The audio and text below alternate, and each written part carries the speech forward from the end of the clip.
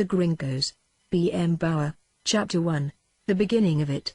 If you would glimpse the savage which normally lies asleep, thank God, in most of us, you have only to do this thing of which I shall tell you, and from some safe sanctuary where leaden couriers may not bear prematurely the tidings of man's debasement, watch the world below. You may see civilization swing back with a snap to savagery and worse, because savagery enlightened by the civilization of centuries is a deadly thing to let loose among men. Our savage forebears were but superior animals groping laboriously after economic security and a social condition that would yield most prolifically the fruit of all the world's desire, happiness. Today, when we swing back to something akin to savagery, we do it for lust of gain, like our forebears, but we do it wittingly. So, if you would look upon the unlovely spectacle of civilized men turned savage, and see them toil painfully back to lawful living, you have but to do this. Seek a spot remote from the great centers of our vaunted civilization, where nature, in a wanton gold revel of her own, has sprinkled her riverbeds with the shining dust, hidden it away under ledges, buried it in deep canyons in playful miserliness, and salved with its potent glow the time scarce upon the cheeks of her gaunt mountains. You have but to find a tiny bit of nature's gold, fling it in the face of civilization, and raise the hunting cry. Then, from that safe sanctuary which you have chosen, you may look your fill upon the awakening of the primitive in man, see him throw off civilization as a sleeper flings aside the cloak that has covered him, watch the savages fight, whom your gold has conjured.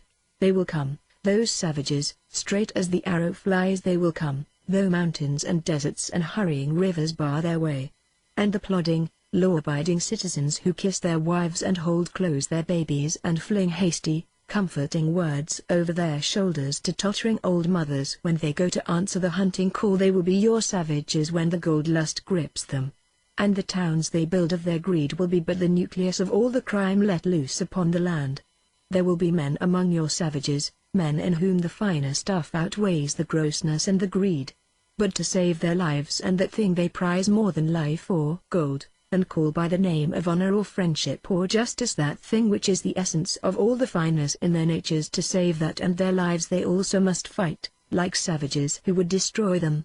There was a little, straggling hamlet born of the mission which the Padres founded among the sand hills beside a great, uneasy stretch of water which a dreamer might liken to a naughty child that had run away from its mother, the ocean, through a little gateway which the land left open by chance, and was hiding there among the hills, listening to the calling of the surf voice by night, out there beyond the gate, and lying sullen and still when Mother Ocean sent the fog and the tides a-seeking, a truant child that played by itself and danced little wave dances which it had learned of its mother ages agone, and laughed up at the hills that smiled down upon it.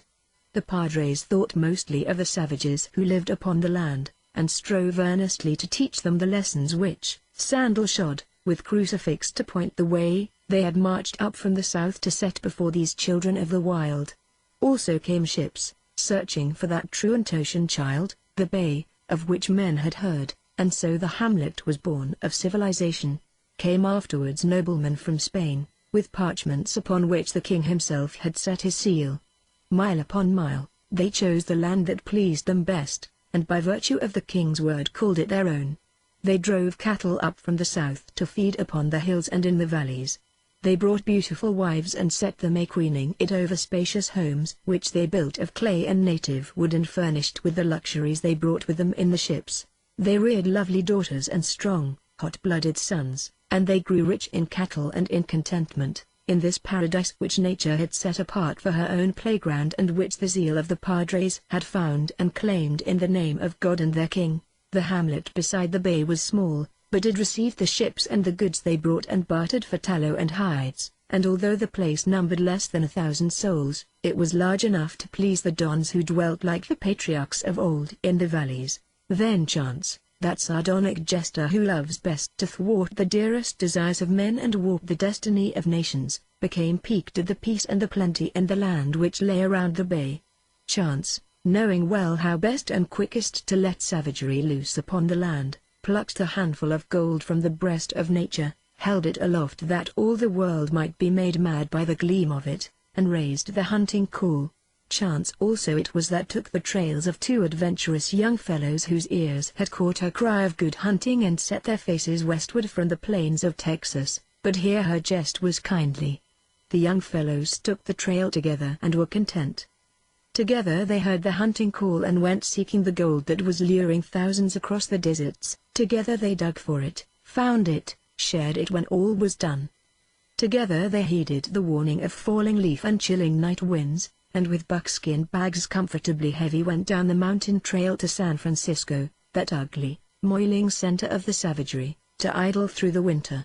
Here, because of certain traits which led each man to seek the thing that pleased him best, the trail forked for a time. One was caught in the turgid whirlpool which was the sporting element of the town, and would not leave it. Him the games and the women and the fighting drew irresistibly. The other sickened of the place, and one day when all the grassy hillsides shone with the golden glow of poppies to prove that spring was near, almost emptied a bag of gold because he had seen and fancied a white horse which a drunken Spaniard from the San Joaquin was riding up and down the narrow strip of sand which was a street, showing off alike his horsemanship and his drunkenness. The horse he bought, and the outfit, from the silver-trimmed saddle and bridle to the rawhide rioter hanging coiled upon one side of the narrow fork and the ivory-handled Colt's revolver tucked snugly in its holster upon the other side. Pleased as a child over a Christmas stocking, he straightway mounted the beautiful beast and galloped away to the south, still led by chance. The jester. He returned in a week, enamored alike of his horse and of the ranch he had discovered. He was going back, he said. There were cattle by the thousands and he was a cattleman, from the top of his white sombrero to the tips of his calfskin boots, for all he had bent his back laboriously all summer over a hole in the ground, and had idled in town since Thanksgiving. He was a cowboy, vaquero was the name they used in those pleasant valleys, and so was his friend. And he had found a cowboy's paradise, and a welcome which a king could not cavil at. Would Jack stake himself to a horse and outfit, and come to Palo Alto till the snow was well out of the mountains and they could go back to their mine? Jack blew 3 small smoke rings with nice precision, watched them float and fade while he thought of a certain girl who had lately smiled upon him and in return had got smile for smile, and said he guessed he'd stick to town life for a while. Old Don Andres Picardo's a prince, argued Dade, and he's got a rancho that's a paradise on earth. Likes us gringos, which is more than most of 'em do, and said his house and all he's got is half mine, and nothing but the honors all his. You know the Spaniards, seems like Texas, down there.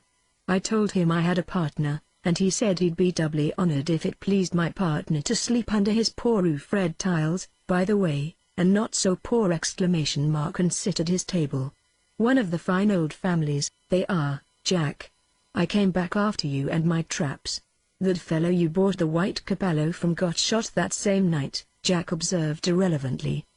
He was weeping all over me part of the evening, because he'd sold the horse and you had pulled out so he couldn't buy him back. Then he came into Billy Wilson's place and sat into a game at the table next to mine, and some kind of a quarrel started. He'd overlooked that gun on the saddle, it seems, and so he only had a knife. He whipped it out, first pass, but a bullet got him in the heart. The fellow that did it, Jack blew 2 more rings and watched them absently. The committee rounded him up and took him out to the Oak. Next morning. Trial took about 15 minutes, all told. They had him hung, in their own minds, before the greaser quit kicking. I know the man shot in self-defense. I saw the Spaniard pull his knife and start for him with blood in his eye. But some of the committee had it in for Sandy, and so it was adios for him, poor devil. They murdered him in cold blood. I told them so, too. I told them, yes, I haven't the slightest doubt of that. Dade flung away a half-smoked cigarette and agitatedly began to roll another one. That's one reason why I want you to come down to Palo Alto, Jack. You know how things are going here, lately, and Perkins hates you since you took the part of that peon he was beating up. And, by the way, I saw that same Injun at Don Andres' rancho. Now that Perkins is captain, you'll get into trouble if you hang around this burg without someone to hold you down. This ain't any place for a man that's got your temper and tongue. Say, I heard of a horse. No, you don't. You can't lead me out like that, old boy. I'm all right. Bill Wilson and I are pretty good friends, and Bill's almost as high a card as the committee, if it ever came to a showdown. But it won't. I'm not a fool, I didn't quarrel with them, honest. They had me up for a witness and I told the truth, which didn't happen to jibe with the verdict they meant to give. The captain as good as said so, and I just pleasantly and kindly told him that in my opinion Sandy was a better man than any one of them. That's all there was to it. The captain excused me from the witness chair, and I walked out of the tent. And we're friendly enough when we meet, so you needn't worry about me. Better come, anyway, urged Dade, though he was not hopeful of winning his way. Jack shook his head. No, I don't want anything of country life just yet. I had all the splendid solitude my system needs, this last summer. You like it, you're a kind of a lone rider anyway. You never did mix well. You go back and honor Don Andres with your presence and he is honored. If the old devil only knew it. Maybe, later on. So you like your new horse? Huh? What you going to call him? Dade grinned a little. Remember that picture in Shakespeare of White Surrey? Or it was in Shakespeare till you tore it out to start a fire, that wet night, remember? The arch in his neck, and all? I hadn't gone a mile on him till I was calling him Surrey, and say, Jack, he's a wonder. Come out and take a look at him. Can't be more than 4 years old, and gentle as a kitten. That poor devil knew how to train a horse, even if he didn't have any sense about whiskey. I'll bet money couldn't have touched him if the man had been sober. He stopped in the doorway and looked up and down the street with open disgust. Come on down to Picardo's, Jack, what the deuce is there here to hold you?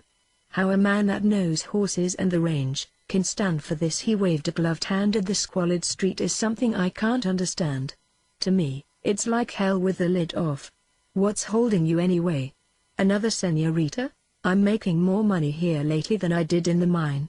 Jack evaded smoothly. I won a lot last night.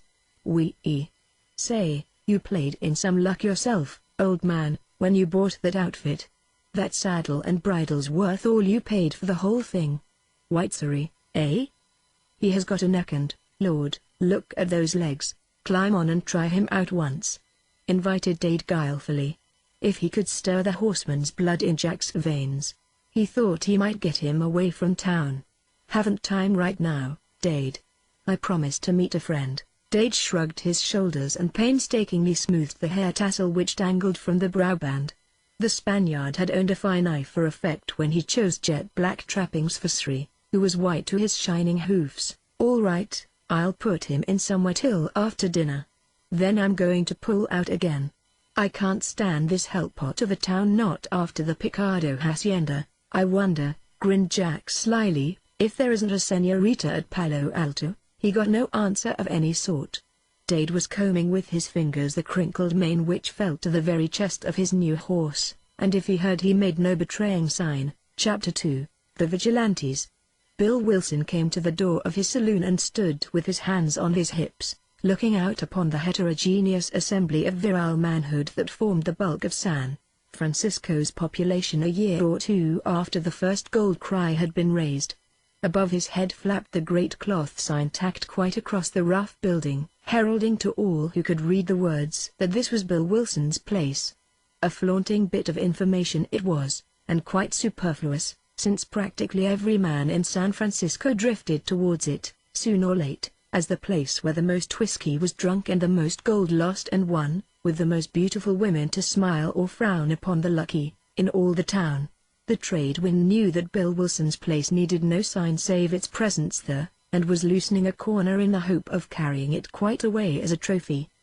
Bill glanced up, promised the resisting cloth an extra nail or two, and let his thoughts and his eyes wander again to the sweeping tide of humanity that flowed up and down the straggling street of sand and threatened to engulf the store which men spoke of simply as Smith's. A shipload of supplies had lately been carted there, and miners were feverishly buying bacon, beans, self-rising flour, matches, tea, everything within the limits of their gold dust and their carrying capacity which they needed for hurried trips to the hills where was hidden the gold they dreamed of night and day.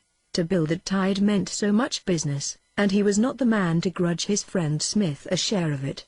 When the fog crept in through the Golden Gate, a gate which might never be closed against it, the tide of business would set towards his place, just as surely as the ocean tide would clamor at the rocky wall out there to the west.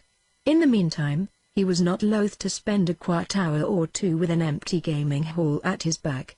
His eyes went incuriously over the familiar crowd to the little forest of flag-foliaged masts that told where lay the ships in the bay below the town. Bill could not name the nationality of them all, for the hunting call had reached to the far corners of the earth, and strange flags came fluttering across strange seas, with pirate-faced adventurers on the decks below, chattering in strange tongues of California gold. Bill could not name all the flags, but he could name two of the bonds that bind all nations into one common humanity. He could produce one of them, and he was each night gaining more of the other, for, be they white men or brown, spoke they his language or one he had never heard until they passed through the Golden Gate, they would give good gold for very bad whiskey. Even the Digger Indians, squatting in the sun beside his door and gazing stolidly at the town and the bay beyond, would sell their souls for which the gray-gowned padres prayed ineffectively in the chapel at Dolores, their wives or their other, dearer possessions, for a very little bottle of the stuff that was fast undoing the civilizing work of the mission. The padres had come long before the hunting cry was raised, and they had labored earnestly, but their prayers and their preaching were like reeds beneath the tread of elephants. When gold came down from the mountains, and whiskey came in through the Golden Gate, Jack Allen, coming lazily down through the long, deserted room, edged past Bill in the doorway. "Hello," Bill greeted with a carefully casual manner, as if he had been waiting for the meeting, but did not want Jack to suspect the fact. "Up for all day? Where you headed for? Breakfast or dinner, whichever you want to call it. Then I'm going to take a walk and get the kinks out of my legs. Say, old man, I'm going to knock a board off the foot of that bunk, tonight, or else sleep on the floor." "Was wood scarce, Bill, when you built that bed?" "Carpenter was a little fella," chuckled Bill, "and I guess he measured it by himself. Charged a full-length price, though, I remember. I meant to tell you when you hired that room, Jack, that you better take the axe to bed with you." "Sure, knock a board off, 2 boards, if you like." "Take all the boards off," urged Bill, in a burst of generosity. "You might better be making that bunk over, Mson, than trying to take the whole blamed town apart and put it together again, like you was doing last night." In this way Bill tactfully swung to the subject that lay heavy on his mind. Jack borrowed the match, cupped his fingers around his lips that wanted to part in a smile, and lighted his before-breakfast cigarette, though the sun hung almost straight overhead. "So that's it," he observed, when the smoke took on the sweet aroma of a very mild tobacco. "I saw by the back of your neck that you had something on your mind. What's the matter, Bill? Don't you think the old town needs taking apart?" "Oh, it needs it, all right. But it's too big a job for one man to tackle. You leave that to Daddy Time, he's the only reformer." "Say, Bill, I never attempted to reform anybody or anything in my life. I'd hate to begin with a job the size of this." He waved his cigarette toward the shifting crowd. "But I do think, and right there's where you make a big mistake. You don't want to think. Or if you do, don't think out loud, not where such men as Swift and Rawhide and the captain can hear you. That's what I mean, Jack." Jack eyed him with a smile in his eyes. "Some men might think you were afraid of that bunch," he observed with characteristic bluntness. "I know you aren't, and so I don't see why you want me to be.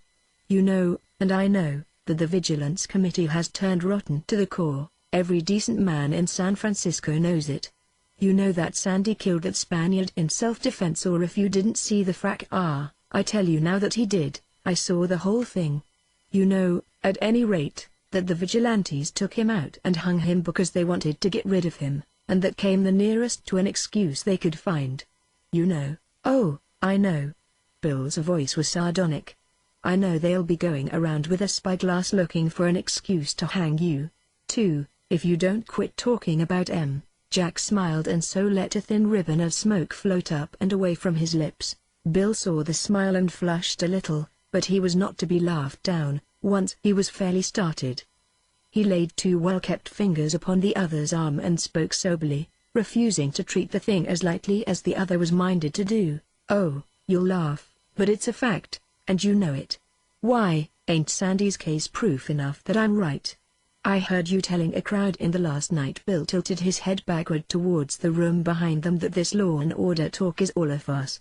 What if it is?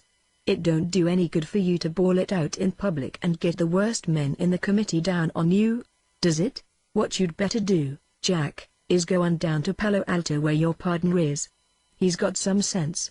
I wouldn't stay in the darn town overnight, the way they're running things now, if it wasn't for my business. Ever since they made Tom Perkins captain there's been hell to pay all round. I can hold my own. I'm up where they don't dare tackle me.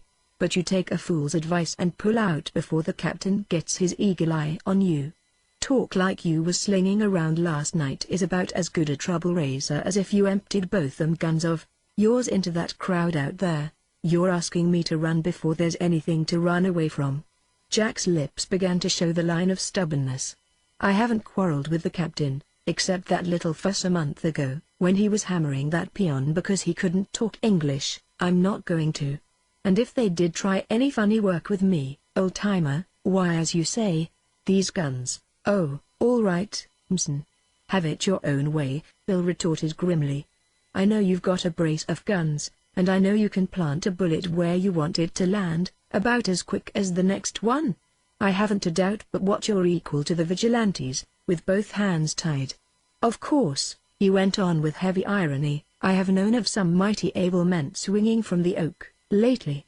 There'll likely be more, before the town wakes up and weeds out some of the cutthroat element that's running things now to suit themselves. Jack looked at him quickly, struck by something in Bill's voice that betrayed his real concern. Don't take it to heart, Bill, he said, dropping his bantering and his stubbornness together. I won't air my views quite so publicly, after this. I know I was a fool to talk quite as straight as I did last night, but someone else brought up the subject of Sandy, and Swift called him a name Sandy'd have smashed him in the face for, if he'd been alive and heard it. I always liked the fellow, and it made me hot to see them hustle him out of town and hang him like they'd shoot a dog that had bitten someone, when I knew he didn't deserve it. You or I would have shot, just as quick as he did, if a drunken Spaniard made for us with a knife. So would the captain, or Swift, or any of the others. I know I've got a nasty tongue when something riles me, and I lash out without stopping to think. Dade has given me the devil for that, more times than I can count. He went after me about this very thing, too, the other day. I'll try and forget about Sandy, it doesn't make pleasant remembering, anyway.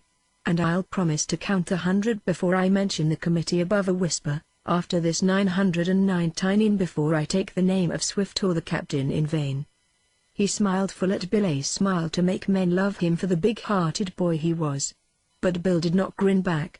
Well, it won't hurt you any. They're bad men to fuss with, both of them, he warned somberly. Come on out and climb a hill or two with me, Jack urged. You've got worse kinks in your system, today, than I've got in my legs. You won't? Well, better go back and take another sleep, then, it may put you in a more optimistic mood. He went off up the street towards the hills to the south, turning in at the door of a tented eating place for his belated breakfast. Optimistic hell, grunted Bill. You can't tell a man anything he don't think he knows better than you do, till he's past 30. I was a fool to try, I reckon. He glowered at the vanishing figure, noting anew how tall and straight Jack was in his close-fitting buckskin jacket, with the crimson sash knotted about his middle in the Spanish style, his trousers tucked into his boots like the miners, and to crown all, a white sombrero such as the vaqueros wore. Handsome and headstrong he was, and Bill shook his head over the combination which made for trouble in that land where the primal instincts lay all on the surface, where men looked askance at the one who drew oftenest the glances of the women and who walked erect and unafraid in the midst of the lawlessness. Jack Allen was fast making enemies, and no one knew it better than Bill. When the young fellow disappeared, Bill looked again at the shifting crowd upon which his eyes were wont to rest with the speculative gaze of a farmer who leans upon the fence that bounds his land, and regards his wheat fields ripening for the sickle. He liked Jack, and the soul of him was bitter with the bitterness that is the portion of maturity, when it must stand by and see youth learn by the pangs of experience that fire will burn most agonizingly if you hold your hand in the blaze. One of his night bartenders came up, and Bill, dismissing Jack from his mind, with a grunt of disgust, went in to talk over certain changes which he meant to make in the bar as soon as he could get material and carpenter together upon the spot. He was still fussing with certain of the petty details that make or mar the smooth running of an establishment like his, when his ear, trained to detect the first note of discord in the babble which filled his big room by night, caught an ominous note in the hum of the street crowd outside. He lifted his head from examining a rickety table leg. "Go see what's happened, Jim," he suggested to the man, who had just come up with a hammer and some nails, and went back to dreaming of the time when his place should be a palace, and he would not have to nail the legs on his tables every few days because of the ebullitions of excitement in his customers. He had strengthened the legs, and was testing them by rocking the table slightly with a broad palm upon it, when Jim came back. "Some shooting scrape, back on the flat," Jim announced indifferently. "Some say it was a hold-up. 2 or 3 of their committee have gone out to investigate." "Yeah, I'll bet the committee went out," snorted Bill. "They'll be lynching the diggers' dogs for fighting, when the supply of humans runs out. They've just about played that buckskin out, packing men out to the oak to hang 'em lately," he went on glumly, sliding the rejuvenated table into its place in a long row that filled that side of the room. "I never saw such an enthusiastic bunch as they're getting to be." "That's right," Jim agreed perfunctorily, as a man is wont to agree with his employer. "Somebody'll hang, all right. There's plenty that need it if the committee only had sense enough to pick 'em out and leave the rest alone," growled Bill, going from table to table, tipping and testing for other legs that wobbled. Jim sensed the rebuff in his tone and went back to the door, around which a knot of men engaged in desultory conjectures while they waited expectantly. A large tent that Perkins had found convenient as a temporary jail for those unfortunates upon whom his heavy hand fell swiftly, stood next to Bill's place, and it spoke eloquently of the manner in which the committee then worked, that men gathered there instinctively at the first sign of trouble. For when the committee went out after culprits, it did not return empty-handed, as the populace knew well. Zealous custodians of the law were they, as Bill had said, and though they might have exchanged much of their zeal for a little of Bill's sense of justice, to the betterment of the town, few of the waiting crowd had the temerity to say so. Up the street, necks, whose owners had not thought it worthwhile to wade through the sand to the scene of the shooting, were being craned towards the flat behind the town, where their captain and a few of his men had hurried at the first shot. "They're comin'," Jim announced, thrusting his head into the gambling hall and raising his voice above the sound of the boss's nail driving. "Well, what of it?" snapped Bill. "Why don't you yell at me that the sun is going to set in the west tonight?" Bill drove the head of a four-cornered iron nail clean out of sight in a tabletop, and Jim prudently withdrew his head and turned his face and his attention towards the little procession that was just coming into sight at the end of the rambling street, with the crowd closing in behind it as the water comes surging together behind an ocean liner. Jim worshipped his boss, but he knew better than to argue with him when Bill happened to be in that particular mood, which, to tell the truth, was not often. But in 5 minutes or less he had forgotten the snub. His head popped in again. "Bill?" There may be much meaning in a tone, though it utters but one unmeaning word. Bill dropped a handful of nails upon a table and came striding down the long room to the door, pushed Jim unceremoniously aside and stood upon the step.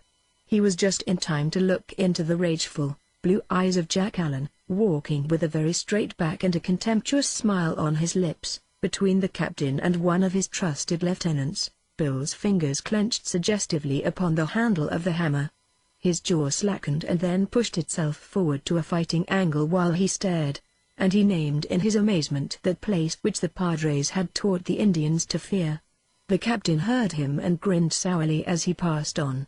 Jack heard him, and his smile grew twisted at the tone in which the word was uttered, but he still smiled, which was more than many a man would have done in his place. Bill stood while the rest of that grim procession passed his place. There was another, a young fellow who looked ready to cry, walking unsteadily behind Jack, both his arms gripped by others of the Vigilance Committee. There were 2 crude stretchers, borne by stolid-faced miners in red flannel shirts and clay-stained boots. On the first a dead man lay grinning up at the sun, his teeth just showing under his bushy mustache, a trickle of red running down from his temple. On the next a man groaned and mumbled blasphemy between his groanings. Bill took it all in, a single glance for each, a glance strained by gambling to see a great deal between the flicker of his lashes. He did not seem to look once at the captain, yet he knew that Jack's ivory-handled pistols hung at the captain's rocking hips as he went striding past, and he knew that malice lurked under the grizzled hair which hid the captain's cruel lips, and that satisfaction glowed in the hard, sidelong glance he gave his prisoner. He stood until he saw Jack duck his head under the tent flaps of the jail and the white-faced youth follow shrinking after. He stood while the armed guards took up their stations on the four sides of the tent and began pacing up and down the paths worn deep in tragic significance. He saw the wounded man carried into Pete's place across the way, and the dead man taken further down the street. He saw the crowd split into uneasy groups which spoke a common tongue, that they might exchange unasked opinions upon this, the biggest sensation since Sandy left town with his ankles tied under the vicious-eyed buckskin whose riders rode always toward the west and whose saddle was always empty when he came back to his stall at the end of the town. Bill saw it all, to the last detail, but after his one explosive oath, he was apparently the most indifferent of them all. When the captain ended his curt instructions to the guard and came towards him, Bill showed a disposition to speak. "Who's the kid?" he drawled companionably, while his fingers itched upon the hammer, and the soul of him lusted for sight of the hole it could make in the skull of the captain. "I don't recollect seeing him around town, and there ain't many faces I forget, either." The captain shot him a surprised look that was an unconscious tribute to Bill's diplomatic art. But Bill's level glance would have disarmed a keener man than Tom Perkins. Perkins stopped. "Stranger, from what he said though I've got my doubts. Some crony of Allen's, I expect. It was him done the shooting. The kid didn't have any gun on him." Allen didn't deny it, either. "No, he's just bullheaded enough to tough it out," commented Bill. "What was the row about, do you know?" Perkins stiffened. "That," he said with some dignity, "will come out at the trial. He killed Rawhide outright, and Texas Bill will die, I reckon. The trial will show what kind of excuse he thought he had." Having delivered himself, thus impartially and with malice towards none, Perkins started on. "Oh, say. You don't mind if I talk to M?" Bill gritted his teeth at having to put the sentence in that favor-seeking tone, but he did it, nevertheless. The captain scowled under his black, slouch hat.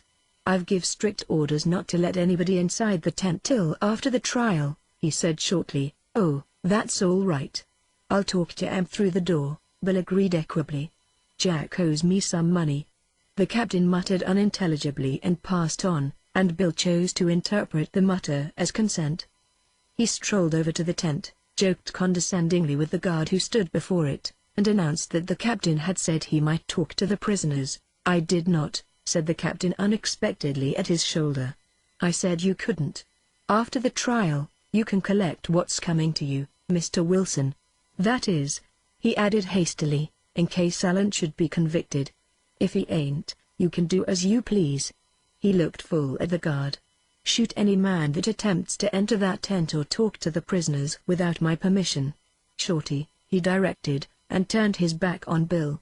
Bill did not permit one muscle of his face to twitch. "All right," he drawled, "I guess I won't go broke if I don't get it. You mind what your captain tells you, Shorty? He's running this show, and what he says goes. You've got a good man over you, Shorty. A fine man. He'll weed out the town till it'll look like Grandpa's onion bed if the supply of rope don't give out." Whereupon he strolled carelessly back to his place, and went in as if the incident were squeezed dry of interest for him. He walked to the far end of the big room, sat deliberately down upon a little table, and rewarded himself for his forbearance by cursing methodically the captain, the committee of which he was the leader, the men who had witlessly given him the power he used so ruthlessly as pleased him best, and Jack Allen, whose ill-timed criticisms and hot-headed freedom of speech had brought upon himself the weight of the committee's dread hand. "Damn him, I tried to tell him," groaned Bill, his face hidden behind his palms. "They'll hang him and done my oldest sister's cat's eyes, somebody'll sweat blood for it, too. Bill, you will observe, had reached the end of real blasphemy and was forced to improvise milder expletives as he went along. There ought to be enough decent men in this town too. Did you get to see Jack? Ventured Jim, coming anxiously up to his boss. The tone of him, which was that hushed tone which we employ in the presence of the dead, so incensed Bill that for answer he threw the hammer viciously in his direction. Jim took the hint and retreated hastily. "No, damn 'em, they won't let me near him," said Bill, ashamed of his violence. "I knew they'd get him, but I didn't think they'd get him so quick. I sent a letter down by an Injun this morning to his partner to come up and get him out to town before he, but it's too late now. That talk he made last night, say, he shot Swift in the arm, too," said Jim. "Pity he didn't kill him. They're getting a jury together already. Say, ain't it hell?" Chapter 3, The Thing They Call Justice. Jack stared meditatively across at the young fellow sitting hunched upon another of the boxes that were the seats in this tent jail, which was also the courtroom of the Vigilance Committee, and mechanically counted the slow tears that trickled down between the third and fourth fingers of each hand. A half-hour spent so would have rasped the nerves of the most phlegmatic man in the town, and Jack was not phlegmatic. 15 minutes of watching that silent weeping sufficed to bring a muffled explosion. "Ah, for God's sake, brace up," he gritted. "There's some hope for you if you don't spoil what chance you have got by crying around like a baby. Brace up and be a man, anyway. It won't hurt any worse if you grin about it." The young fellow felt gropingly for a red-figured bandana, found it and wiped his face and his eyes dejectedly. "I beg your pardon for seeming a coward," he apologized huskily. "I got to thinking about my mother and sisters, and..." Jack winced. Mother and sisters he had longed for all his life. "Well, you better be thinking how you'll get out of the scrape you're in," he advised, with a little of Bill Wilson's grimness. "I'm afraid I'm to blame, in a way, and yet, if I hadn't mixed into the fight, you'd be dead by now. Maybe that would have been just as well, seeing how things have turned out," he grinned. "Still have a smoke?" "I never used tobacco in my life," declined the youth somewhat primly. "No, I don't reckon you ever did." Jack eyed him with a certain amount of pitying amusement. A fellow that will come gold hunting without a gun to his name, would not use tobacco, or swear, or do anything that a perfect lady couldn't do. "However, you put up a good fight with your fists, old man, and that's something. I'd have been killed, though, if you hadn't shot when you did. They were too much for me. I haven't tried to thank you." "No, I shouldn't think you would," grinned Jack.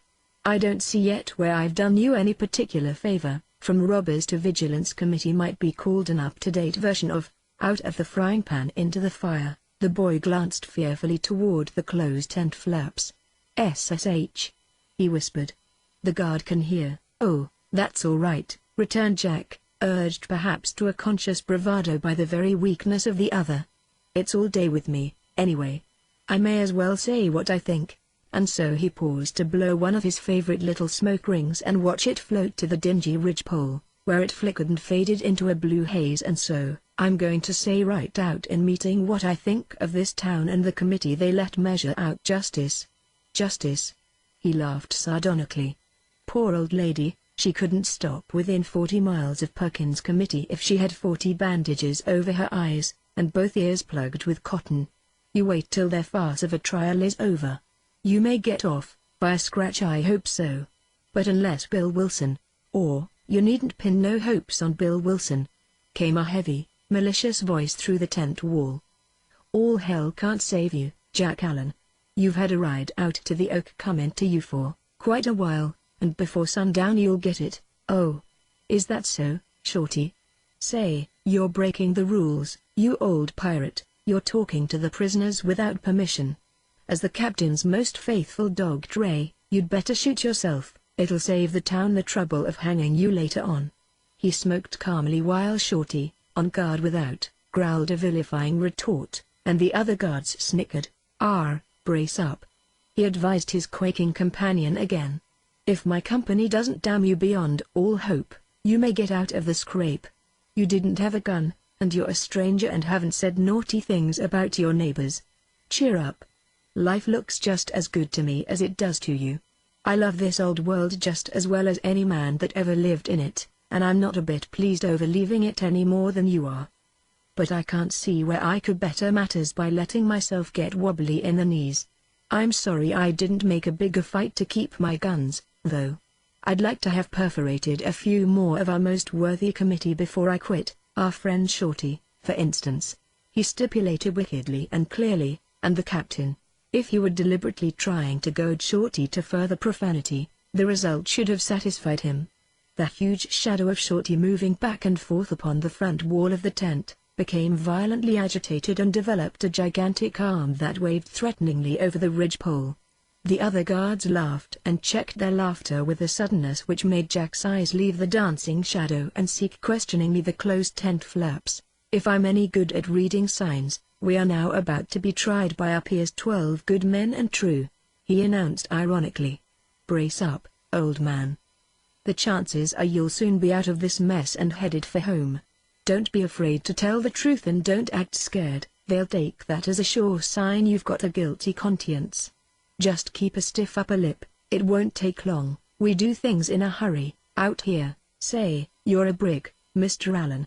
The boy burst out, impulsively gripping the hand of his champion. Jack jerked his hand away not unkindly, but rather as if he feared to drop, even for an instant, his flippant defiance of the trick fate had played him. The jerk sent a small, shining thing sliding down to the floor, where it stood upright and quivered in the soft sand. "Lord!" he ejaculated under his breath, snatching it up as a thief would snatch at his spoils. He looked fearfully at the closed flaps, outside which the trampling of many feet sounded closer and closer, and with a warning shake of his head at the other, slid the dagger into his sleeve again, carefully fastening the point in the stout hem of the buckskin. "You never can tell," he muttered, smiling queerly as he made sure the weapon was not noticeable. He was rolling another cigarette when the captain parted the tent flaps and came stooping in, followed by 12 men of the committee who were to be the jury, and as many spectators as could crowd after them. "Gentlemen, be seated," the captain invited formally, and motioned the jury to the crude bunks that lined one side of the large tent. Jack and the boy he moved farther from the entrance, and took up his own position where his sharp eyes commanded every inch of the interior and where the gun which he drew from its holster and rested upon his knee could speak its deadly rebuke to any man there if, in the upholding of justice, the captain deemed it necessary. The jury shuffled to their places, perched in a row upon the edge of the bunks and waited silently, their eyes fixed expectantly upon their captain.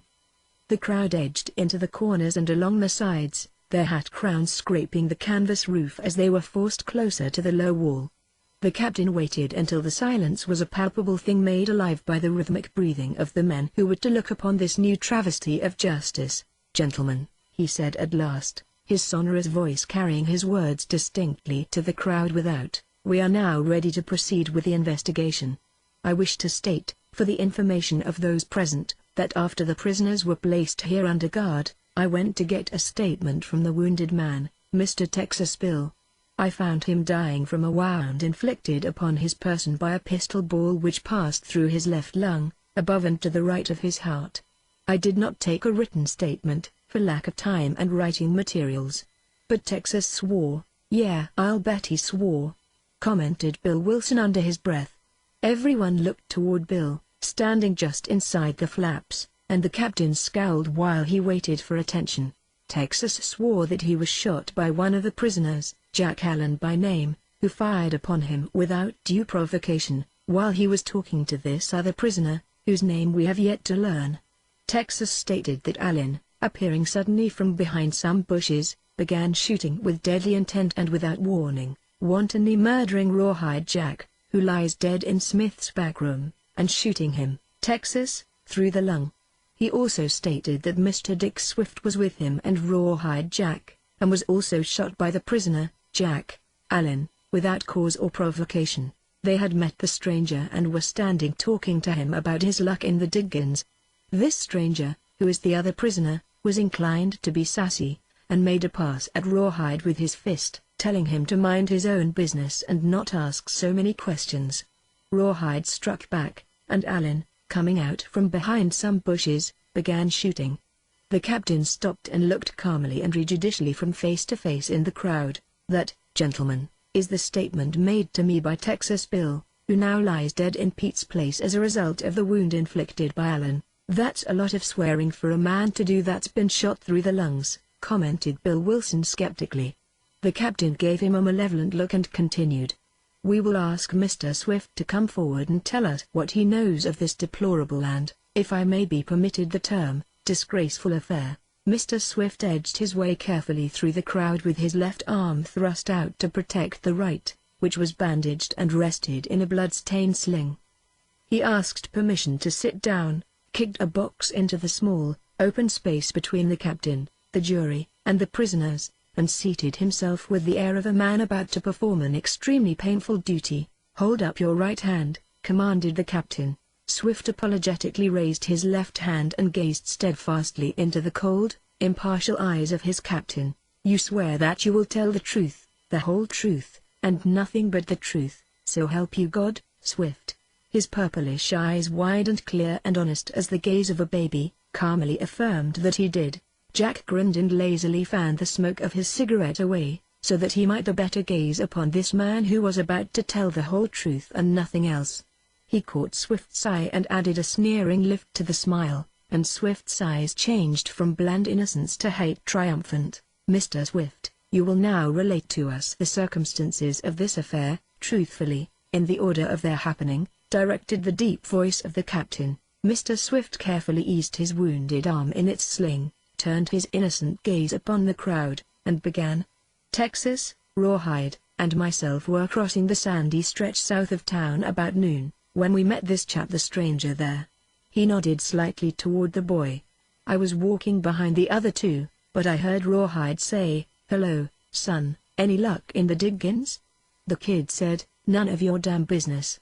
That made Rawhide kinda mad, being spoke to that way when he just meant to be friendly, and he told the kid he better keep a civil tongue in his head if he wanted to get along smooth, or words to that effect." "I don't," explained Mr. Swift virtuously, "remember the exact words, because I was looking at the fellow and wondering what made him so surly. He sassed Rawhide again, and told him to mind his own business and give advice when it was asked for, and struck at him. Rawhide hit back, and then I heard a shot, and Rawhide fell over. I looked around quick, and started to pull my gun, but a bullet hit me here." Mr. Swift laid gentle fingertips upon his arm near the shoulder so I couldn't. "I saw it was Jack Allen shooting and coming towards us from a clump of bushes off to the right of us. He shot again, and Texas Bill fell. I ducked behind a bush and started for help, when I met the captain and a few others coming out to see what was the matter. That," finished Mr. Swift, "is the facts of the case, just as they happened." The captain waited a minute or two, that the facts might sink deep into the minds of the listeners. "Were any shots fired by anyone except Allen?" he asked coldly, when the silence was sufficiently emphasized. "There were not. Nobody," Swift flashed with a very human resentment, "had a chance after he commenced." He flushed at the involuntary tribute to the prowess of his enemy, when he saw that maddening grin appear again on Jack's lips, a grin which called him liar and scoundrel and in the same flicker defied him. The investigation took on the color of a sensation at that point, when the stranger sprang suddenly to his feet and stood glaring at the witness. There were no signs now of tears or weakness. He was a man fighting for what he believed to be right and just. "Captain, that man is a dirty liar!" he cried hotly. "He and his precious cronies tried to rob me, out there. I was coming into town from across the bay. I had hired a Spaniard to bring me across in a small sailboat, and the tide carried us down too far, so I told him to land and I'd walk back to town, rather than tack back. And these men met me, and tried to rob me. This man," he accused excitedly, pointing a rageful finger at Swift, "was going to stab me in the throat when he saw I resisted. I was fighting the three, and they were getting the best of me. I never owned a gun, and I just had my fists. The two others had grabbed me, and this man Swift pulled a knife. I remember one of them saying, 'Don't shoot, it'll bring the whole town out.' And just as this one raised his knife to drive it into my throat, they were bending me backwards. The other two, I heard a shot, and this one dropped his knife and gave a yell. There were 2 other shots, and the 2 who were holding me dropped. This one ran off. Then the boy turned and looked down at Jack, smoking his cigarette and trying to read what lay behind the stolid stare of the 12 men who sat in a solemn row on the bunks opposite him. This young man, his lips trembled, and he stopped, to bite them into a more man-like firmness. "Gentlemen, do what you like with me, but you've got to let this man go. He's the coolest, bravest man I ever saw. He saved my life. You can't hang him for protecting a man from murder and robbery." "Young man," interrupted the captain after a surprised silence, "we admire your generosity in trying to clear your fellow prisoner, but you must let this jury try his case. What's your name?" "John Belden, of Cambridge, Massachusetts." The young fellow's rage faded to a sullen calm under the cold voice. The captain made a startled movement and looked at him sharply. "And what was your hurry to get to town?" he asked, after a minute. "I wanted to get a ticket on the boat, the Mary Elizabeth, that is going to leave for New York tomorrow. I wanted to go home. I've had enough of gold hunting." Youthful bitterness was in his tone and in the look he turned on the jury. The captain cleared his throat. When he spoke again, he addressed the 12 before him. "Gentlemen of the jury, I have reasons for feeling convinced that this young man is in part telling the truth. I am acquainted with his father, unless he has given a name he does not own, and his face is a pretty good witness for him. He looks like his dad. While he has undoubtedly glossed and warped the story of the shooting in a mistaken effort to make things look better for the man who did the killing, I can see no sufficient reason for holding him. This committee stands for justice and is not backward about tempering it with mercy. Gentlemen of the jury, I recommend that John Belden be released from custody and permitted to go home. He was unarmed when I took him, and there is no evidence of his having dealt anything but hard words to the victims of the shooting. Gentlemen, you will give your verdict, after which we will proceed with the investigation." The jury looked at one another and nodded to the man on the end of the first bunk, and he, shifting a quid of tobacco to the slack of his right cheek, expectorated gravely into the sand and spoke solemnly. "The verdict of the jury is all in favor of turning the kid loose. John Belden, you are released. And we'd advise you to be a little careful how you sass men in this country. Also, you better see about that ticket on the Mary Elizabeth. Jack Allen, you may come forward and take the oath." "This box is just as comfortable as that one," said Jack, "and you needn't worry but what I'll tell the truth." He took a last pull at his cigarette, pinched out the fire, and ground the stub under his heel. He could feel the silence grow tense with expectancy, and when he lifted his eyes, he knew that every man in that tent was staring into his face. "I used to believe," he began clearly, "in the vigilantes. If I had been here when the first committee was formed, I'd have worked for it myself. I believe it cleared the town of some of the worst scoundrels in the country, and that's saying a good deal. But, the committee," interrupted the captain, "would like to hear your story of the shooting. Your private opinions can wait until the investigation of that affair is ended." "You're right. I beg your pardon for forgetting that it is not settled yet." Jack's voice was politely scornful. "Well, then, this kid told the truth in every particular, even when he declared that Dick Swift is a dirty liar. Swift is a liar. He's also a thief, and he's also a murderer and a few other things not as decent. As to the row, I was walking out that way, when I saw this kid coming up from the bay toward the town. The three, Swift, Rawhide Jack, and Texas Bill, met him where the trouble took place. I was too far off to hear what was said. In fact, I didn't pay any attention much, till I saw the kid struggling to get away. I walked towards them then. It was easy enough to see that it was a hold-up, pure and simple. I was about 50 yards from them when I saw Swift, here, raise a knife to jab it into the boy's throat. Texas and Rawhide were both holding the kid's arms and bending him backwards so he couldn't do anything. When I saw the knife, I began to shoot. His eyes sought those of Bill Wilson, standing in the crowd near the door. "That's the truth of the whole matter," he said, speaking directly to Bill.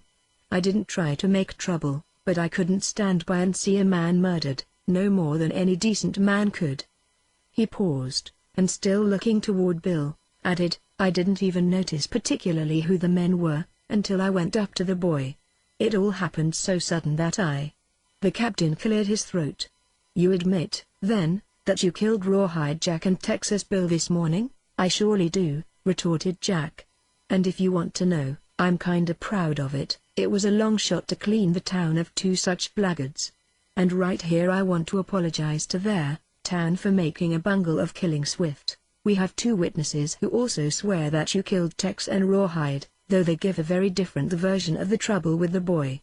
Would you ask us to believe that Texas Bill lied with his last breath? If he told the story you say he did, he certainly lied most sinfully with his last breath, but I'd hate to take your word for anything, so I don't know whether he lied or not. Mr. Swift, here, tells the same story that Texas Bill told. The captain chose to ignore the insults. I think their testimony should carry more weight with the committee than yours, or the boys. You are trying to save your neck, and the boy probably feels that he owes you some gratitude for taking his part. But the committee's business is to weed out the dangerous element which is altogether too large in this town, and the committee feels that you are one of the most dangerous. However, we will call another witness. Shorty, you may come forward. Shorty came scowling up and sat down upon the box Swift had occupied. He took the oath and afterwards declared that he had overheard Jack coaching the boy about what he should tell the committee. The captain, having brought out that point, promptly excused him. Gentlemen of the jury, you have heard the evidence, and your duty is plain. We are waiting for the verdict. The man with the cud looked a question at the captain, turned and glanced down the row at the 11, who nodded their heads in unanimous approval of his thoughts. He once more shifted the wad of tobacco, as a preliminary to expectorating gravely into the sand floor, and pronounced his sentence with a promptness that savored of relish. The verdict of the jury is that we hang Jack Allen for killing Texas and Rawhide, and for being a mean, ornery cuss, anyway. The captain turned coldly to the prisoner. You hear the verdict. The committee believes it to be just. He looked at the group near the door. Mr. Wilson, he called maliciously, you will now be given an opportunity to collect from the prisoner what he owes you. Jack Allen don't owe me a cent, cried Bill Wilson hotly, shouldering his way to the open space before the captain. But there's a heavy debt hanging over this damned committee, a debt they'll have to pay themselves one day at the end of a rope. If there's as many honest men in this town as I think there is, I helped form the first vigilance committee, boys. We did it to protect the town from just such men as are running the committee right now. When crimes like this can be done right before our eyes, in broad daylight, I say it's time another committee was formed, to hang this one. Here they've got a man that they know, and we all know, ain't done a thing but what any brave, honest man would do. They've gone through a fast trial that'd make the digger Injuns ashamed of themselves, and they've condemned Jack Allen, that's got more real manhood in his little finger than there is in the dirty, lying carcasses of the whole damned outfit. They've condemned him to be hung. And why? I can tell you why, and it ain't for killing Texas and Rawhide, two as measly, ornery cusses as there was in town. It ain't for that. It's for daring to say, last night in my place, that the committee is rotten to the core, and that they murdered Sandy McTavish in cold blood when they took him out and hung him for killing that greaser in self-defense. It's for speaking his mind, the mind of an honest man, that they're going to hang him. That is, they'll hang him if you'll stand by and let him do it. I believe both these boys told a straight story. I believe them three was trying to pull off a daylight robbery, and Jack shot to save the kid. Now, men, see here. I for one have stood about all I'm going to stand from this bunch of cutthroats that have taken the place of the committee we organized to protect the town. Tonight I want every man that calls himself honest to come to my place and hold a mass meeting, to elect a committee like we had in the first place. I want every man. Bill, you're crazy. It was Jack, white to the lips in sheer terror for Wilson, Jack who refused to blench at his own dire strait, who sprang up and clapped a hand over the mouth that was sealing the doom of the owner. Take him out, Jim, for God's sake. Take him. Bill, listen to me, you fool. What was it you were telling me, there in your own way, today? About not thinking out loud? You can't save me by talking like that. These men, those that don't hate me, are so scared of their own necks that they wouldn't lift a finger to save a twin brother. Take him out, boys. Bill doesn't mean any harm. He tried to smile and failed utterly. He likes me, and he's Shorty it was who jerked him away from Bill. The captain, on his feet, was dominating the uneasy crowd with his cold stare more than with the gun he held in his hand. "This committee," he stated in his calm, judicial tone, which chilled the growing fire of excitement and held the men silent that they might listen, "this committee regrets that in the course of its unpleasant duties it must now and then rouse the antagonism of a bad man's friends. But this committee must perform the duties for which it was elected.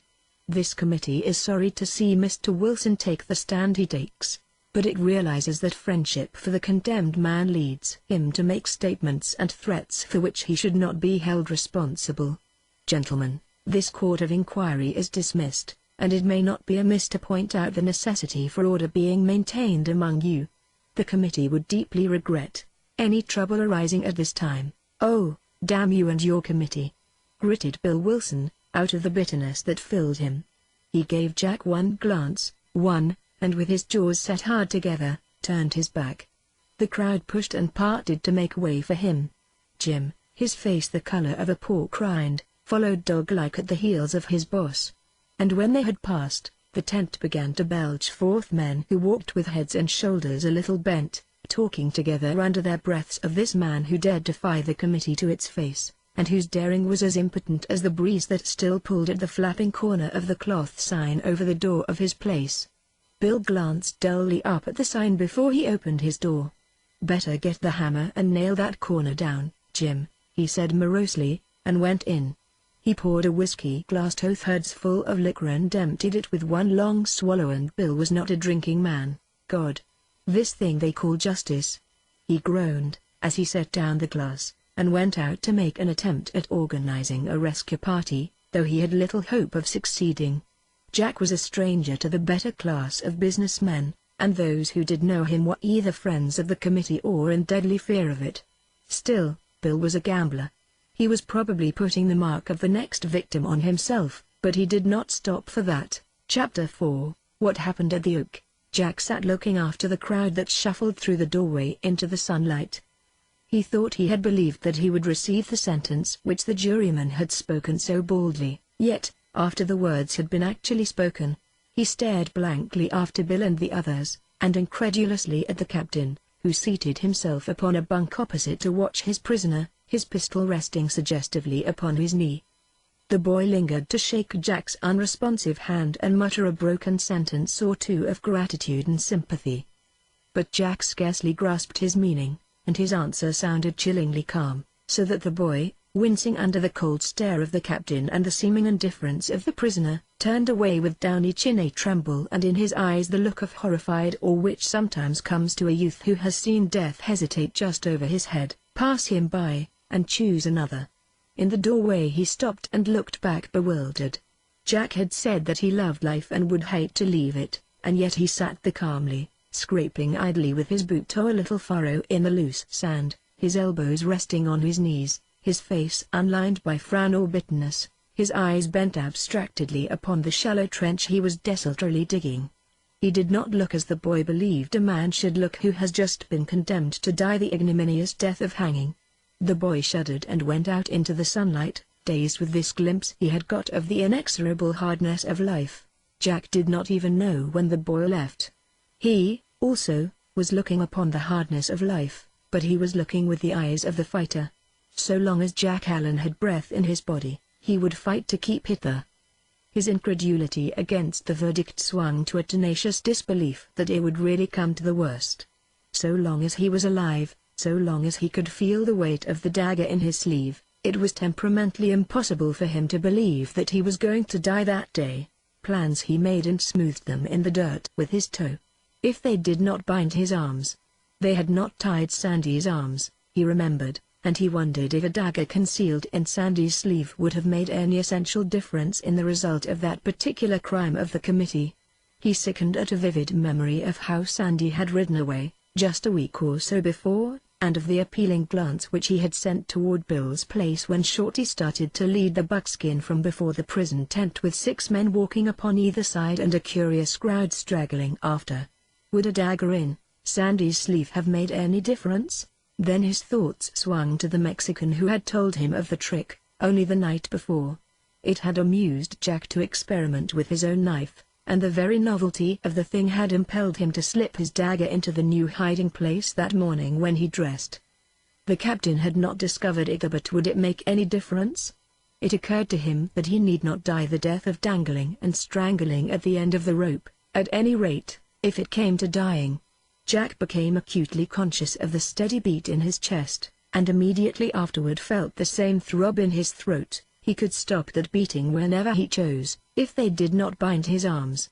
"Horses ready, Captain," announced Shorty succinctly, thrusting his head through the closed flaps, and the captain rose instantly and made a commanding gesture to his prisoner. Jack swept the loose dirt back into the furrow with one swing of his foot and stood up. He went out quietly, 2 steps in advance of the captain and the captain's drawn pistol, and advanced unflinchingly towards the horse that stood saddled in the midst of the group of executioners, with the same curious crowd looking on greedily at the spectacle. "Ever been on a horse?" asked the captain, his deep voice little more than a growl. "Once or twice," Jack answered indifferently. "Climb on, then." Jack was young and he was very human. It might be his last hour on earth, but there rose up in him a prideful desire to show them whether he had ever been on a horse. He caught the saddle horn with one hand and vaulted vaingloriously into the saddle without touching a toe to the stirrup. The buckskin ducked and danced sidewise at the end of the rope in Shorty's hand, and more than one gun flashed into sight at the unexpectedness of the move. The captain scowled at the exclamations of admiration from the crowd. "You needn't try any funny work, young man, or I'll tie you hand as well as foot," he threatened sternly. "Give me that rope, Davis." Then Jack paid in pain for his vanity, and paid in full. The captain did not bind his arms, perhaps because of the crowd and a desire to seem merciful. But though he merely tied the prisoner's ankle after the usual manner, he knotted the small rope with a vicious yank, pulled it as tight as he could and passed the rope under the flinching belly of the buckskin to Davis, on the other side. Also he sent a glance of meaning which the other read unerringly and obeyed most willingly. Davis drew the rope taut under the cinch and tied Jack's other ankle as if he were putting the diamond hitch on a pack mule. The two stepped back and eyed him sharply for some sign of pain. When all was done, "Thanks," drawled Jack. "Sorry I can't do as much for you." Whereupon he set his teeth against the growing agony of strained muscles and congesting arteries, and began to roll a cigarette with fingers which he held rigidly from trembling. Bill Wilson, returning gloomily to the doorway of his place, grated an oath and turned away his head. Someday, he promised himself vengefully, those two yes, and the whole group of murderers moving briskly away from the tent would pay for that outrage, and he prayed that the day might come soon. He went heavily into the big room where men were already foregathering to gossip between drinks of the trial and of the man who was to die. Bill bethought him of the young stranger, made some inquiries of certain inoffensive individuals among the crowd, and sent Jim out with instructions to find the kid and bring him back with him. Bill was standing in the door waiting for Jim to return, when, in a swirl of dust, came Dade galloping around a corner and to the very doorstep before he showed any desire to slow up. At the first tightening of the reins, the white horse stiffened his front legs, dug 2-foot-long furrows and stopped still. Bill had no enthusiasm for the perfect accomplishment of the trick.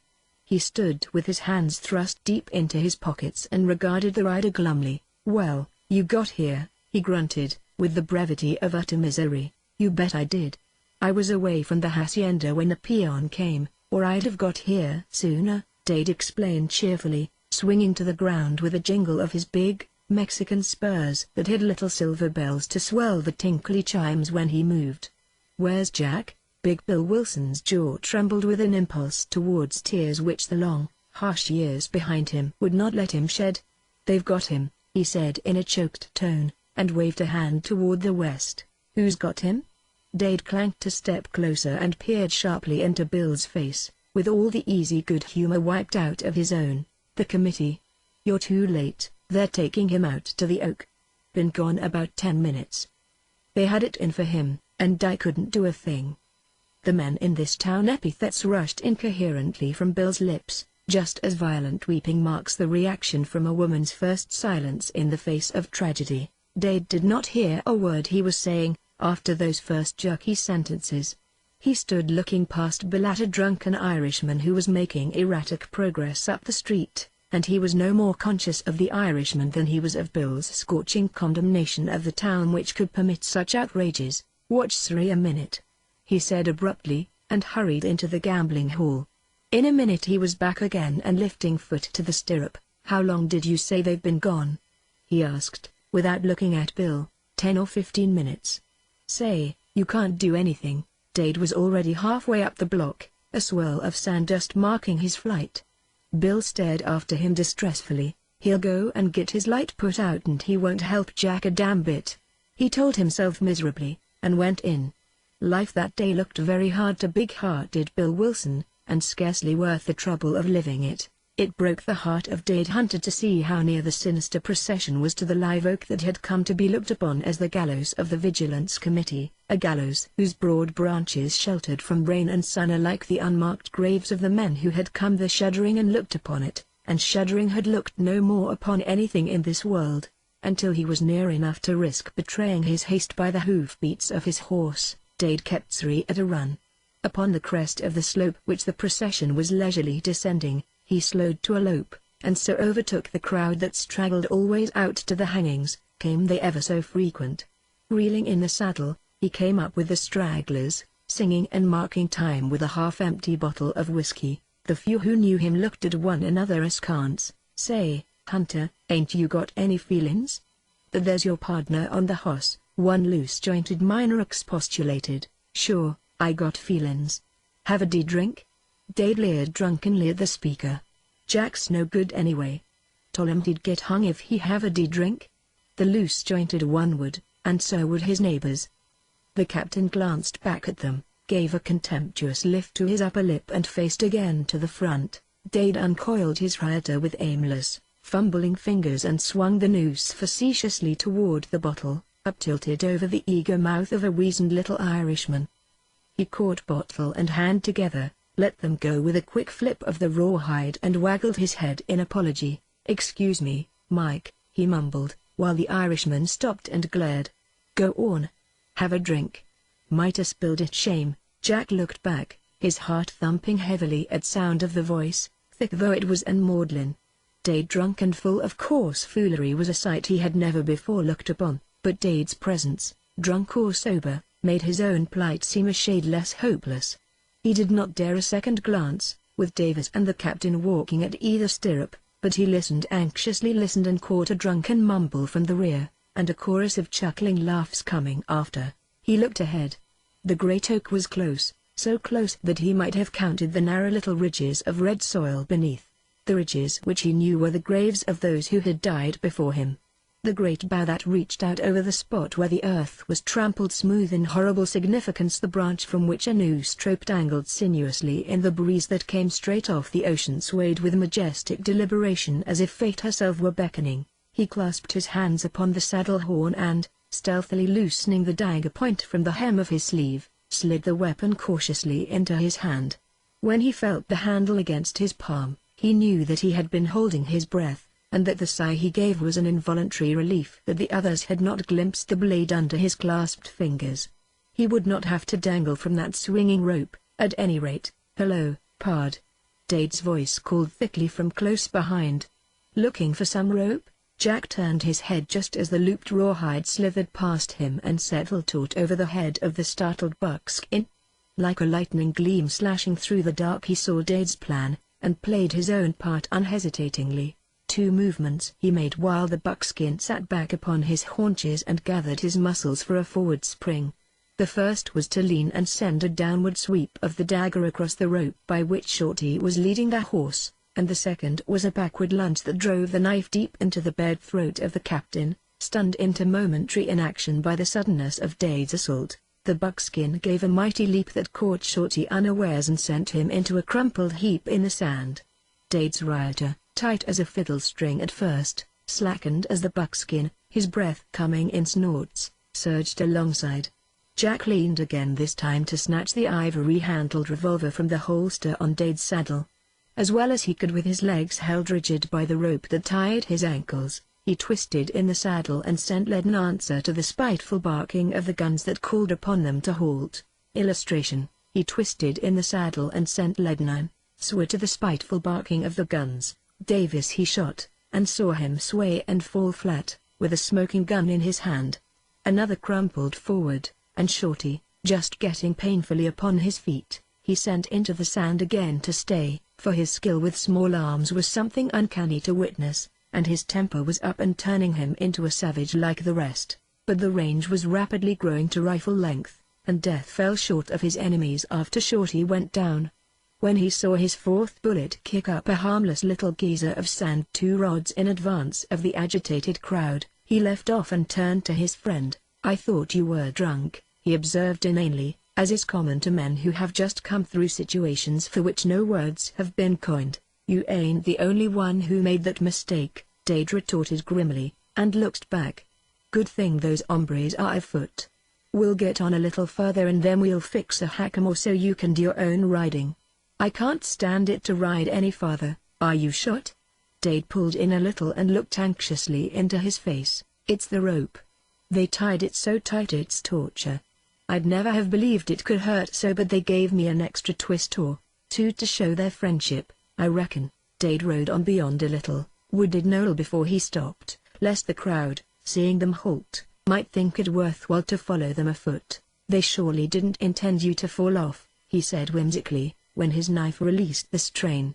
But his lips tightened at the outrage, and his eyes, bent upon Jack's left ankle, wore the look of one who could kill without pity. "They'll never do it to another man," declared Jack, with vindictive relish.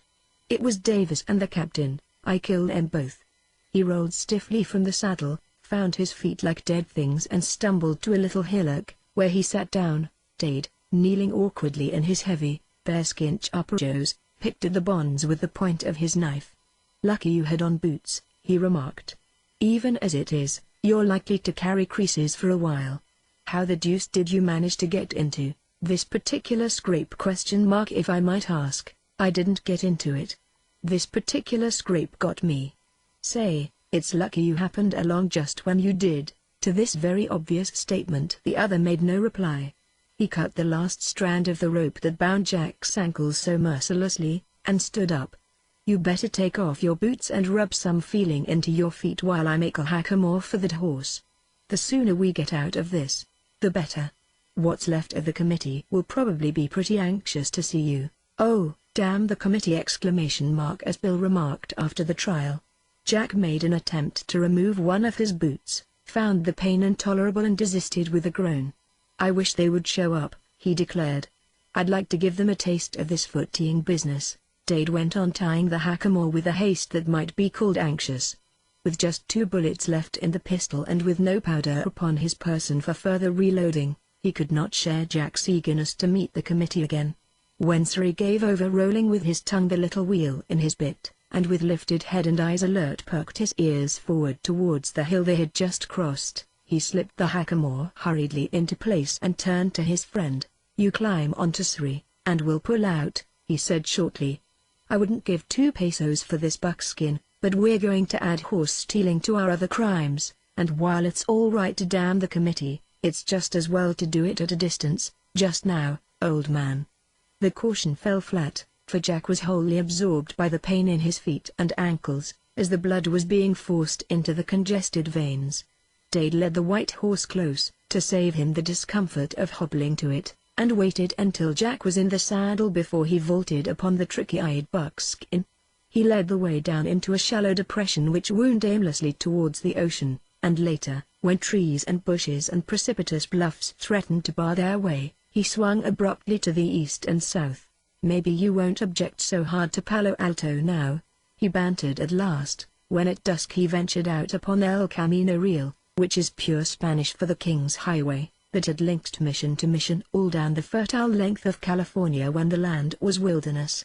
Solitude ought to feel good, after today. When he got no answer, Dade looked around at the other. Jack's face showed vaguely through the night fog creeping in from the clamorous ocean off to the west. His legs were hanging free of the stirrups, and his hands rested upon the high saddle horn. "Say, Dade," he asked irrelevantly and with a mystifying earnestness, "which do you think would kill a man quickest, a slash across the throat, or a stab in the heart? I wouldn't call either one healthy. Why, I was just wondering, Jack returned ambiguously. If you hadn't happened along, say, how did you happen to come? Was that another sample of my fool's luck? Since the coincidence had not struck him before, one might guess that he was accustomed to having Dade at his elbow when he was most needed. Bill Wilson sent word that you were making 7 kinds of a fool of yourself. Bill named a few of them and advised me to get you out of town. I've more respect for Bill's judgment than ever. I took his advice as it stood, and therefore, you're headed for safer territory than you were a while ago. It ain't heaven," he added, "but it's next thing to it. I'm not hankering after heaven right now," averred Jack. "Most any other place looks good to me. I'm not feeling a hit critical, Dade. And if I didn't say it before, old man, you're worth a whole regiment to a fellow in a fix." Chapter 5, Hospitality. If you would enjoy that fine hospitality which gives gladly to strangers and to friends alike of its poverty or plenty, and for the giving asks nothing in return, you should seek the far frontiers. But if you would see hospitality glorified into something more than a simple virtue, then you should find, if you can, one of the old-time haciendas that were the pride of early California. Time was when the wild-eyed cattle which bore upon their fat cushioned haunches the seared crescent that proclaimed them the property of old Don Andres Picardo, who owned, by grant of the king, all the upper half of the valley of Santa Clara, were free to any who hungered. Time was when a traveler might shoot a fat yearling and feast his fill, unquestioned by the Don or the Don's dark-eyed vaqueros. Don Andres Picardo was a large-hearted gentleman, and to deny any man meat would bring to his cheeks a blush for his niggardliness. That was in the beginning, when he reigned in peace over the peninsula. When the vaqueros, jingling indignantly into the patio of his home, first told of carcasses slaughtered wantonly and left to rot upon the range with only the loin and perhaps a juicy haunch missing, their master smiled deprecatingly and waved them back whence they came. There were cattle in plenty. What mattered once deer, or even a fat cow, slain wastefully? Were not thousands left? But when tales reached him of cattle butchered by the hundred, and of beef that was being sold for an atrocious price in San Francisco, the old Spaniard was shocked into laying aside the traditions and placing some check upon the unmannerly Gringos who so abused his generosity. He established a camp just within the northern boundary of his land, and there he stationed his most efficient watchdog, Manuel Sepulveda, with 2 vaqueros whose business it was to stop the depredations. Meat for all who asked for meat, paid they in gold or in gratitude, that was their patron's order. But they must ask.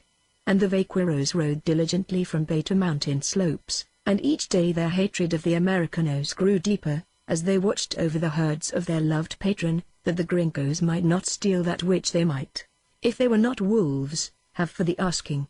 The firelight in the tule-thatched hut of Manuel Sepulveda winked facetiously at the black fog that peered in at the open door.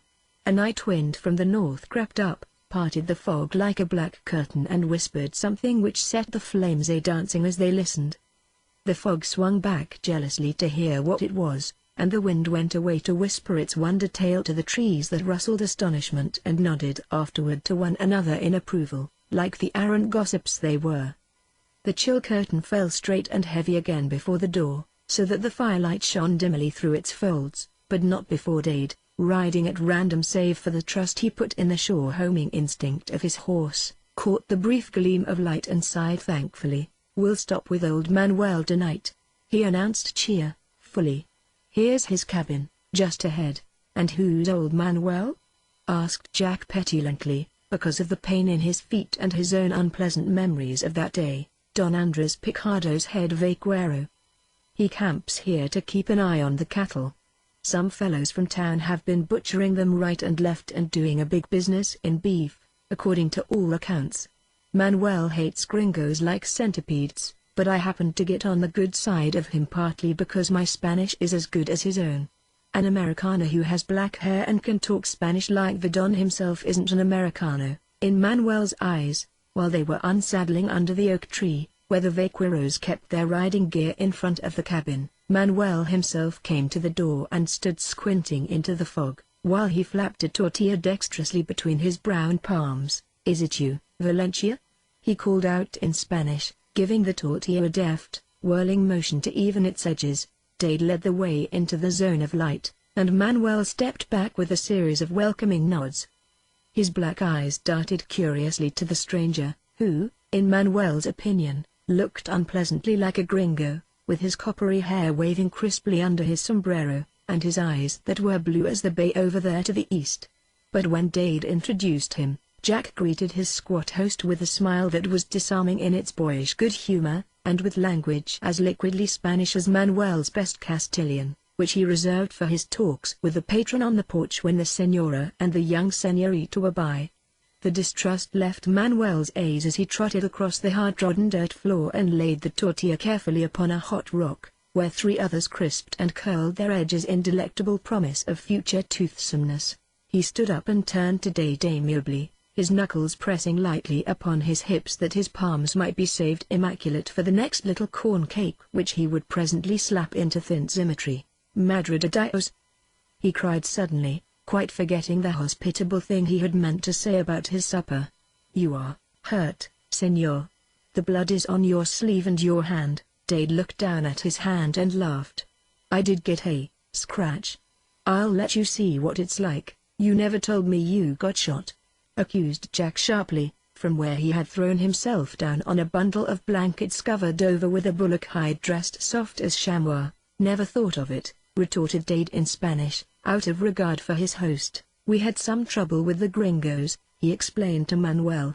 "There was a little shooting, and a bullet grazed my arm. It doesn't amount to much, but I'll let you look at it." "Ah, the gringos." Manuel spat after the hated name. "The patron is too good, too generous. They steal the cattle of the patron, though they might have all they need for the asking. Like the green worms upon the live oaks, they would strip the patron's herds to the last, lean old bull that is too tough even for their wolf teeth. Me, I should like to lasso and drag to the death every gringo who comes sneaking in the night for the meat which tastes sweeter when it is stolen." Today Valencia rode down to the bayou. While he told indignantly the tale of the latest pillage, he bared the wounded arm. Jack got stiffly upon his swollen feet to look. It was not a serious wound, as wounds go, a deep gash in the bicep, where a bullet meant for Dade's heart had ploughed under his upraised arm 4 inches wide of its mark. It must have been painful, though he had not once mentioned it, and a shamed flush stung Jack's cheeks when he remembered his own complaints because of his feet. "You never told me," he accused again, this time in the language of his host. "The Señor Hunter has the brave heart of a Spaniard, though his blood is light," said Manuel rebukingly. "The Señor Hunter would not cry over a bigger hurt than this." Jack sat down again upon the bullhide seat and dropped his face between his palms. Old Manuel spoke truer than he knew. Dade Hunter was made of the stuff that will suffer much for a friend and say nothing about it, and today was not the first time when Jack had all unwittingly given that friendship the test supreme. Manuel carefully inspected the wound and murmured his sympathy. He pulled a bouquet of dry herbs from where it hung in a corner, under the low ceiling, and set a handful brewing in water, where the coals were golden yellow with heat. He tore a strip of linen off Valencia's best shirt which he was saving for fiestas, and prepared a bandage, interrupting himself now and then to dart over and inspect the tortillas baking on the hot rock. For a fat man he moved with extraordinary briskness, and so managed to do 3 things at one time and do them all thoroughly. He washed and dressed the wound with the herbs squeezed into a poultice, rescued the tortillas from scorching, and spake his mind concerning the gringos who, he declared, were despoiling this his native land. Then he lifted certain pots and platters to the center of the hut and cheerfully announced supper, and squatted on the floor, facing his guests over the food. "There's another thing that bothers me, Manuel," Dade announced humorously, when they 3 were seated around the pot of frijoles, the earthen pan of smoking carne seco, which is meat flavored hotly after the Spanish style, and a stack of the tortillas Manuel's fat hands had created while he talked. Manuel, bending a tortilla into a scoop wherewith to help himself to the brown beans, raised his black eyes anxiously. "But is there further hurt?" he asked, and glanced wistfully at the tortilla before laying it down that he might minister further to the señor. "No, go on with your supper. There's a buckskin horse out there that the gringos may say I stole. I don't want the beast. He's about 14 years old and he's got a Roman nose too. beat Caesar himself, and a bad eye and a wicked heart. Dios, murmured Manuel over the list of equine shortcomings and took a large, relieved bite of tortilla and beans. The señor was pleased to jest with the poor vaquero, but the señor would doubtless explain. He chewed luxuriously and waited, his black eyes darting from this face which he knew and liked, to that strange one of the blue eyes and the hair that was like the dullest of dull California gold. "I don't like that caballo," went on Dade, helping himself to meat, "and so I'd hate like the deuce to be hung for stealing him." "Say," Manuel licked a finger before he spread his hands to show how completely he failed to understand. "But if the caballo does not please the señor, why then did the señor steal?" "You see, I wanted to bring my partner Señor Jack Allen down here with me. And he was riding the caballo, and he couldn't get off." Manuel swore a Spanish oath politely, to please his guest who wished to amaze him. "Because he was tied on." Dade failed just that to keep a betraying hardness out of his voice. "The Villigants were going to hang him." The last two words were cut short off with the click of his jaws coming together. Manuel thereupon swore more sincerely and spilled beans from his tortilla scoop. He knew the ways of the committee. 4 months ago, when the committee was newer and more just, they had hanged the third cousin of his half-sister's husband. It is true, the man had killed a woman with a knife, yet Manuel's black beard bristled when he thought of the affront to his hypothetical kinship. "I had to take the two together," Dade explained, trying with better success to speak lightly. "And now, if I turn the buckskin loose, he may go back and he may not." "I was wondering," Manuel cut him short. "Tomorrow I ride to town," he said. "I will take the caballo back with me, if that pleases the señors.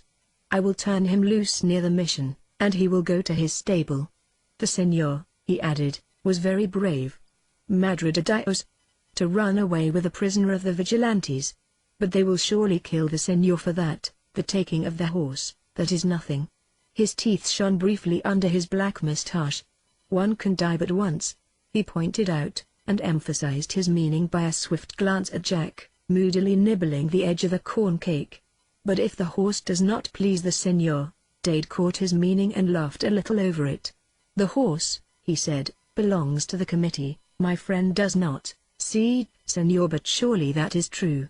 Only he stroked his crisp beard thoughtfully. "The señors would better go tomorrow to the patron. There the Gringos dare not come.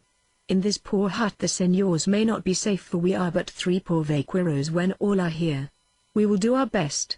3 vaqueros, declared Dade with fine diplomacy, as brave as the 3 who live here, would equal 20 of their committee.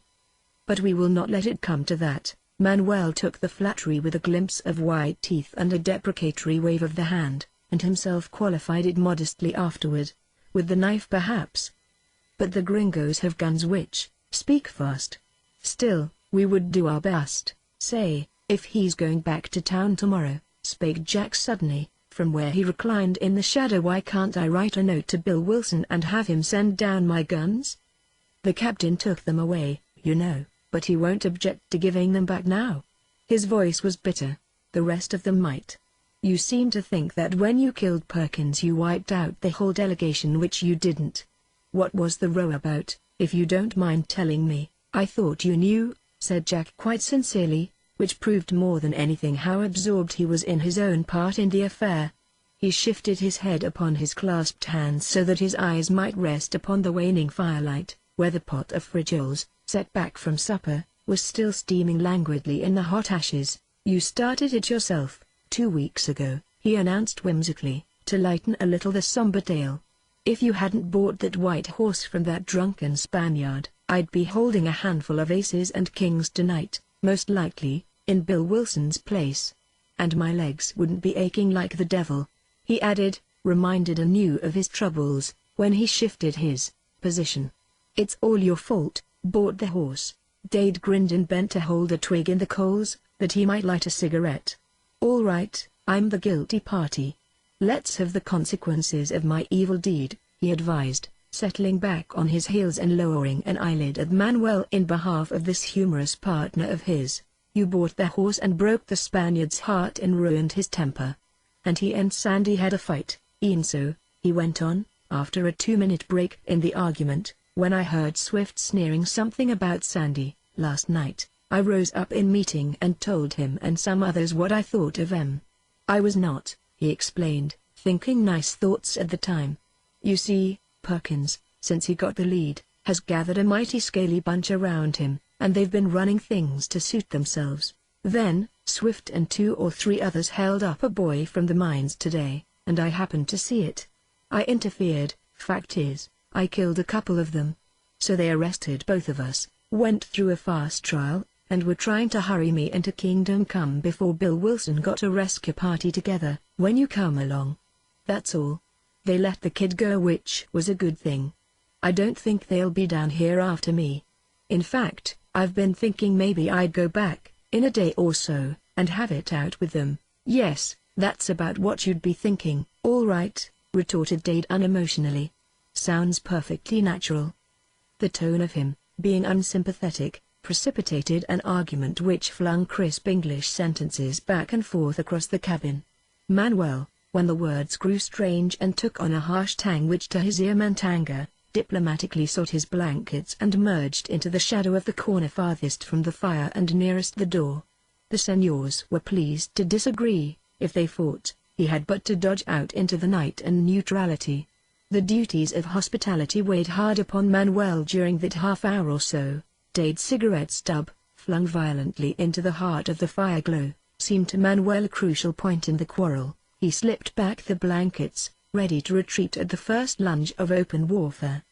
He breathed relief, however, when Dade got up and stretched his arms to the dry tules overhead, and laughed a lazy surrender of the argument, if not of his opinion upon the subject. "You're surely the most ambitious trouble hunter I ever saw," he said, returning to his habitual humorous drawl, with the twinkle in his eyes that went with it.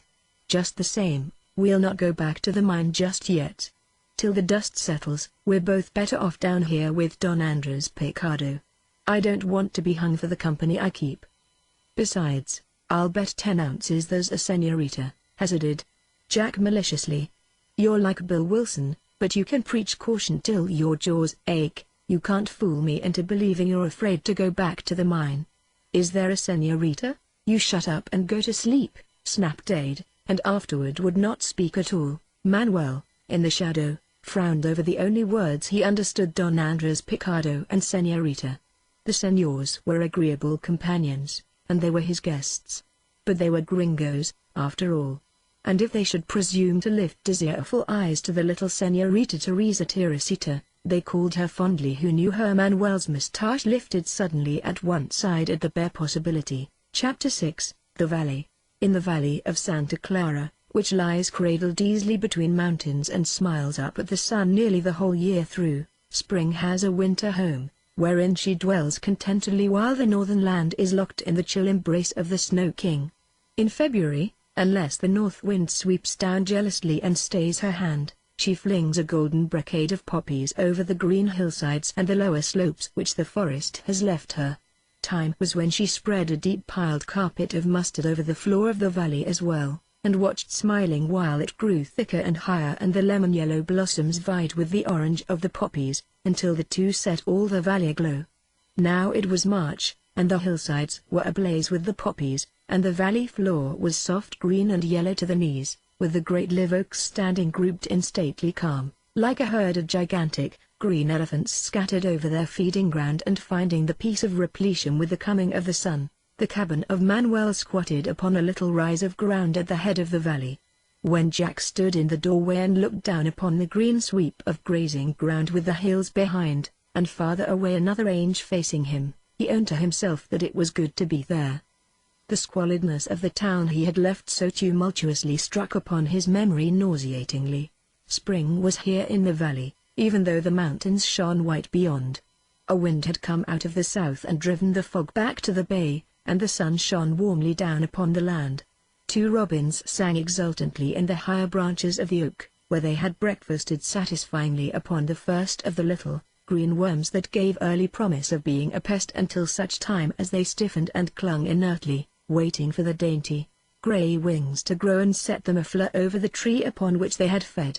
One of them dropped upon Jack's arm while he stood there and crawled aimlessly from the barren buckskin to his wrist.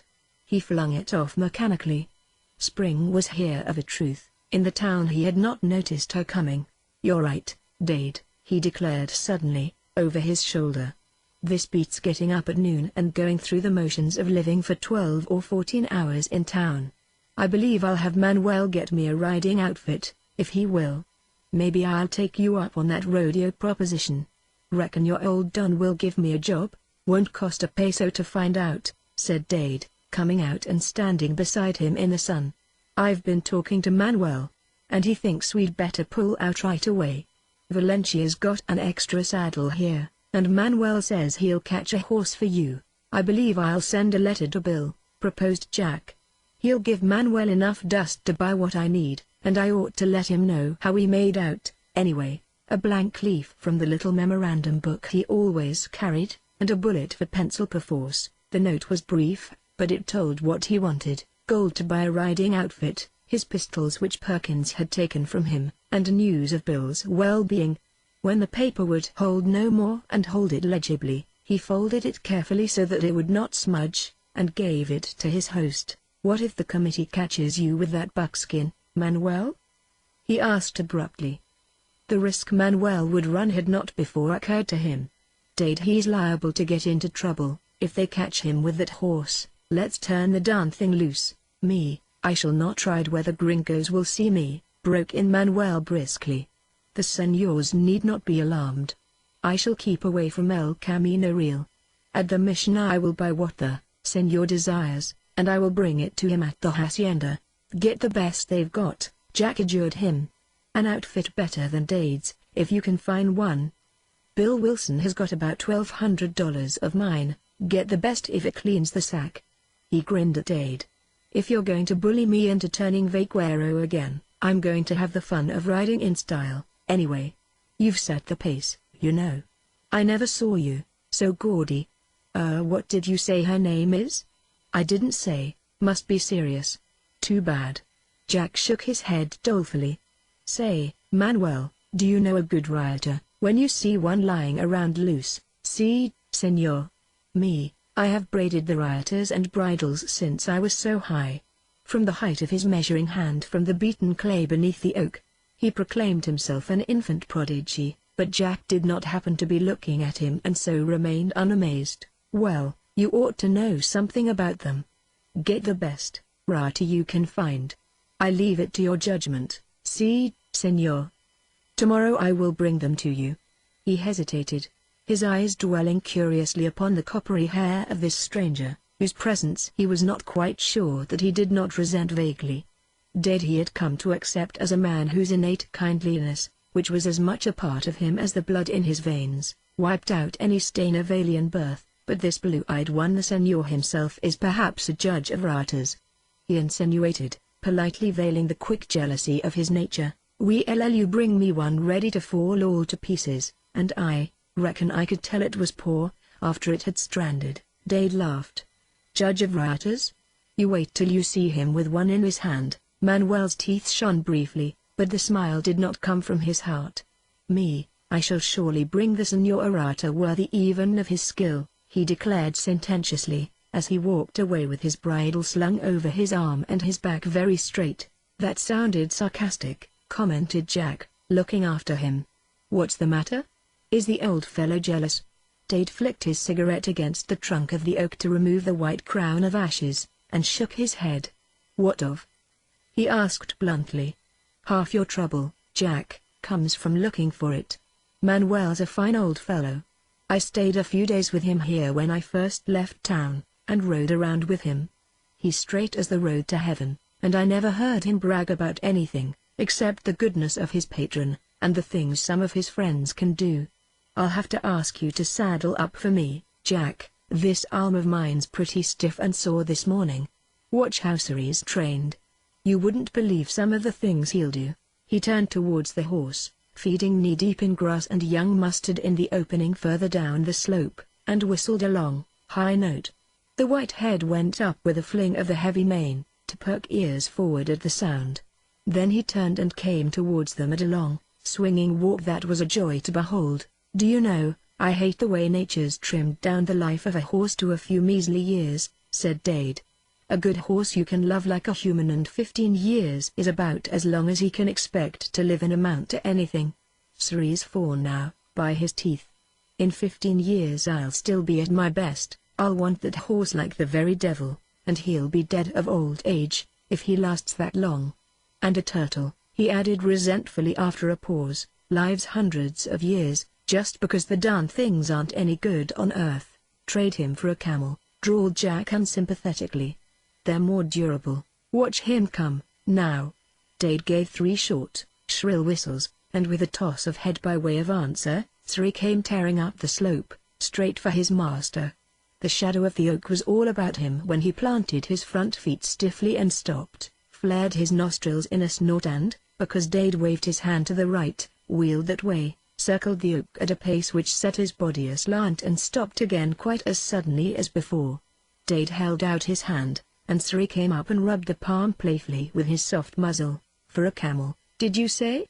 Dade grinned triumphantly at the other over the sleek back of his pet. What'll you take for him? Dade pulled the heavy forelock straight with fingers that caressed with every touch. Jose Pacheco asked me that, and I came pretty near hitting him. I don't reckon I'll ever be drunk enough to name a price. But I might. Jack glanced at him, and saw that his lips were half parted in a smile born of some fancy of his own, and that his eyes were seeing dreams. Jack stared for a full minute before Dade's thoughts jerked back to his surroundings. Dade was not a dreamer, or if he were, Jack had never had occasion to suspect him of it, and he wondered a little what it was that had sent Dade into dreams at that hour of the morning. But Manuel was returning, riding one pony and leading another, so Jack threw away his cigarette stub and picked up the saddle blanket. Manuel came up and saddled his mount silently, his deft fingers working mechanically while his black eyes stole sidelong looks at Jack's saddling Sri, as if he would measure the man anew. While he was anathematizing the buckskin in language for which he would need to do a penance later on, if he confessed the blasphemy to the padre, Jack threw Valencia's saddle upon the little sorrel pony Manuel had led up for him to ride. Truly one would not like to die for having stolen such a beast, stated Manuel earnestly, knotting a macate around the neck of the buckskin. He is only fit to carry men to hangings. Come, accursed one. The vigilantes are weeping for one so like themselves. Adios, senors. He rode away, still heaping opprobrium upon the reluctant buckskin, and speedily he disappeared behind the clump of willows clothed in the pale green of new leaves. Dade dropped the bullock hide which served for a door, to signify that the master of the house was absent. Though the old Don's cattle might be butchered under his very nose, Manuel's few belongings would not be molested, though only the dingy brown hide of a bull long since gone the way of all flesh barred the way. A week, 1 month or 6 the hut would stand inviolate from despoliation, for such was the unwritten law of a land where life was held cheaper than the things necessary to preserve life. On such a morning, when the air was like summer and all the birds were rehearsing most industriously their parts in the opening chorus with which spring meant to celebrate our return to the northern land, a ride down the valley was pure joy to any man whose soul was tuned in harmony with the great outdoors, and trouble lagged and could not keep pace with the riders. Halfway down, they met Valencia, a slim young Spaniard with one of those amazing smiles that was like a flash of sunlight, what with his perfect teeth, his eyes that could almost laugh out loud, and a sunny soul behind them. Valencia, having an appetite for acquiring wisdom of various kinds and qualities, knew some English and was not averse to making strangers aware of the accomplishment. Therefore, when the two greeted him in Spanish, he calmly replied, "Hello, partner," and pulled up for a smoke. "How you feel for my damn close call tomorrow?" He wanted to know of Jack, when he learned his name. "Pretty well." "How did you know?" began Jack, but the other cut him short. "Jose, she heard on town. The patron, she's worry little. She's afraid for Senor Hunter Bikil. Me, I ride to find fish." Valencia dropped his match, and leaned negligently from the saddle and picked it out of the grass, his eyes stealing a look at the stranger as he came up. "Good work," commented Jack under his breath to Dade. But Valencia's ears were keen for praise. He heard, and from that moment he was Jack's friend. "I borrowed your saddle, Valencia," Jack announced, meaning to promise a speedy return of it. "Not my saddle, yours and mine, amigo," amended Valencia quite simply and sincerely. Mine, she's yours also. You keep him." While he smoked the little, corn-husk cigarette, he eyed with admiration the copper-red hair upon which Manuel had looked with disfavor. Before they rode on and left him, his friendliness had stamped an agreeable impression upon Jack's consciousness. He looked back approvingly at the sombrero's head bobbing along behind a clump of young manzanita just making ready to bloom daintily. "I like that vaquero," he stated emphatically. "He's worth two of Manuel, to my notion, Valencia. He's not half the man old Manuel is. He gambles worse than an Indian, and never has anything more than his riding outfit and the clothes on his back, they tell me. And he fights like a catamount when the notion strikes him, and it doesn't seem to make much difference whether he's got an excuse or not. He's a good deal like you, in that respect," he added, with that perfect frankness which true friendship affects as a special privilege earned by its loyalty. "Manuel's got tricky eyes," countered Jack. "He's the kind of Spaniard that will see, senor, while he's hitching his knife loose to get you in the back. I know the breed. I lived amongst 'em, before I ever saw you. Valencia's the kind I'd tie to, and I was working with 'em when you were saying pretty horsey. My first job was with a Spanish outfit. A Mexican majordomo licked me into shape when I was sweet 16. And," he clinched the argument mercilessly, "I was 16 and drawing a man's pay on rodeo when you wore your pants buttoned onto your waist. And you don't know anything yet." Jack came back at him. Whereat they laughed and called a truce, which was the way of them. Chapter 7, The Lord of the Valley. Scattered, grazing herds of wild, long-horned cattle that ran from their approach gave place to feeding mustangs with the mark of the saddle upon them. Later, an adobe wall confronted them, and this they followed through a grove of great live oaks and up a grassy slope beyond, to where the long, low adobe house sat solidly upon a natural terrace, with the valley lying before and the hills at its back. A wide-armed, wide-porched, red-roofed adobe such as the Spanish aristocracy loved to build for themselves. The sun shone warmly upon the great, latticed porch, screened by the passion vines that hid one end completely from view. To the left, a wing stretched out generously, with windows curtained primly with some white stuff that flapped desultorily in the fitful breeze from the south. At the right, so close that they came near being a part of the main structure and helped to give the general effect of the hollow, open-sided square, stood a row of small adobe huts. Two of them were tiled like the house, and the last, at the outer end, was thatched with tules. Into the immaculate patio thus formed before the porch, Dade led the way boldly, as one sure of his welcome. Behind the vines a girl's voice, speaking rapidly and softly with a laugh running all through the tones, hushed as suddenly as does a wild bird's twitter when strange steps approach. And just as suddenly did Dade's nostrils flare with the quick breath he drew, for tones, if one listens understandingly, may tell a great deal. Even Jack knew instinctively that a young man sat with a girl behind the vines. After the hush they heard the faint swish of feminine movement. She came and stood demurely at the top of the wide steps, a little hoop overflowing soft, white embroidered stuff in her hands. "Welcome home, Senor Hunter," she said, and made him a courtesy that was 1/3 politeness and the rest pure mockery. "My father will be relieved in his mind when he sees you. I think he slept badly last night on your account." Wistfulness was in Dade's eyes when he looked at her, as though he wanted to ask if she also were relieved at seeing him. But there was the man behind the lattice where the vines were thickest, the man who was young and whom she had found a pleasant companion. Also there was Jack, who was staring with perfect frankness, his eyes a full shade darker as he looked at her. And there was the peon scampering barefooted across from one of the huts to take their horses. Dade therefore confined himself to conventional phrases. "Señorita, let me present to you my friend, Jack Allen," he said. "Jack, this is the Señorita Teresa Picado."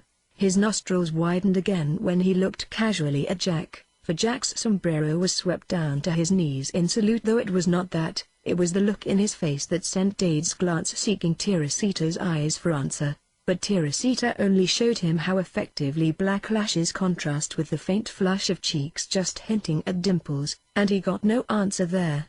She made another little courtesy, lifting her lashes unexpectedly for a swift glance at Jack, as he dismounted hastily and went up 2 steps, his hand outstretched to her. We Americanos like to shake hands upon a new friendship," he said boldly.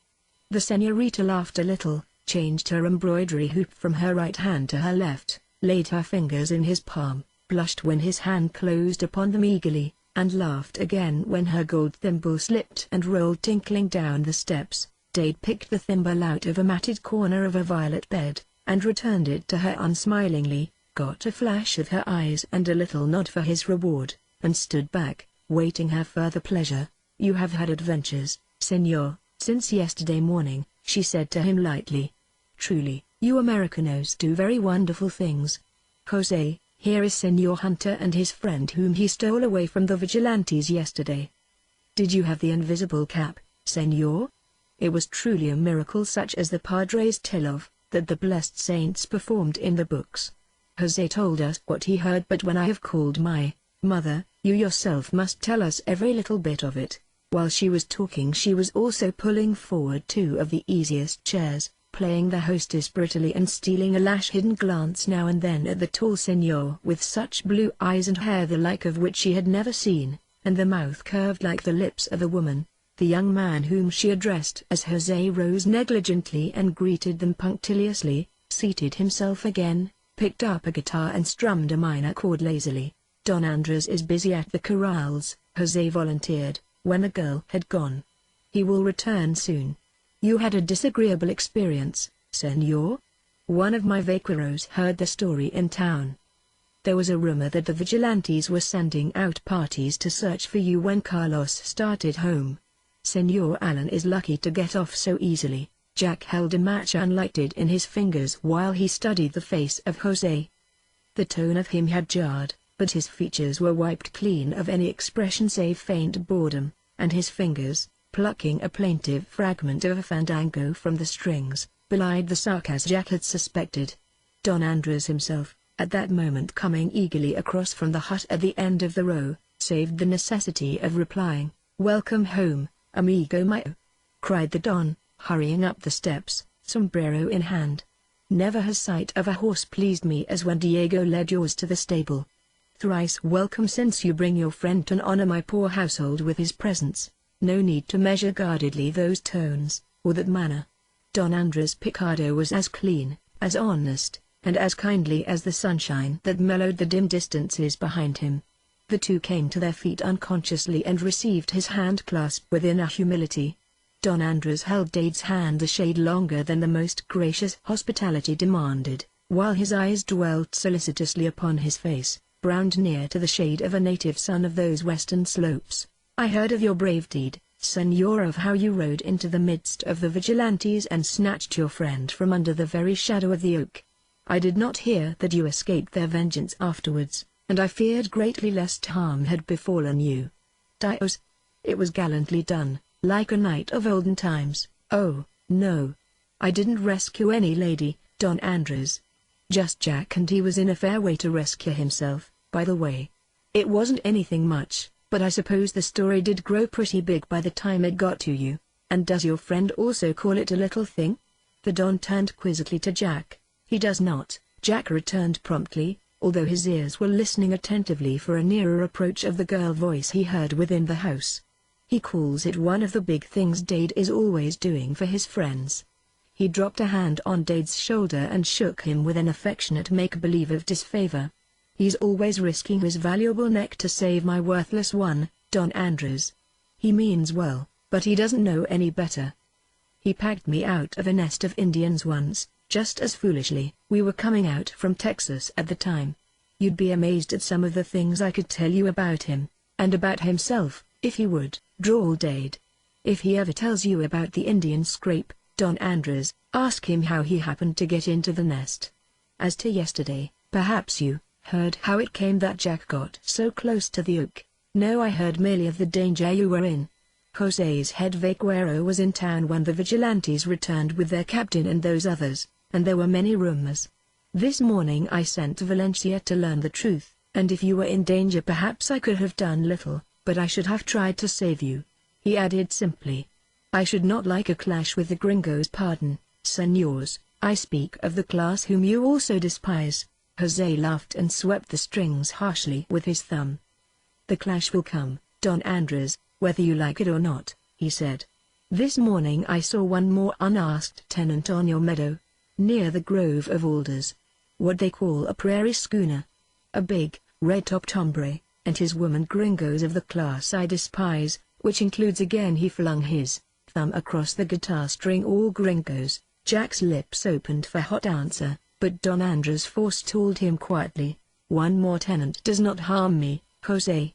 When the American government puts its seal upon the seal of Spain and restores my land to me, these unasked tenants will go the way they came. There will be no clash."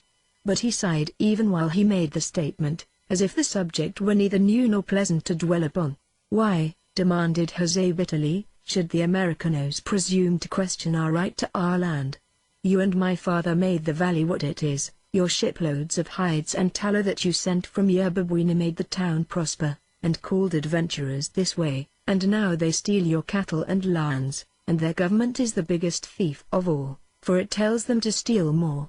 They will make you poor, Don Andres, while you wait for them to be just. No, I permit no prairie schooner to stop, even that their oxen may drink. My vaqueros ride beside them till they have crossed the boundary. You, Don Andres, if you would permit your vaqueros to do likewise, instead of shaking hands with the Gringos and bidding them welcome. But I do not permit it, nor do I seek counsel from the children I have tossed on my foot to the tune of a nursery rhyme."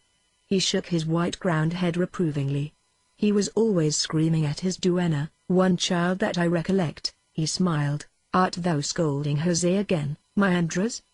He loves to play that thou and Teresita are children still, Jose. It serves to beguile him into forgetting the years upon his head. Welcome, senors. Teresita but told me this moment that you had come. She is bringing the wine." On their feet they greeted the Senora Picado.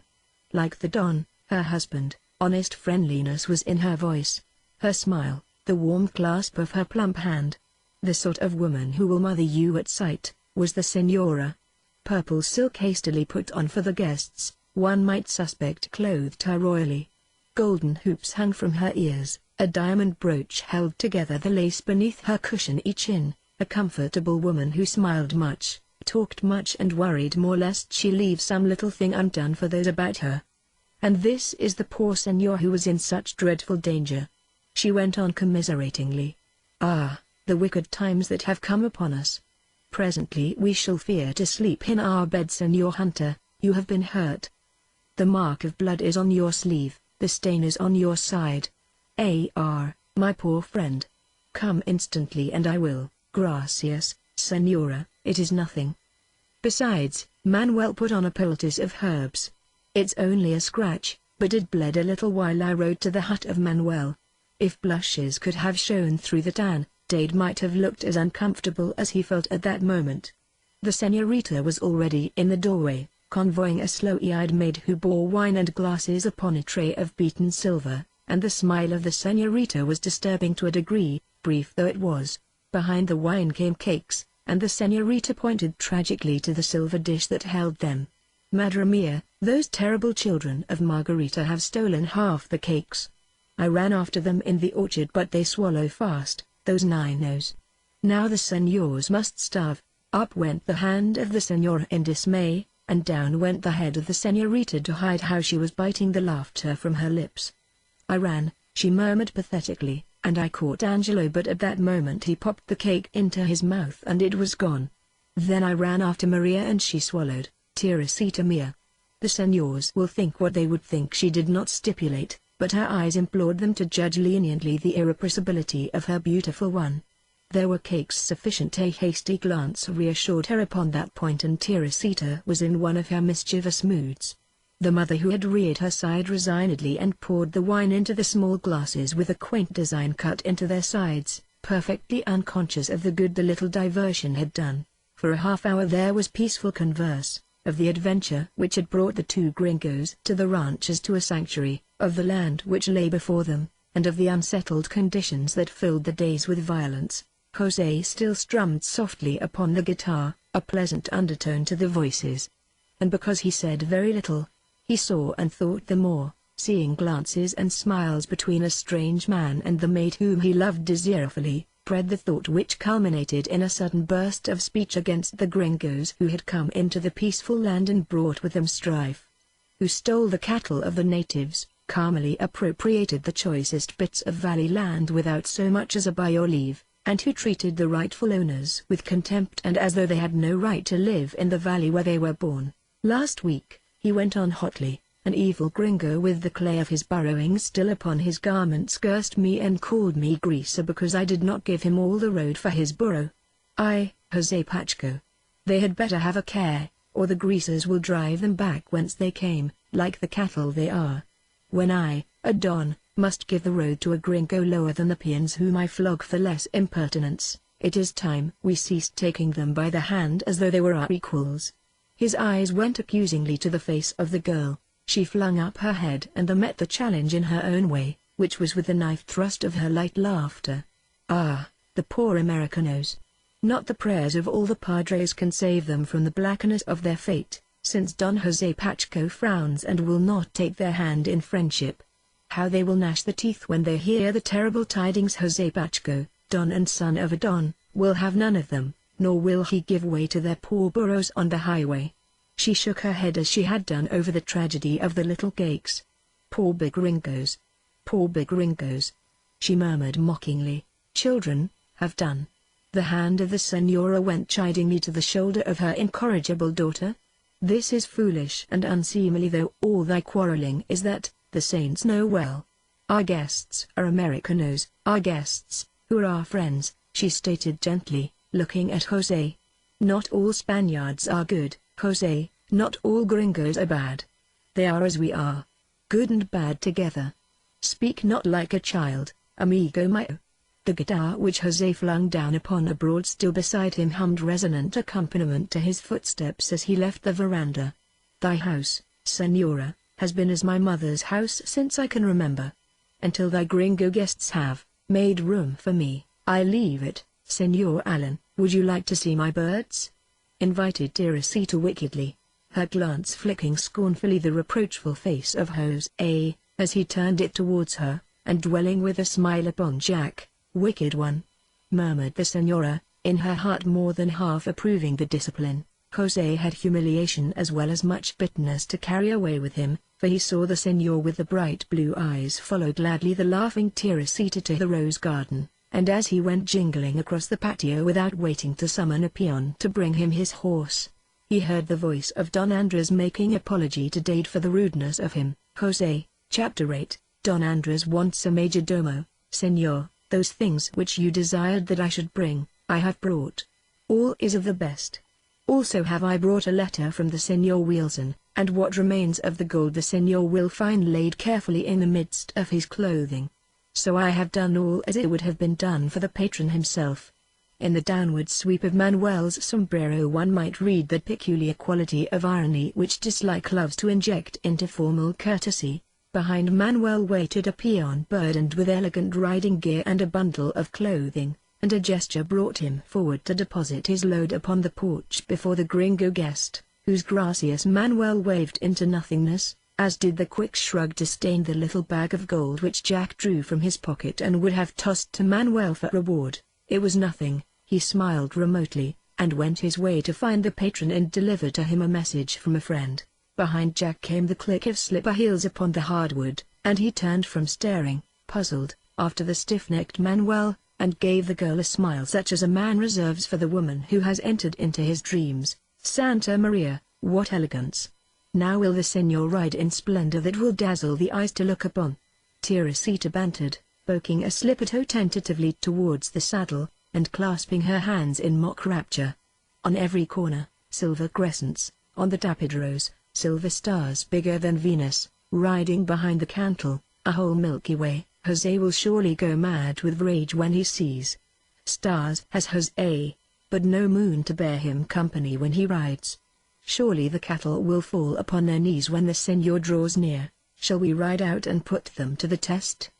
He asked wishfully, shaking out the bridle to show the beautiful design of silver inlaid upon the leather cheek piece, and stooping to adjust a big roweled, silver-encrusted spur upon his boot heel. Manuel does exactly as he is told. I said he was to get the best he could find, And so no vaquero in the valley will be so gorgeous. She broke off suddenly to sing in lilting Spanish a fragment of some old song that told of the lilies of the field that toil not, neither do they spin. That is not kind. I may not spin, but I toil. I leave it to Dade if I don't. This last, because he caught sight of Dade coming across from the row of huts, which was a short cut up from the corrals. And I can show you the remains of blisters. He held out a very nice appearing palm towards her, and looked his fill at her pretty face, while she bent her brows and inspected the hand with the gravity that threatened to break at any instant into laughter. That sickening grip in the chest which is a real, physical pain, though the hurt be given to the soul of a man, slowed Dade's steps to a lagging advance towards the tableau the two made on the steps. So had the señorita sent him dizzy with desire, and with hope to brighten it, in the 2 weeks and more that he had been the honored guest. So had she laughed and teased him and mocked him, and he had believed that to him alone would she show the sweet whimsies of her nature. But from the moment when he laid her gold thimble in her waiting hand and got no reward save an absent little nod of thanks, the dull ache had been growing in his heart. He knew what it was that had sent Jose off in that headlong rage against all Gringos, though 2 days before he would have said that Jose's jealousy was for him, and with good reason. There had been glances between those two who stood now so close together, swift measuring of the weapons which sex uses against sex, with quick smiles when the glances chanced to meet. Jose also had seen the byplay, and the fire had smoldered in his eyes until at last it kindled into flame and drove him cursing from the place. In his heart Dade could not blame Jose. Forgotten while Teresita held back with one hand a black lock which the wind was trying to fling across her eyes, and murmured mocking commiseration over the half-obliterated calluses on Jack's hand, Dade loitered across the patio, remembering many things whose very sweetness made the present hurt more bitter. He might have known it would be like this, he told himself sternly, but life during the past 2 weeks had been too sweet for forebodings or for precaution. He had wanted Jack to see and admire Teresita, with the same impulse that would have made him want to show Jack any other treasure which chance held out to him, while Hope smiled over her shoulder and whispered that it was his. Well, Jack had seen her, and Jack surely admired her, and the grim humor of Dade's plight struck through the ache and made him laugh, even though his jaws immediately went together with a click of teeth and cut the laugh short. He might have known, but he was not the sort of man who stands guard against friend and foe alike, and, he owned to himself, Jack was unconscious of any hurt for his friend in this rather transparent wooing. A little thought would have enlightened him, perhaps, or a little observation, but Dade could not blame Jack for not seeking for some obstacle in the path of his desires. She says I'm lazy and got these calluses grabbing the soft snaps last summer in the mines, Jack called lightly, when finally it occurred to him that the world held more than 2 persons. I'm always getting the worst of it when you and I are compared. But I believe I've got the best of you on riding outfit, old man. Take a look at that saddle, will you? And these spurs. And this bridle. The señorita says the cattle will fall on their knees when I ride past. We're going to take a gallop and find out. Want to come along, arrogant one? The señorita did not agree to that ride. The señorita has something better to do than bask in the glory of so gorgeous a señor while he indulges his vanity and frightens the poor cattle so that, if they yield their hides at killing time, there will be little tallow for the ships to carry away. The señorita Teresita would surely never be guilty of a conscious lowering of one eyelid to point her raillery, but the little twist she gave to her lips when she looked at Dade offered a fair substitute, and the flirt of her silken skirts as she turned to run back into the house was sufficient excuse for any imbecility in a man. Jack looked after her with some chagrin. The little minx. A man might as well put up his hands when he hears her coming, huh? Unless he's absolutely woman-proof, like you. How do you manage it, anyway? By taking a squint at myself in the looking-glass every morning. Dade's face managed to wrinkle humorously. You are pretty gorgeous, for a fact. Where's the rata? Jack had forgotten that he had ever wanted one. He lifted the heavy, high-cantled saddle, flung it down upon the other side and untied the new coil of braided rawhide from its place on the right fork. A 6-strand, eh? I could tell Manuel a few things about rioters, if he calls that the best. 4 strands are stronger than 6, any time. I've seen too many stranded. The senor is not pleased with the rioter. Manuel, following Don Andres across to the veranda, had caught the gesture and tone, and while his knowledge of English was extremely sketchy, he knew 6 and 4 when he heard those numerals mentioned, and the rest was easy guessing. The 4 strands are good, but the 6 are better when Joaquin Murrieta lays the strands. From the hide of a very old bull was this rioter cut. Perhaps the senor is aware that the hide is thus of the same thickness throughout and strong as the bull that grew it. Not one strand is laid tighter than the other strand. The wildest bull in the valley could not break it if the senor should please to catch him. I could have bought 3 rioters for the gold I gave for this one, but the senor told me to get the best. His shoulders went up an inch, though Don Andres was frowning at the tone of him. The senor can return it to the mission and get the 3, or he can exchange it with any vaquero in the valley for one which has 4 strands. I am very sorry that the senor is not pleased with my choice. You needn't be sorry. It's a very pretty rioter, and I have no doubt it will do all I ask of it. The saddle's a beauty, and the bridle and spurs I'm 1,000 times obliged. It is nothing and less than nothing, disclaimed Manuel once more, and went in to ask the senora for a most palatable decoction whose chief ingredient was blackberry wine, which the senora recommended to all and sundry for various ailments.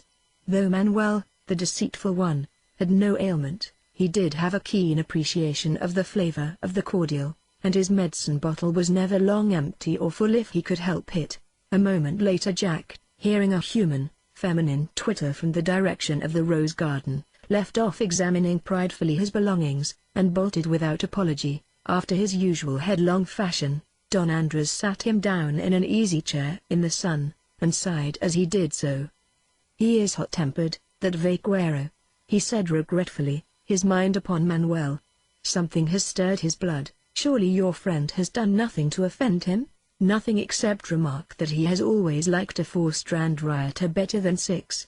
At the hut he was friendly enough. He is not the only one whose anger is easily stirred against the Gringos, remarked the Don, reaching mechanically for his tobacco pouch, while he watched Dade absently examining the new rioter. Senor Hunter, Don Andres began suddenly, have you decided what you will do? You're mine in the mountains. It will be foolish to return while the hands of the vigilantes are reaching out to clutch you, do you not think so? More of the tale I have heard from Valencia, who returned with Manuel. Those men who died at the hand of your friend and died justly, I am convinced had friends who would give much for close sight of you both. I know, I told Jack we'd have to keep away from town or the mine for a while. He wanted to go right back and finish up the fight. Dade grinned at the absurdity. I sat down hard on that proposition. Not that phrase, exactly, did he use. One may be pardoned the free translation, since, though he spoke in excellent Spanish, he did not twist his sentences like a native, and he was not averse to making use of certain idioms quite as striking in their way as our own Americanisms. Don Andres rolled a cigarette and smoked it thoughtfully. You were wise. Also, I bear in mind your statement that you could not long be content to remain my guest. Terribly independent and energetic are you Americanos. He smoked through another pause, while Dade's puzzled glance dwelt secretly upon his face and tried to read what lay in his mind. It seemed to him that the Don was working his way carefully up to a polite hint that the visit might be agreeably terminated, and his uneasy thoughts went to the girl. Did her further resent my major domo, the Don continued, just in time to hold back Dade's hasty assurance that they would leave immediately. My major domo does not please me. Many faults might I name, sufficient to make plain my need for another. A longer wait, as if time were indeed infinite, and he owned it all. Also I might name reasons for my choice of another, who is yourself, Senor Hunter. Perhaps in you I recognized simply the qualities which I desire my major domo to possess.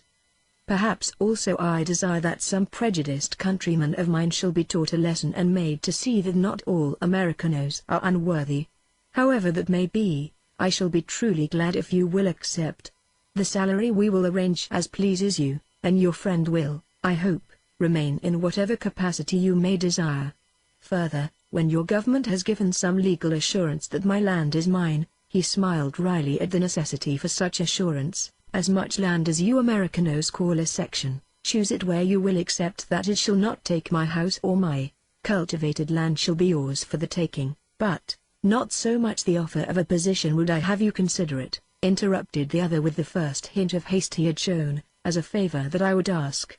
Times are changing, and we natives are high-chested and must learn to make room for others who are coming amongst us. To speak praises to the face of a friend is not my habit, yet I will say that I would teach my people to respect good men, whatever the race, and especially Americanos, who will be our neighbors henceforth.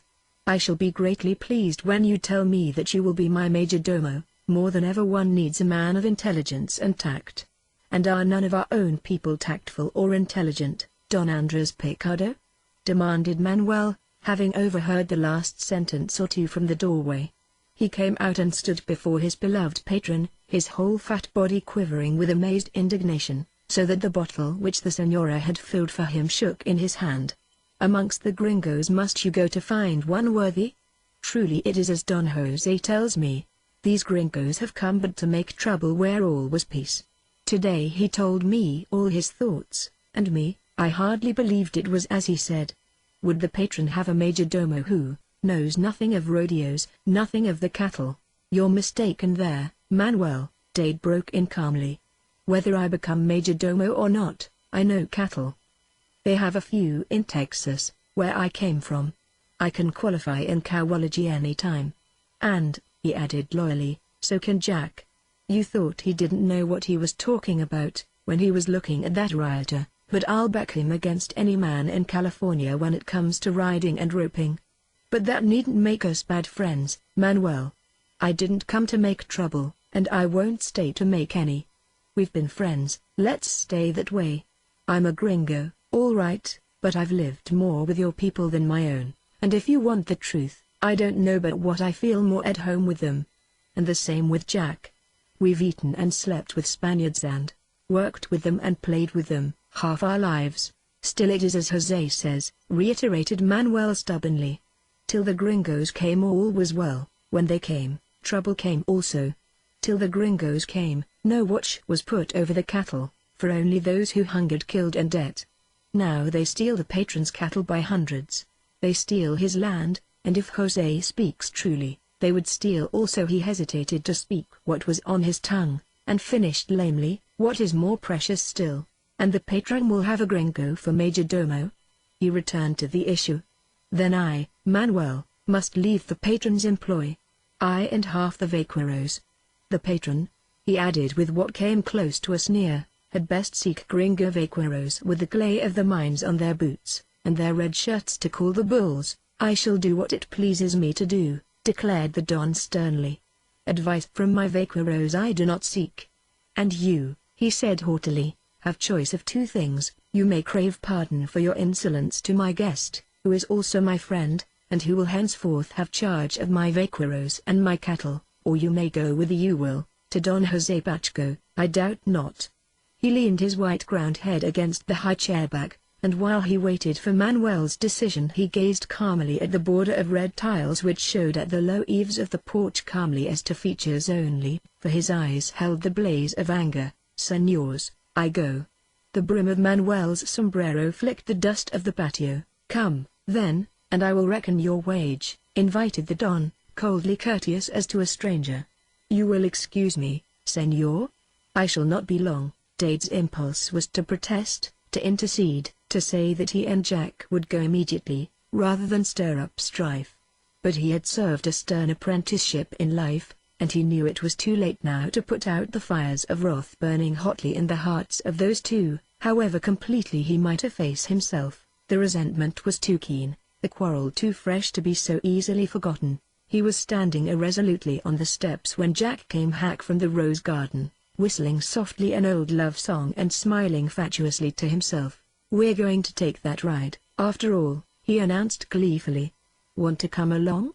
She's going to ask her father to come, too. Says it would be terribly improper for us two to ride alone. What's the matter? Got the toothache? Dade straightened himself automatically after the slap on the back that was like a cuff from a she-bear, and grunted an uncivil sentence. Come over to the saddle house, he commanded afterward. And take that drug off the senora's front steps before she sees it and has a fit. "I want to talk to you, oh, Lord," wailed Jack, under his breath, but he shouldered the heavy saddle obediently, leaving Dade to bring what remained. "Cut it short." "Then, she's gone to dress and ask her dad, and I'm supposed to order the horses and get you started. What's the trouble?" Dade first went over to the steps before their sleeping room and deposited Jack's personal belongings, and Jack seized the minute of grace to call a peon and order the horses saddled. He turned from watching proudly the glitter of the trimmings on his new saddle as the peon bore it away on his shoulder, and confronted Dade with a tinge of defiance in his manner. "Well, what have I done now?" he challenged. "Anything particularly damnable about talking 5 minutes to a girl in plain sight of her?" Dade threw out both hands in a gesture of impatience. "That isn't the only important thing in the world," he pointed out sarcastically. If the inner hurt served to sharpen his voice, he did not know it. "Don Andres wants to make me his majordomo." Jack's eyes bulged a little, and if Dade had not wisely sidestepped he would have received another one of Jack's muscly tingling slaps on the shoulder. "Wee. Say, you're getting appreciated, at last, old man. Good for you. Give me a job." "I'm not going to take it," said Dade. "I was going to ask you if you want to pull out with me tomorrow." Jack's jaw went slack. "Not going to take it." He leaned against the adobe wall behind him and stuck both hands savagely into his pockets. "Why, you darn chump, how long ago was it that you talked yourself black in the face, trying to make me say I'd stay? Argued like a man trying to sell shaving soap, swore that nobody but a born idiot would think of passing up such a chance, badgered me into giving in, and now when you've got a chance like this, you say, you're loco, maybe." Dade's eyes went involuntarily toward the veranda, where Teresita appeared for an instant, looking questioningly towards them. "Maybe I am loco. But Manuel's mad because the Don offered me the place, and has quit, and he says half the vaqueros will leave, that they won't work under a gringo." Jack's indignant eyes changed to a queer, curious stare. "Dade Hunter. If I didn't know you, if I hadn't seen you in more tight places than I've got fingers and toes, I'd say but you aren't scared. You never had sense enough to be afraid of anything in your life. You can't choke that down me, old man. What's the real reason why you want to leave?" The real reason came again to the doorway 60 feet away and looked out impatiently to where the señors were talking so earnestly and privately, but Dade would have died several different and unpleasant deaths before he would name that reason. Instead, "It will be mighty disagreeable for Don Andres, trying to keep things smooth," he said. "And it isn't as if he were stuck for a majordomo. Manuel has turned against me from pure jealousy. He opened his heart, one night when we were alone together, and told me that when Carlos Paquera went and Manuel said the patron would not keep him long, for his insolence he, Manuel, would be majordomo. He's mad as the deuce, and I don't blame him, and he's a good man for the place. The vaqueros like him." "You say he's quit?" "Yes. He got pretty nasty, and the Don has gone to pay him off." "Well, what good would it do for you to turn down the offer, then? Manuel wouldn't get it, would he?" "No, oh, he wouldn't." "Well, then no, thunder. Something ought to be done for that ingrowing modesty of yours. Dade, if you pass up that place, I'll swear you're crazy. I know you like it, here. You worked hard enough to convert me to that belief." A sudden thought made him draw a long breath. He reached out and caught Dade by both shoulders. "Say, you can't fool me a little bit. You're backing up because you're afraid I may be jealous or something. You're afraid you're standing in my light. Darn you, I've had enough of that blamed unselfishness of yours, old man." The endearing smile lighted his face then and his eyes. "You go ahead and take the job, Dade. I don't want it. I'll be more than content to have you boss me around." He hesitated, looking at the other a bit wistfully. "Of course, you know that if you go, old boy, I'll go with you."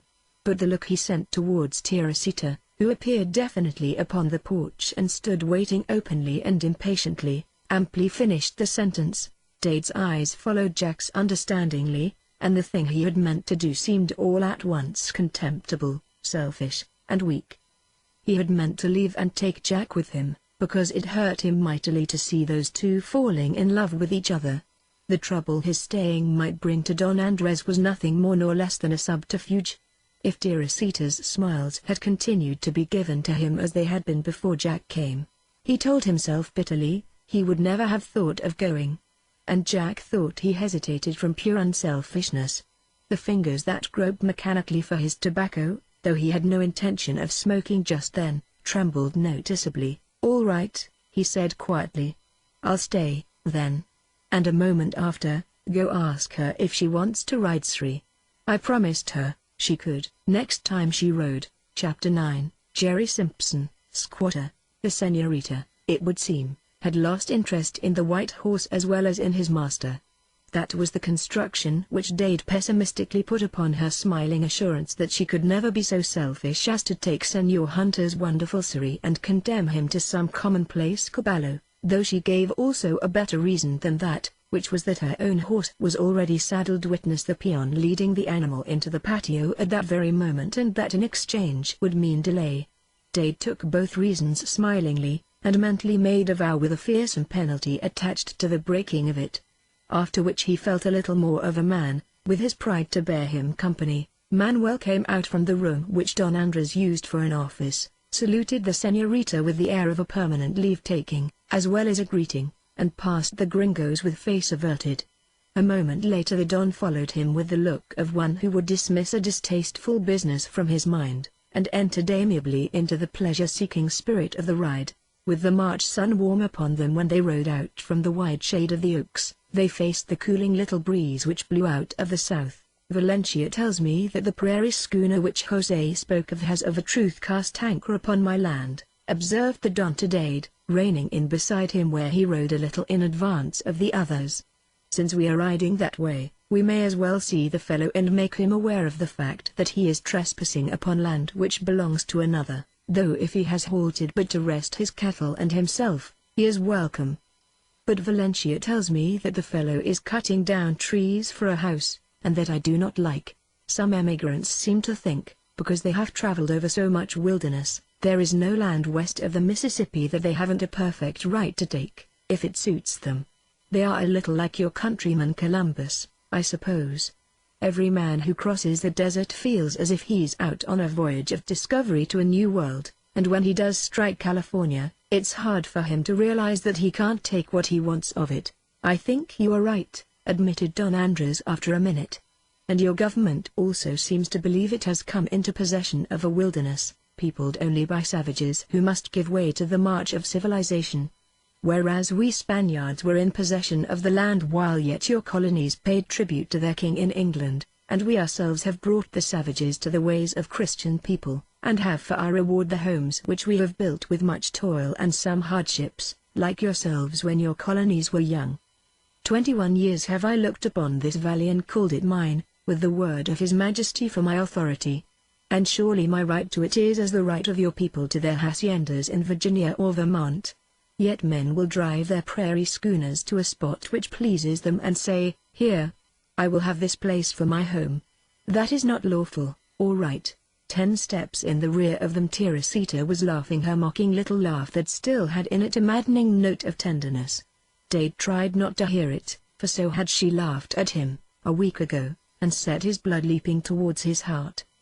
He was not skilled in the ways of women, yet he did not accuse her of deliberate coquetry, as a man is prone to do under the smart of a hurt like his, for he sensed dimly that it was but the seeking sex instinct of healthy youth that brightened her eyes and sent the laugh to her lips when she faced a man who pleased her, and if she were fickle, it was with the instinctive fickleness of one who has not made final choice of a mate. Hope lifted its head at that, but he crushed it sternly into the dust again, for the man who rode behind was his friend, whom he loved. It is to be feared that the voice of the girl held more of his attention than the complaint of the Don, just then, and that the sting of injustice under which Don Andres squirmed seemed less poignant and vital than the hurt he himself was bearing. He answered him at random, and he might have betrayed his inattention if they had not at that moment caught sight of the interlopers. Valencia had not borne false witness against them. The emigrants were indeed cutting down trees. More, they were industriously hauling the logs to the immediate vicinity of their camp, which was chosen with an eye to many advantages: shade, water, a broad view of the valley and plenty of open grassland already fit for the plough, if to plough were their intention. A loose-jointed giant of a man seated upon the load of logs which 2 yoke of great, meek-eyed oxen had just drawn up beside a waiting pile of their fellows, waited phlegmatically their approach. A woman, all personality hidden beneath flapping calico and slat sunbonnet, climbed hastily down upon the farther side of the wagon and disappeared into the little tent that was simply the wagon box with its canvas covering, placed upon the ground. Valencia told me truly. "Senor Hunter, will you speak for me? Tell the big hombre that the land is mine."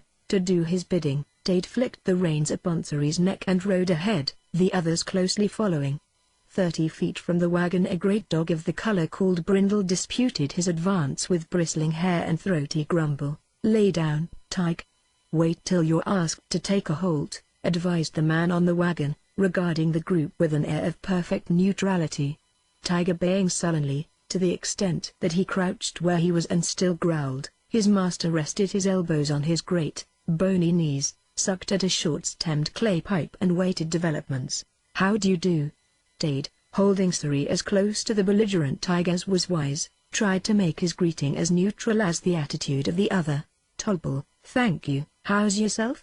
"Shut your trap, Tige. Tige thought you was all greasers, and he ain't made up his mind yet whether he likes mixed whites and greasers. I dunno's I blame him, either. We ain't either of us had much call to hanker after the dark meat.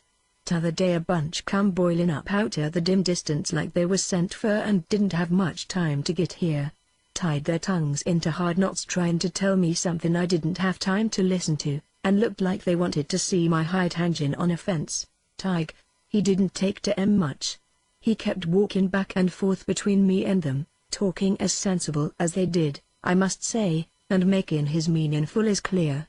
I dunno how we'd all come out, if I hadn't brought Jemimy and the twins out and let him into the argument. Them greasers didn't like the looks of old Jemimy, and they backed off. Tige, he followed them right up, and soon's they got out of reach of Jemimy, they took down their lariats and tried to hitch onto him. They didn't know Tige. That thar dog's the quickest dog on earth. He hopped through their loops like they was playing jump the rope with him. Fact is, he'd learned jump the rope when he was a pup. He wouldn't have minded that, only they didn't do it friendly. One fellow whipped out his knife and throwed it at Tige and he come mighty nigh making dog meat out of him, too. Slit his ear, it come that close. Tige ain't got no liking for greasers since then. He thought you was another bunch and so did I.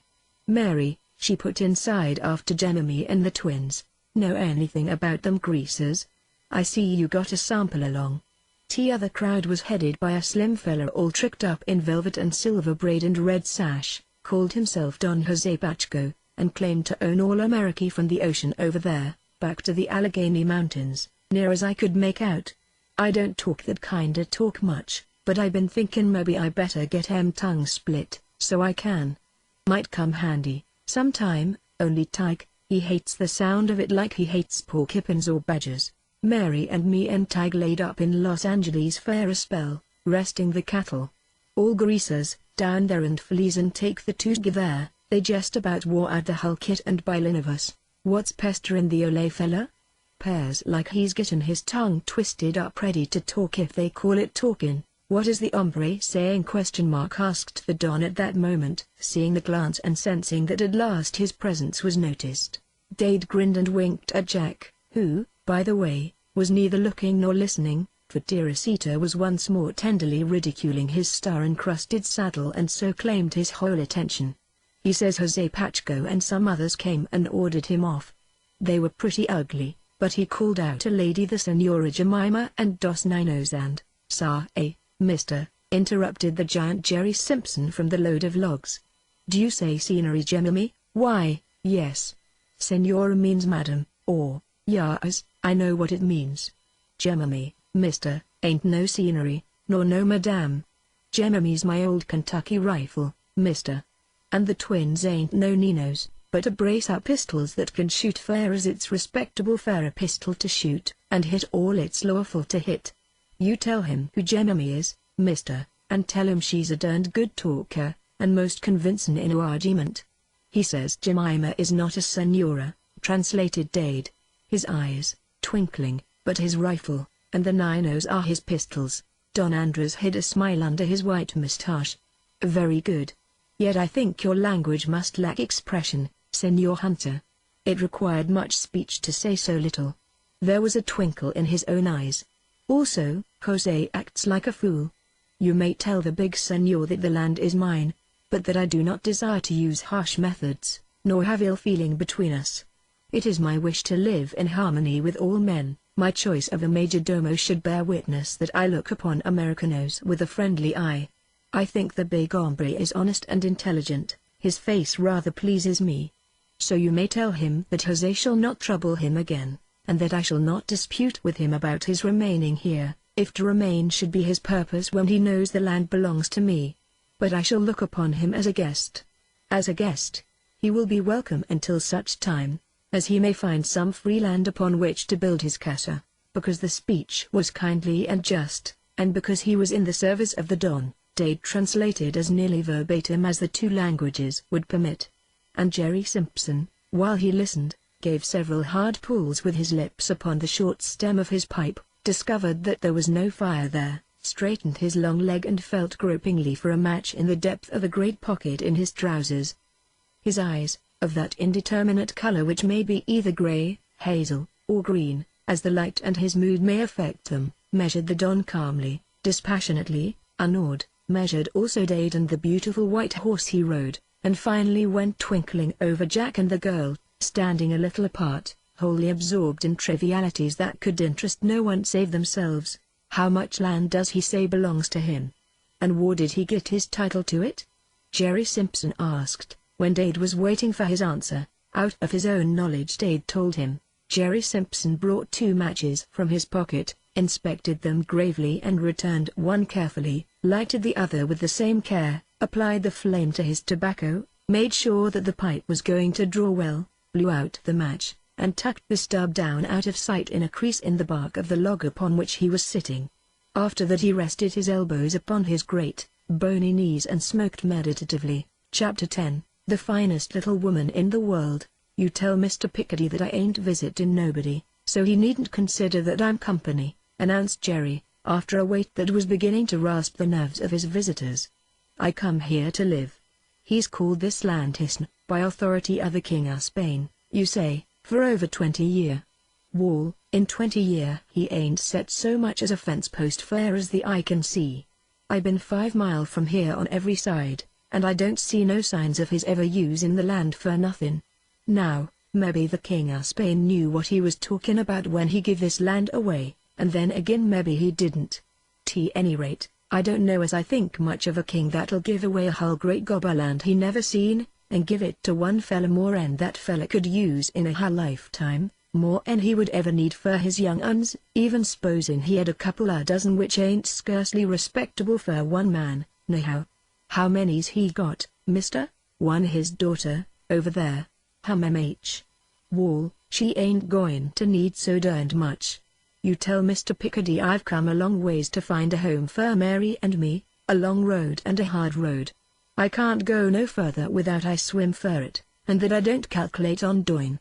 I ain't the kind to hog more land and what I can use not mentioning no names, but I calculate on having what I need, if I can get it honest. My old mother used to read out of the Bible that the earth was the Lord's and the fullness thereof, and I ain't never heard of him handin' over 2/3 of it to any king of Spain.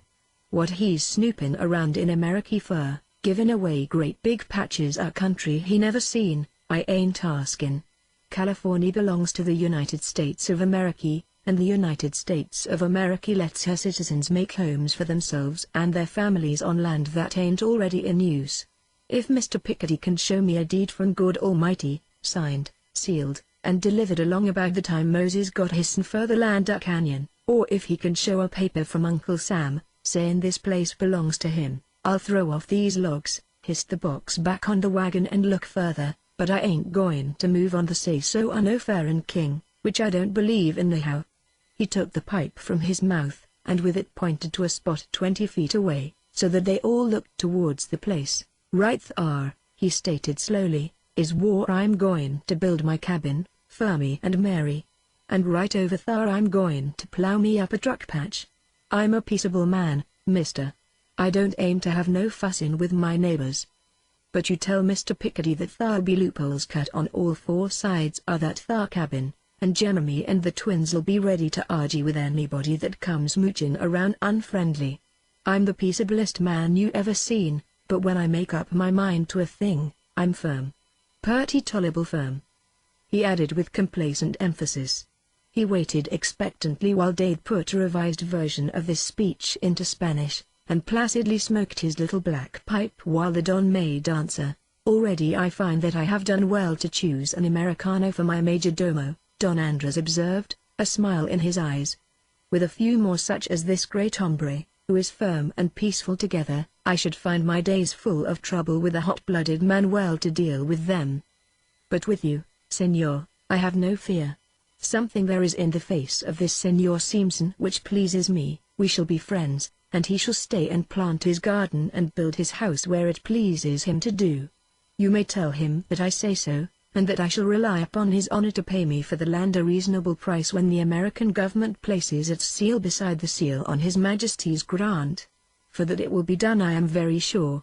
The land is mine, even though I have no tablet of stone to proclaim from the Creator my right to call it so. But he shall have his home if he is honest, without swimming across the ocean to find it. Wall, now, that's fair enough for anybody. Hey, Mary. Come on out and get acquainted with your neighbor's girl. Likely-looking young woman." He passed judgment, nodding towards Teresita. "Skittish, maybe young blood most generally is, when there's any ginger in it. What's your name, mister? I want you all to meet the finest little woman in the world, Mrs. Jerry Simpson. We've pulled in the harness together for 12 years, now, so I guess I know. Come out, Mary."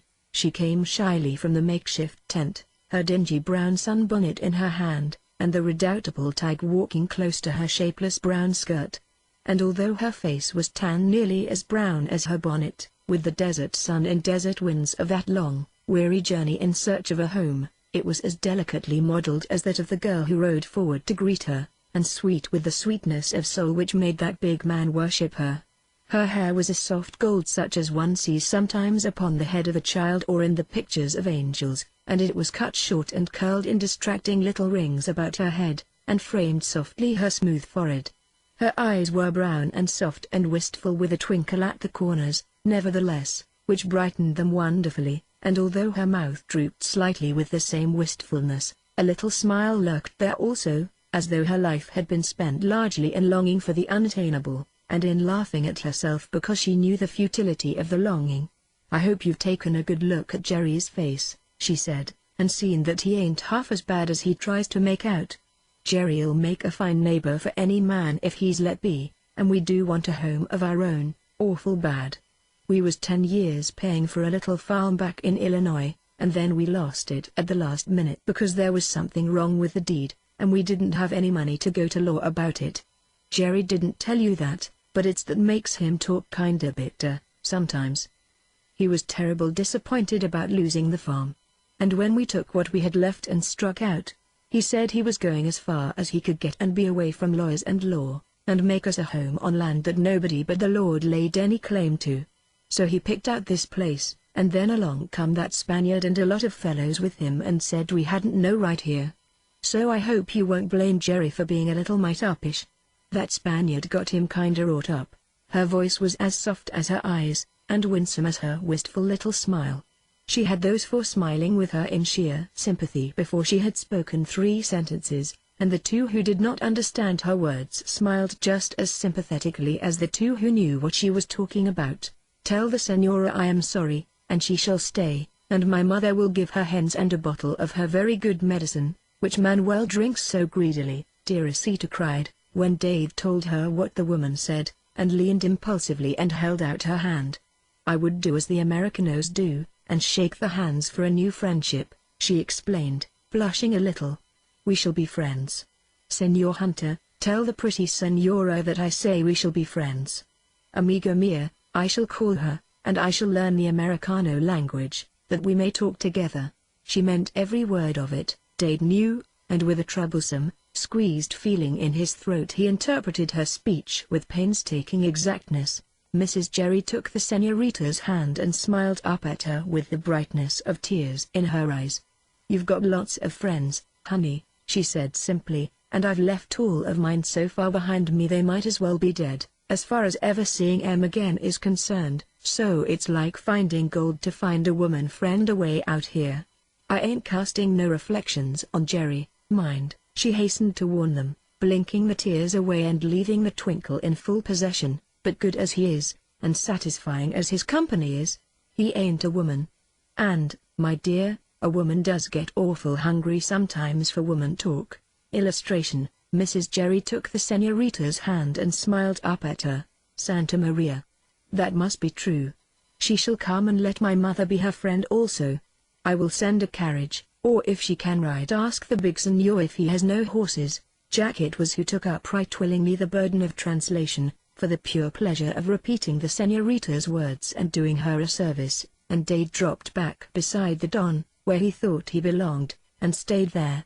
"Wall, I ain't got any horses, but I got 2 of the darndest mules you ever seen, mister. Mullen Pole's good as any Mustang in this valley. Mary and me can ride Em anywheres, that's why I brung Em along, to ride in case we had to eat the cattle, then they must surely ride Mullen Pole to visit my mother," the señorita declared with her customary decisiveness. "Padre mio."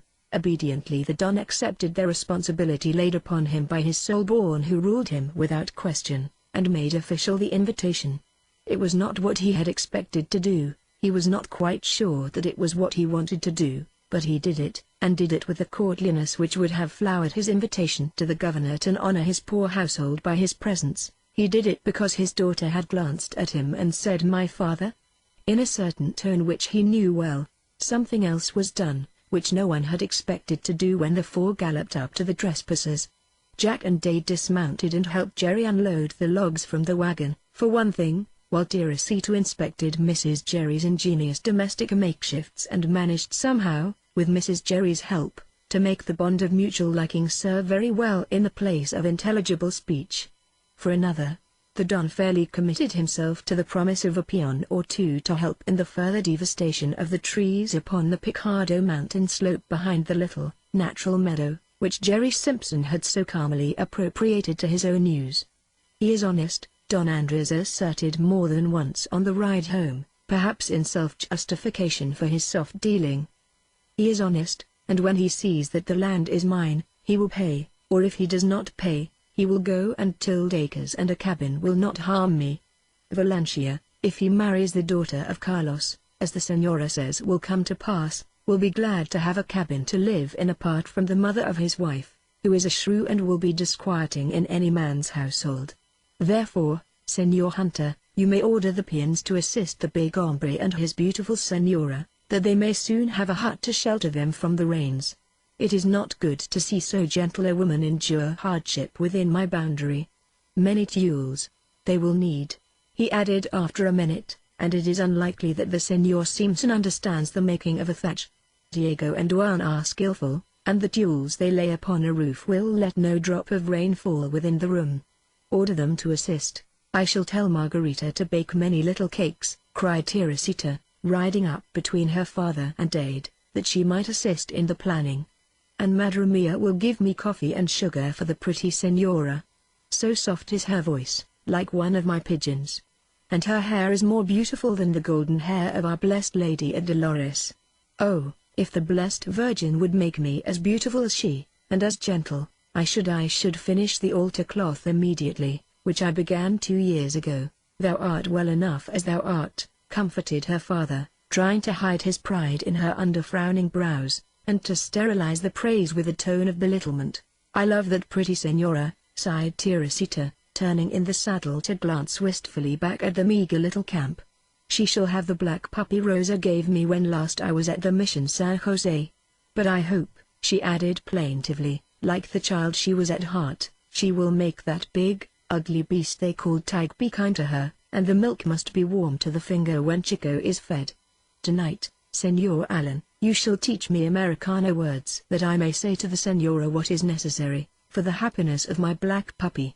I must learn to say that her name is Chico, and that the milk must be warm to the finger, and that the big dog must be kind. Chapter 11. Chapter 11. An ill wind.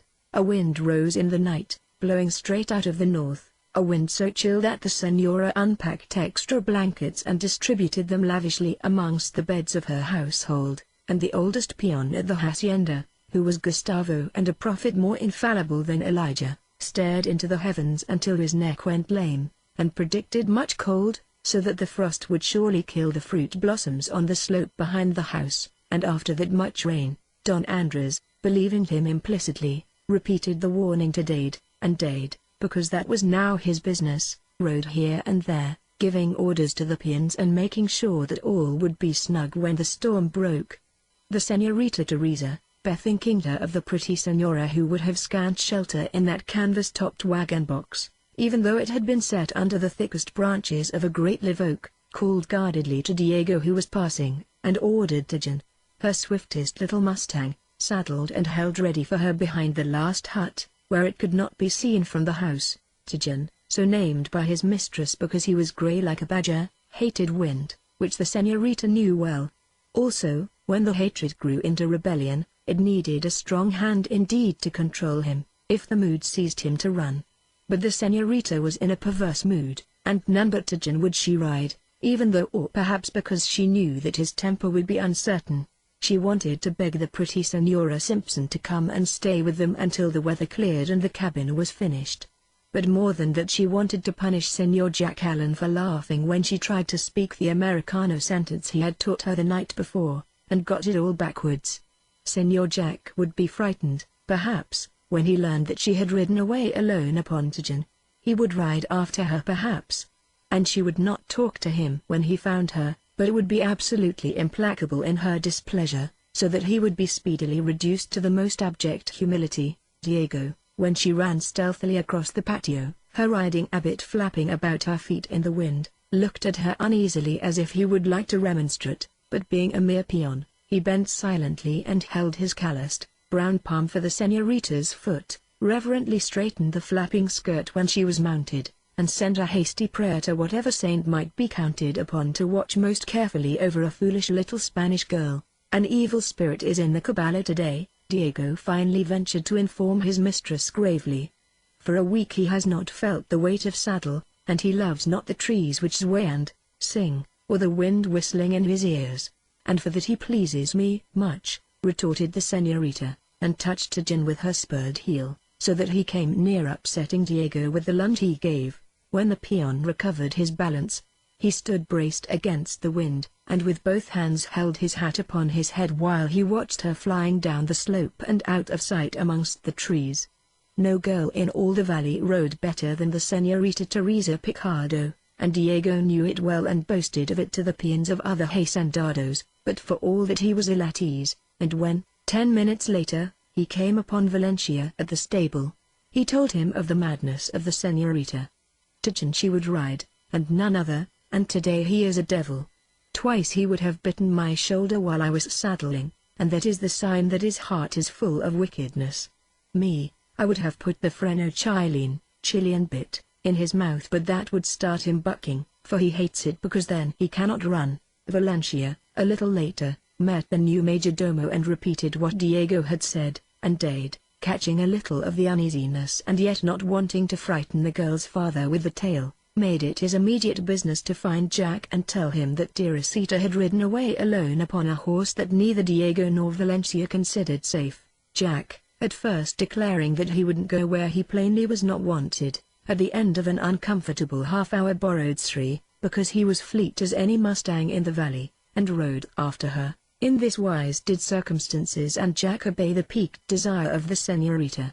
After the first headlong half-mile, Tijan became the perfect little saddle pony which fair weather found him, and Teresita, cheated of her battle of wills and yet too honest to provoke him deliberately, began to think a little less of her own whims and more of the Senora Simpson, housed miserably beneath the canvas covering of the prairie schooner. She found Mrs. Jerry sitting inside, with a patchwork quilt over her shoulders, her eyes holding a shade more of wistfulness and less twinkle, perhaps, but with her lips quite ready to smile upon her visitor.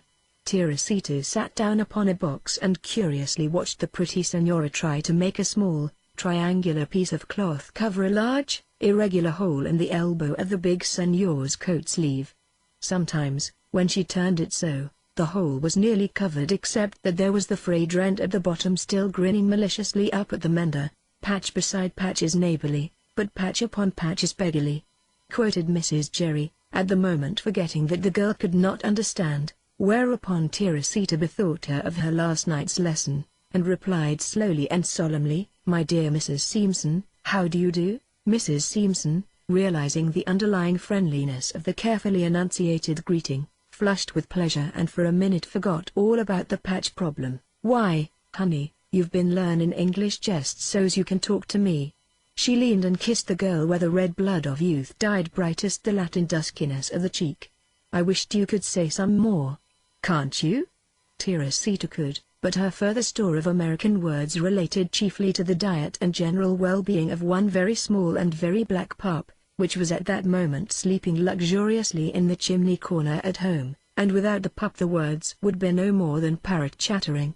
So the señorita shook her head and smiled, and Mrs. Jerry went back to the problem of the small patch and the large hole. Hampered thus by having no common language between them, Teresita failed absolutely to accomplish her mission. Mrs. Jerry, hazily guessing at the invitation without realizing any urgent need of immediate acceptance, shook her head and pointed to her pitifully few household appurtenances, and tried to make it plain that she had duties which kept her there in the little camp which she pathetically called home. Teresita gathered that the pretty señora did not wish to leave that great, gaunt hombre who was her husband.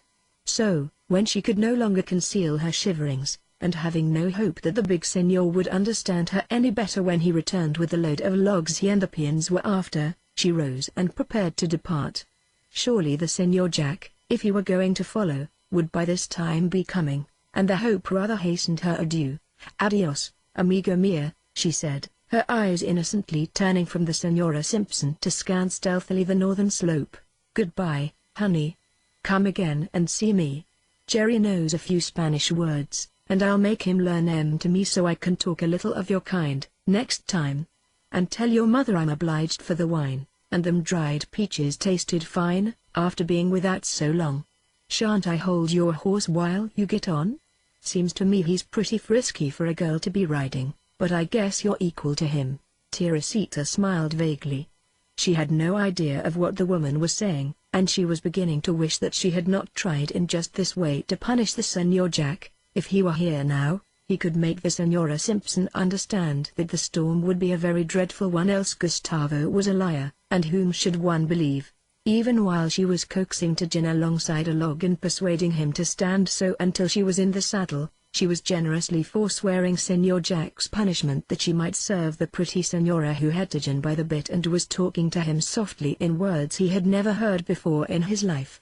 She resolved that if she met Señor Jack, she would ask him to come back with her and explain to the señora about the cold and the rain, and urge her to accept the hospitality of her neighbors. For that reason she looked more anxiously than before for some sign of him riding towards her through the fields of flowering mustard that heaved in the wind like the waves on some strange, lemon-colored sea tossing between high, green islands of oak and willow.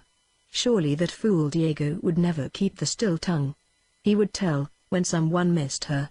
If he did not, or if Señor Allen was an obstinate pig of a man and would not come, then she would tell Señor Hunter, who was always so kind, though not so handsome as the other. Perhaps, Señor Hunter's eyes were brown and she had looked into brown eyes all her life. But the blue eyes that could so quickly change lighter or darker that they bewildered one, and could smile, or light flames that could wither the soul of one. Even the best rider among the Spanish girls as far south as Paso Robles should not meditate so deeply upon the color of a señor's eyes that she forgets the horse she is riding, especially when the horse is Tajin, whose heart is full of wickedness. A coyote, stalking the new-made nest of a quail, leapt out of the mustard and gave Tajin the excuse he wanted, and the dreaming señorita was nearly unseated when he ducked and whirled in his tracks. He ran, and she could not stop him, pull hard as she might. If he had only run towards home. But instead, he ran down the valley, because then he need not face the wind, and he tried to outstrip the wind as he went. It was when they topped a low knoll and darted under the wide, writhing branches of a live oak, that Jack glimpsed them and gave chase, and his heart forgot to beat until he saw them in the open beyond, and knew that she had not been swept from the saddle by a low branch. He leaned lower over Suri's neck and felt gratefully the instant response of the horse. He had thought that Suri was running his best on such uneven ground, but even a horse may call up an unsuspected reserve of speed or endurance, if his whole heart is given to the service of his master. There was a perceptible quickening and a lengthening of stride, and Jack knew then that Suri could do no more and keep his feet. Indeed, if he held that pace for long without stumbling, he would prove himself a more remarkable horse than even Day declared him to be. He hoped to overtake the girl soon, for in the glimpses he got of her now and then, as she flew across an open space, he saw that she was putting her whole weight upon the reins, and that should make a sufficient handicap to the grey to wipe out the 300-yard distance between them. It did not seem possible that Tajin could be running as fast as Sri, and yet, after a half-mile or so of that killing pace, Jack could not see that he was gaining much. Perhaps it was his anxiety to overtake her that made the chase seem interminable, for presently they emerged upon the highway which led south to Santa Clara and so on down the valley, and he saw, on a straight, open stretch, that he was much nearer, so near he could see that her hair was down and blowing about her face in a way that must have blinded her at times. Tajin showed no disposition to stop, however, and Jack, bethinking him of the trick Dade had played upon the vigilantes with his rioter, threw off the loop that held it. If he could get close enough, he meant to lasso the horse unless she managed by that time to get him under control.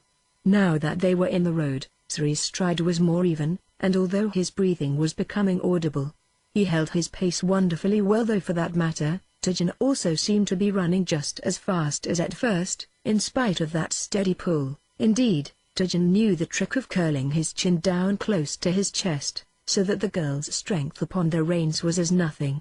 Jack was almost close enough to make it seem worthwhile to call encouragement, when a horseman appeared suddenly from behind a willow clump and pulled up in astonishment, as he saw Teresita bearing down upon him like a small whirlwind.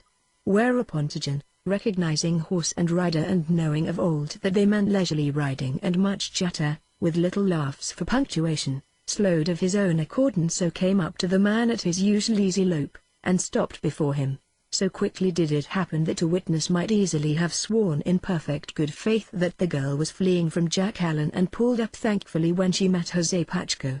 One could not blame Jose for so interpreting the race, or for the anger that blazed in his eyes for the pursuer, even while his lips parted in a smile at the coming of the girl.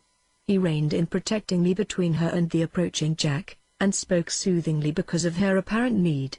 "Be not frightened, querida mia. Thou art safe with me, and the accursed gringo will get a lesson he will not soon forget." For daring, Teresita, looking back, discovered Jack behind her. He was pulling Suri in, now, and he held his rioter in one hand as though he were ready to use it at a moment's notice, and blank astonishment was on his face. That, perhaps, was because of Jose and Jose's hostile attitude, standing crosswise of the trail like that, and scowling while he waited, with the fingers of his right hand fumbling inside his sash for his dagger. Perchance. Teresita smiled wickedly, in appreciation of the joke on them both. "Do not kill him, Jose," she begged caressingly. "Truly he did not harm me. I but ran from him because," she sent a smile straight to the leaping heart of Jose, and fumbled with her tossing banner of hair, and turned eyes of innocent surprise on the Señor Allen, who needed some punishment and was in fair way to get it. "What is the pleasure of the Señor?" Jose's voice was as smooth and as keen as the dagger blade under his sash. His message must indeed be urgent to warrant such haste. "You would do well to ride back as hastily as you came, for truly a blind man could see that the Señorita has not the smallest desire for your presence. As for me as for him," he smiled a sneer and a threat together. Jack looked to the girl for a rebuke of the man's insult, but Teresita's head was drooped and tilted sidewise while she made shift to braid her hair, and if she heard she surely did not seem to heed. "As for you, it wouldn't be a bad idea for you to mind your own business," Jack retorted bluntly. "The Señorita doesn't need any interpreter. The Señorita is perfectly well qualified to speak for herself. She knows. The Señorita knows whom she can trust, and it is not a low dog of a gringo. who would be rotting now with a neck stretched by the hangman's rope, if he had but received his deserts, murderer of 5 men in one day, men of his own race at that. Gambler. Loafer. At the press of silver owls against his sides, Suri lunged forward. But Teresita's horse sidled suddenly between the two men. "Senor Jack, we will go now, if this wicked capello of mine will consent to do his running towards home." "Thank you, Jose, for stopping him for me. Truly, I think he was minded to carry me to Santa Clara, whether I wished to go or not. But doubtless Senor Jack would have overtaken him soon. Adios, Jose. Gracias, amigo mío." Having put her hair into some sort of confinement, she picked up her reins and smiled at Jose and then at Jack in a way to tie the tongues of them both, though their brows were black with the hatred which must, if they met again, bear fruit of violence. 50 yards away, Teresita looked back and waved a hand at the gay horseman who still stood fair across the highway and stared blankly after them. "Poor Jose," she murmured mischievously. "Very puzzled and unhappy he looks. I wonder if the privilege of tearing you in pieces would not bring the smile to his lips. Senor Jack, if so be you should ever desire death, will you let Jose do the killing? To serve you thus would give him great pleasure, I am sure." Jack, usually so headlong in his speech and actions, rode a moody 3 minutes without replying. He was not a fool, even though he was rather deeply in love. He felt in her that feline instinct to torment which wise men believe they can detect in all women, and angry as he was at Jose's deliberate insults, he knew quite well in his heart that Teresita had purposely provoked them. "I've heard," he said at last, looking at her with the hard glint in his eyes that thrilled her pleasurably, "that all women are, either angels or devils."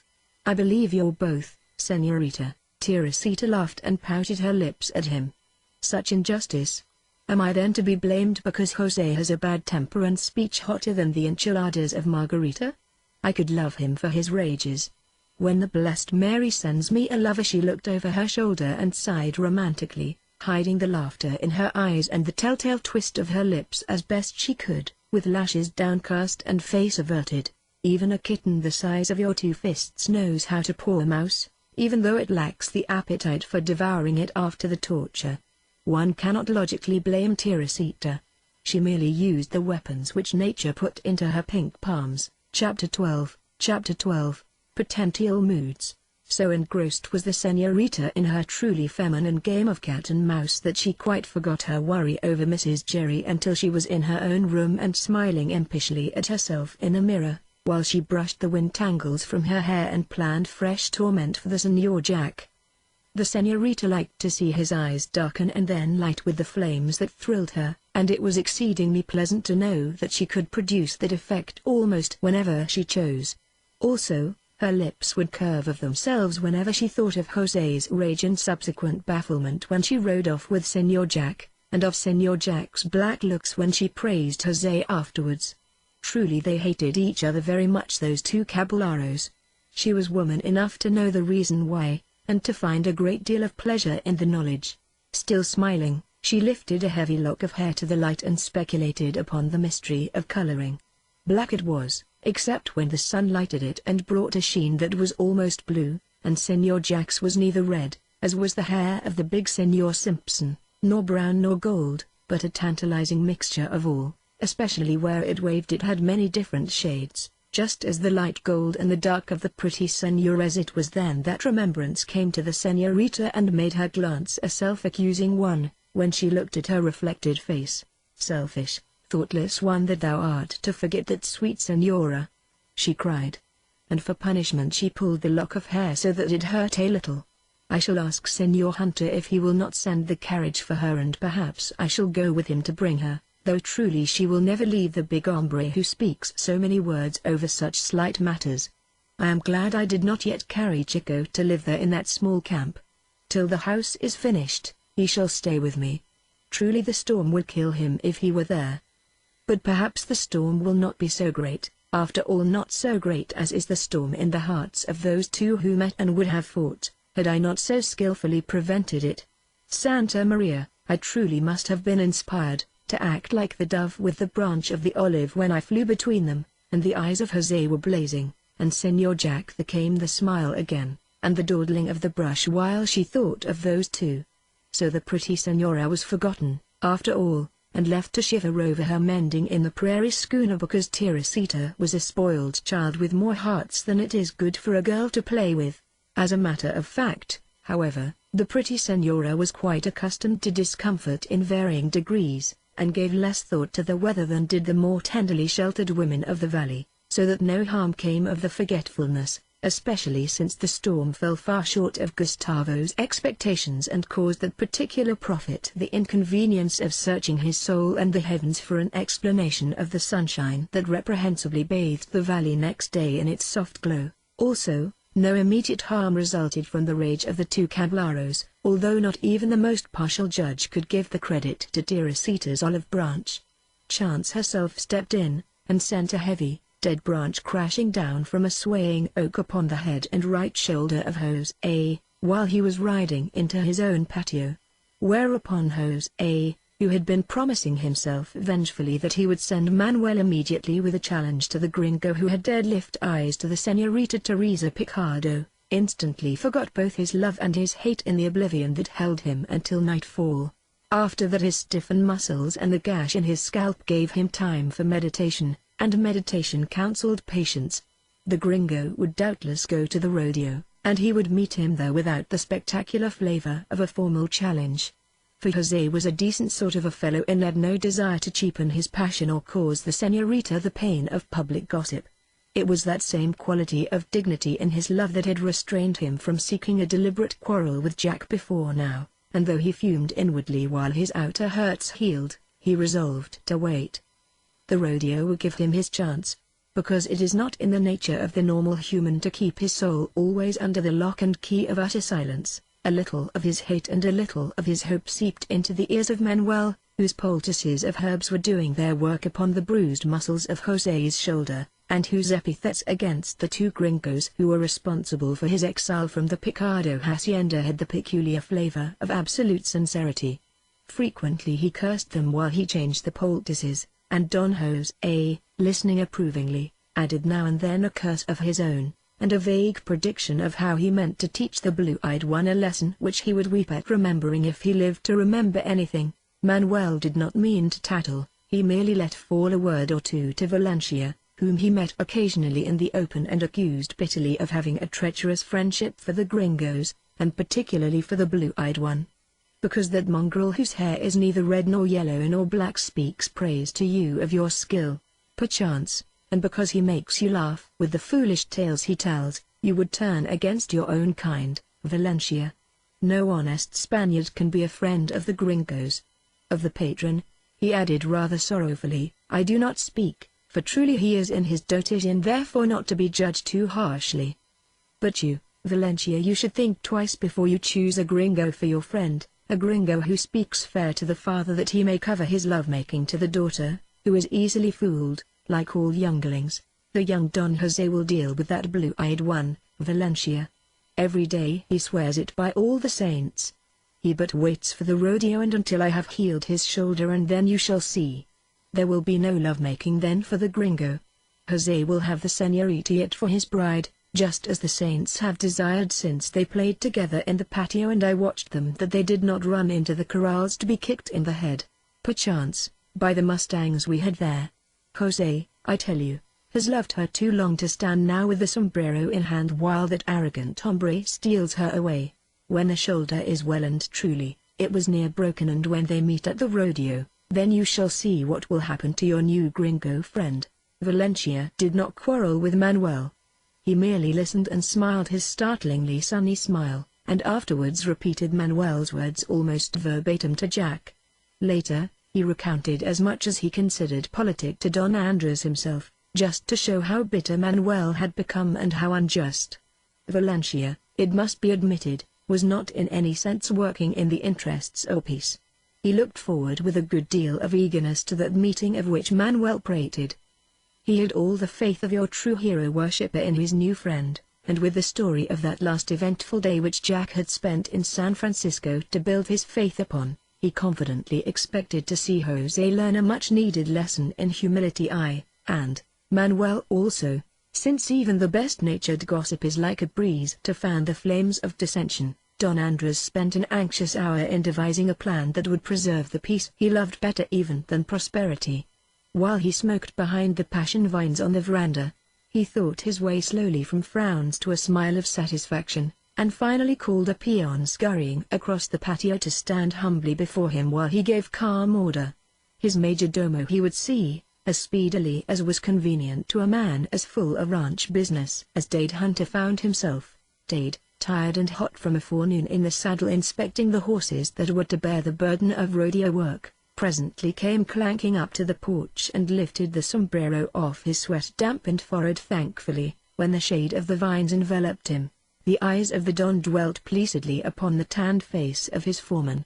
More and more Don Andres was coming to value the keen common sense which is so rare, and which distinguished Dade's character almost as much as did the kindliness that made nearly every man his friend. The Don had already fallen into the habit of presenting his orders under the guise of ideas that needed the confirmation of the majordomo, before they became definite plans, and it speaks much for those two that neither of them suspected that it was so. Thus, Don Andres' solution of the problem of preserving peace became the subject for a conference that lasted more than an hour. The Don was absolutely candid, so candid that he spoke upon a delicate subject, and one that carried a sting of which he little dreamed. "One factor I cannot help recognizing," he said slowly. "I am not blind, nor is the Senora blind, to the friendship that is growing between Senor Jack and our daughter. We had hoped, but we have long been resolved that in matters of the heart, our daughter shall choose for herself so long as she does not choose one altogether unworthy, which we do not fear, for to that extent we can protect her by admitting to our friendship only those in whose characters we have some confidence. Now that we understand each other so well, amigo, I will say that I have had some correspondence with friends in San Francisco, who have been so good as to make some investigations in my behalf. Their vigilance committee," he said, smiling, "was not the only tribunal which weighed evidence for and against your friend, nor was it the only vindication he has received. I am assured that in the trouble which brought him to my house he played the part of an honest gentleman fighting to uphold the principles which all honest men espouse, and while he is hot-tempered at times, and perhaps more thoughtless than we could wish, I hear no ill of him save the natural follies of high-stomached youth. Therefore I am willing to abide by the choice of my daughter, whose happiness is more dear to her parents than any hope they may have cherished of the welding of two families who have long been friends. I myself," he added reminiscently, "fled to the priest with my sweetheart as if all the fiends of hell pursued us, because her parents had chosen for her a husband whom she could not love. Since we know the pain of choosing between a parent's wishes and the call of the heart, we are resolved that our child shall be left free to choose for herself. Therefore, I think our plan is a wise one, and the result must be as the saints decree." Dade, because he was engrossed with stifling the ache he had begun to think was dead because it had grown numb, bowed his head without speaking his assent and rose to his feet. "I'll tell Jack," he said, as he started for the stables. "I guess he'll do it, all right." Chapter 13. Bill Wilson Goes Visiting. "I don't know what you've been doing to Jose Pacheco lately," was Dade's way of broaching the subject, "but Don Andres asked me to persuade you not to go on rodeo, on account of some trouble between you and Jose. He wants my scalp, is all," Jack explained easily, picking burrs from the fringe of his sash, burrs he had gotten when he ran a race with Teresita from the farther side of the orchard to the spring, a short time before. "Valencia told me and he got it from Manuel that Jose is right on the warpath. If it wasn't for his being laid up, oh, I know. You'd like to go over and have it out with him. But you can't. The Pachecos and the Picardos are almost like one family. I don't suppose Jose ever stayed away from here so long since he was a baby, as he has since we came. It's bad enough to keep old friends away, without mixing up a quarrel. Have you seen Jose lately?" Don Andres seemed to think so, "but I told him you'd have said something about it to me if you had. I met him in the trail a week or so ago," Jack admitted with manifest reluctance. "He wasn't overly friendly, but there wasn't any real trouble, if that's what you're afraid of." He looked sidelong at the other, saw the hurt in Dade's eyes at this evidence of the constraint growing intangibly between them, and laughed defiantly. "Upon my soul," he exclaimed, One would think I was simple-minded, the way you act. Do you think a man never scowled my way before? Do you think I'm afraid of Jose? Do you think I don't know enough to take care of myself? What the devil do you think? Can't go on rodeo, you're afraid I might get hurt.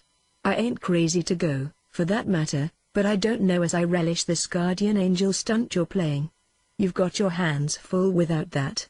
You needn't worry about me, I've managed to squeak along so far without getting my light put out. By being a tolerably fair shot, yes, Dade assented, his face hardening a little under the injustice. But since I'm hired to look after Don Andre's interests, you're going to do what I tell you. You'll stay here and boss the peons while I'm gone. A friendship between two families that has lasted as many years as you are old, ain't going to be busted up now, if I can help it. It's strained to the snapping point right now, just because the Don is friendly with us Gringos. Of course, we can't help that. He had his ideas on the subject before he ever saw me or you. Just the same, it's up to us not to do the snapping, and I know one Gringo that's going to behave himself if I have to take him down and set on him. Somebody else is hitting the wall post, if I know the signs. Dade stirred to anger always tickled Jack immensely, perhaps because of its very novelty, and restored him to good humor. Have it your own way, then, darn you. I don't want to go on rodeo, nohow, I know that. All right, snapped Dade, and started off with his hat tilted over his eyes. No one, he reminded himself, would want to spend a month or so riding the range when he could stay and philander with as pretty a Spanish girl as ever played the game of cat and mouse with a man. And Jack never had been the kind to go looking for trouble. Truth to tell, he had never found it necessary, for trouble usually flew to meet him as a needle flies to the magnet. But a wound is not necessarily a deadly one because it sends excruciating pain signals to a man's heart and brain, and love seldom is fatal, however painful it may be. Dade was slowly recovering, under the rather heroic treatment of watching his successor writhe and exult by turns, as the mood of the maiden might decree. Strong medicine, that, to be swallowed with a wry face, if you will, but it is guaranteed to cure if the sufferer is not a mental and moral weakling. Dade was quite ready to go out to rodeo work, indeed. He was anxious to go. But, not being a morbid young man, he did not contemplate carrying a broken heart with him. Teresita was sweet and winsome and maddeningly alluring, he knew it, he felt it still. Indeed, he was made to realize it every time the whim seized her to punish Jack by smiling upon Dade. But she was as capricious as beauty usually is, and he knew that also, and after being used several times as a club with which to beat Jack into proper humility, and always seeing very clearly that he was merely the club and nothing more, he had almost reached the point where he could shrug shoulders philosophically at her coquetry, and what is better, do it without bitterness. At least, he could do it when he had not seen her for several hours, which made rodeo time relief for which he was grateful. What hurt him most, just now, was the constraint between him and Jack. Time was when Jack would have told him immediately of any unpleasant meeting with Jose.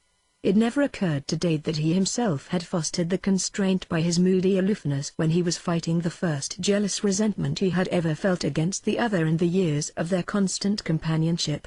An unexpected slap on the shoulder almost sent him headlong. "Say, old man, I didn't mean it," Jack began contritely, referring perhaps to his petulant speech, rather than to his mode of making his presence known.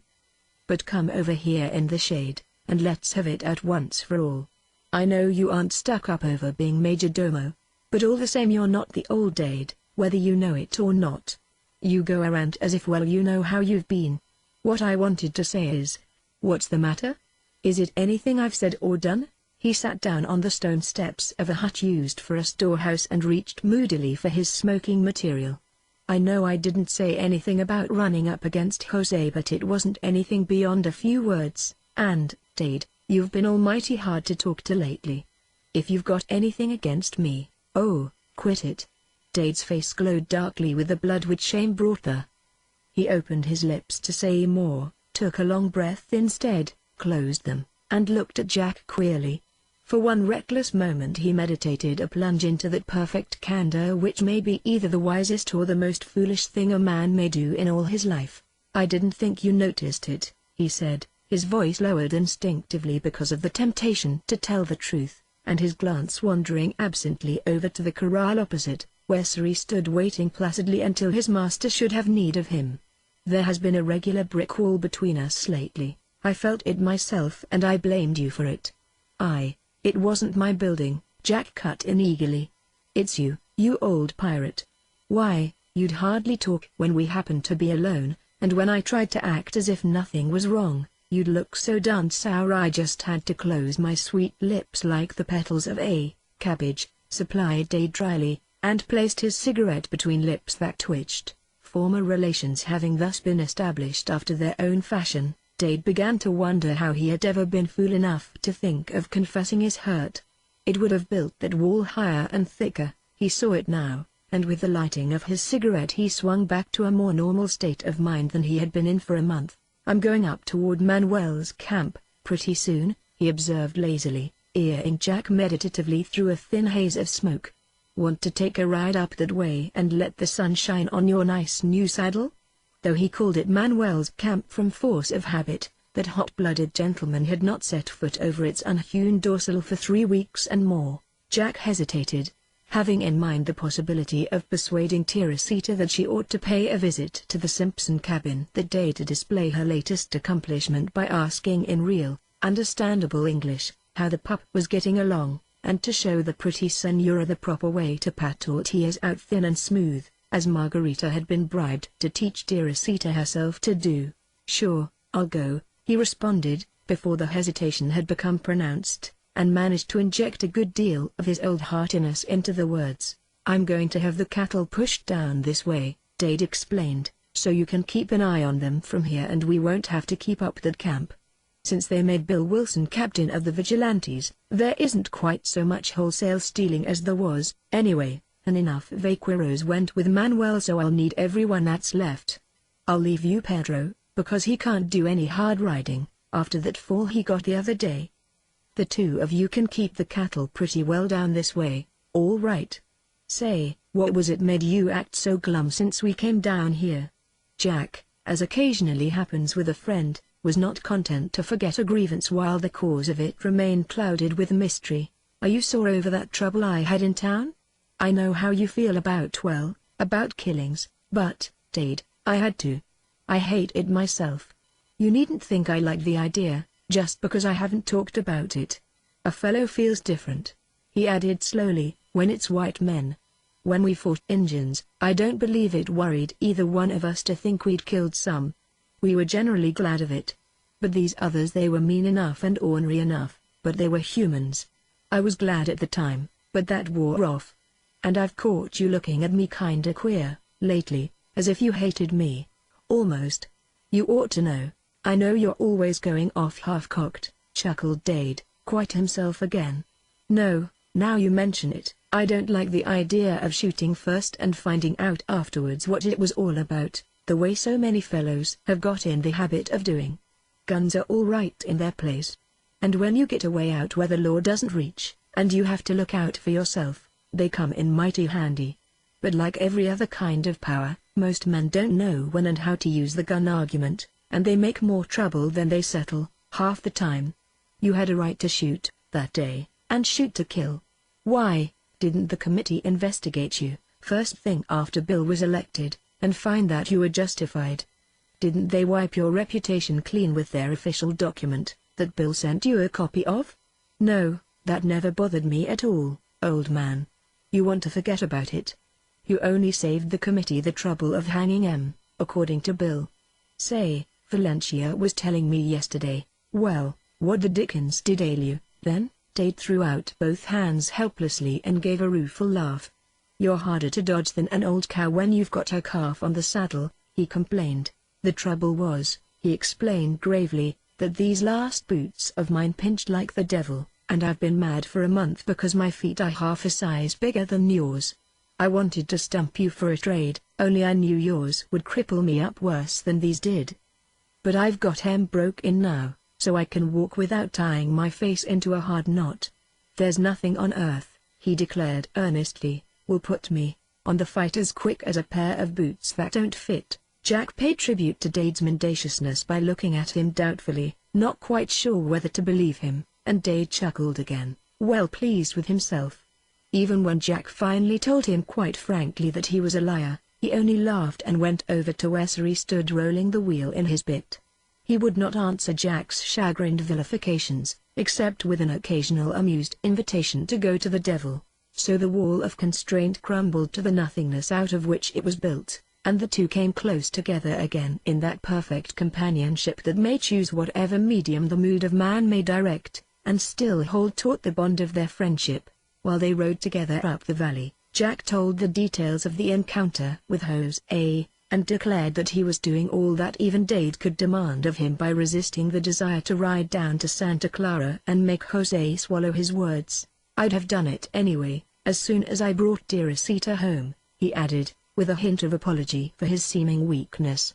But, darn it, I knew all the time that she made him think she was running away from me. It did look that way, when she stopped as soon as she met him. I can't swear right now whether Tajin was running away, or whether he was just simply running. He laughed ruefully.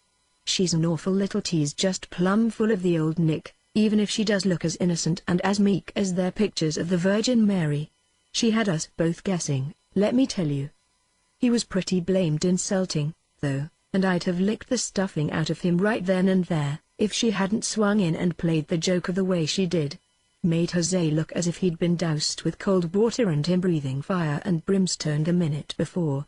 It was funny, I reckon, to Teresita. We didn't see the joke. Every time I bring up the subject of that runaway, she laughs, but she won't say whether it was a runaway, no matter how I sneak the question in. So I just let it go, seeing Jose is laid up now. Only, next time I bump into Jose Pacheco, he's going to act pretty, or there's liable to be a little excitement. I wish I had my pistols. I wrote to Bill Wilson about them again, the other day. If he doesn't send them down pretty soon, I'm going after them. He stopped, his attention arrested by the peculiar behavior of a herd of 100 or more cattle, a little distance from the road. Now, what do you suppose is the excitement over there? He asked, and for answer Dade turned from the trail to investigate. Maybe they've run across the carcass of a critter that's been killed, he hazarded, though this is pretty close home for beef thieves to get in their work. Most of the stock is killed north and east of Manuel's camp. The cattle, moving restlessly about and jabbing their long, wicked horns at any animal that got in the way, lifted heads to stare at them suspiciously, before they turned tail and scampered off through the mustard. From the live oak under which they had been gathered came a welcoming shout, and the two, riding under the tent-like branches, craned necks in astonishment. "Hello, Jack," spoke the voice again. "I'm almighty glad to see you." "Hello, Dade, how are you?" "Bill Wilson, by thunder." Jack's tone was incredulous. Bill, roosting a good 10 feet from the ground on a great, horizontal limb, flicked the ashes from the cigar he was smoking and grinned down at them unabashed. "You sure took your time about getting here," he remarked, hitching himself into a more comfortable posture on the rough bark. "I've been praying for you, 2 hours and more. Say, don't ever talk to me about hungry wolf packs, boys. I'll take 'em in preference to the meek-eyed cowbossies, any time." They besought him for details and got them in Bill's own fashion of telling. Briefly, he had long had in mind a trip down to the Picado Ranch, just to see the boys and the country and have a talk over the stirring events of the past month, and, he added, he wanted to bring Jack his pistols himself, because it was not reasonable to expect any greaser to withstand the temptation of keeping them, once he got them in his hands. Therefore, having plenty of excuses for venturing so far from his place, and having tied the dove of peace to the ridgepole of town by means of some thorough work on the part of the new committee, he had boldly set forth that morning, soon after sunrise, upon a horse which somebody had sworn that a lady could ride. Bill confessed frankly that he wasn't any lady, however, and so, when the horse ducked unexpectedly to one side of the trail, because of something he saw in the long grass, Bill surprised himself very much by getting his next clear impression of the situation from the ground. "I dunno how I got there, but I was there, all right, and it didn't feel good, either. But I'd been making up my mind to get off and try walking though, so I done it. Say, I don't see nothing so damned attractive about riding horseback, Anyway, he yelled at the horse to stop, but it appeared that his hoers were so terrifying that the horse ran for its life. So Bill started to walk, beguiling the time, by soliloquizing upon well, Bill put it this way, I walked and I cussed, and I cussed and I walked, for about 4 hours and a half. Say. How do you make out it's only 20 miles? Nearer 30, corrected Dade, and Bill grunted and went on with the story of his misfortunes. Walking became monotonous, and he wearied of soliloquy before the cattle discovered him. Met quite a band, all of a sudden, said Bill. They throned up their heads and looked at me like I was wild Injuns, and I shooed 'em off or tried to. They did run a little piece, and then they all turned and looked 2 minutes, and commenced coming again, heads up and tails a-rising. And, he added naively, I commenced going. He said he thought that he could go faster than they could come, but the faster he departed, the more eager was their arrival. Till we was all of us on the gallop and tongues a-hanging. Bill was big, and he was inclined to flesh because of no exercise more strenuous than quelling incipient riots in his place, or weighing the dust that passed into his hands and ownership. He must have run for some distance, since he swore by several forbidden things that the chase lasted for 5 miles, and if you don't believe it, you can ride back up the trail till you come to the dent I made with my toes when I started in. Other cattle came up and joined in the race, until Bill had quite a following, and when he was gasping for breath and losing hope of seeing another day, he came upon a live oak, whose branches started almost from the roots and inclined upwards so gently that even a fat man who has lost his breath need not hesitate over the climbing. Thank the good Lord he don't cut all his trees after the same pattern, finished Bill fervently, and that live oaks ain't built like redwoods. If they was, you'd be wiping off my coat buttons right now, trying to identify my remains. Being polite young men, and having a sincere liking for Bill, they hid certain exchanges of grins and glances under their hat brims, Bill being above them and the brims being wide, and did not by a single word belittle the escape he had had from man-eating cows. Instead, Dade coaxed him down from the tree and onto Sri, swearing solemnly that the horse was quite as safe as the limb to which Bill showed a disposition to cling. Bill was hard to persuade, but since Dade was a man who inspired faith instinctively, the exchange was finally accomplished, Bill still showing that strange, clinging disposition that made him grip the saddle horn as a drowning man is said to grasp at a straw. So they got him to the house, the two riding Jack's peppery Pilimeno with some difficulty, while Sri stepped softly that he might not dislodge that burden in the saddle, whose body lurched insecurely and made the horse feel at every step the ignorance of the man. They got him and themselves to the house, and his presence there did its part towards strengthening Don Andres' liking for Gringos, while Bill himself gained a broader outlook, a keener perception of the rights of the native-born Californians. Up in San Francisco there was a tendency to make light of those rights. It was commonly accepted that the old land grants were outrageous, and that the dons who prated of their rights were but land pirates who would be justly compelled by the government to disgorge their holdings. Bill had been in the habit of calling all Spaniards greasers, just as the average Spaniard spoke of all Americans as gringos, or heathenish foreigners, but on the porch of Don Andres, his saddle-galled person reclining at ease in a great armchair behind the passion vines, with the fragile stem of a wine-glass twirling between his white, sensitive, gambler fingers while he listened to the Don's courtly utterances as translated faithfully by Dade, Jack being absent on some philandering mission of his own. Big Bill Wilson opened his eyes to the other side of the question and frankly owned himself puzzled to choose. Seems like the men that came here when there wasn't anything but Injuns and animals, and built up the country out of raw material, ought to have some say now about who's going to reap the harvest, he admitted to Dade. Don't look so much like gobbling, when you get right down to cases, does it? But at the same time, all these men that leave the East and come out here to make homes seems like they've got a right to settle down and plow up a garden patch if they want to. They're going to do it, anyway. Looks like these grandees'll have to cash in their chips and quit, but it's a darned shame. As to the town, Bill told them much that had happened.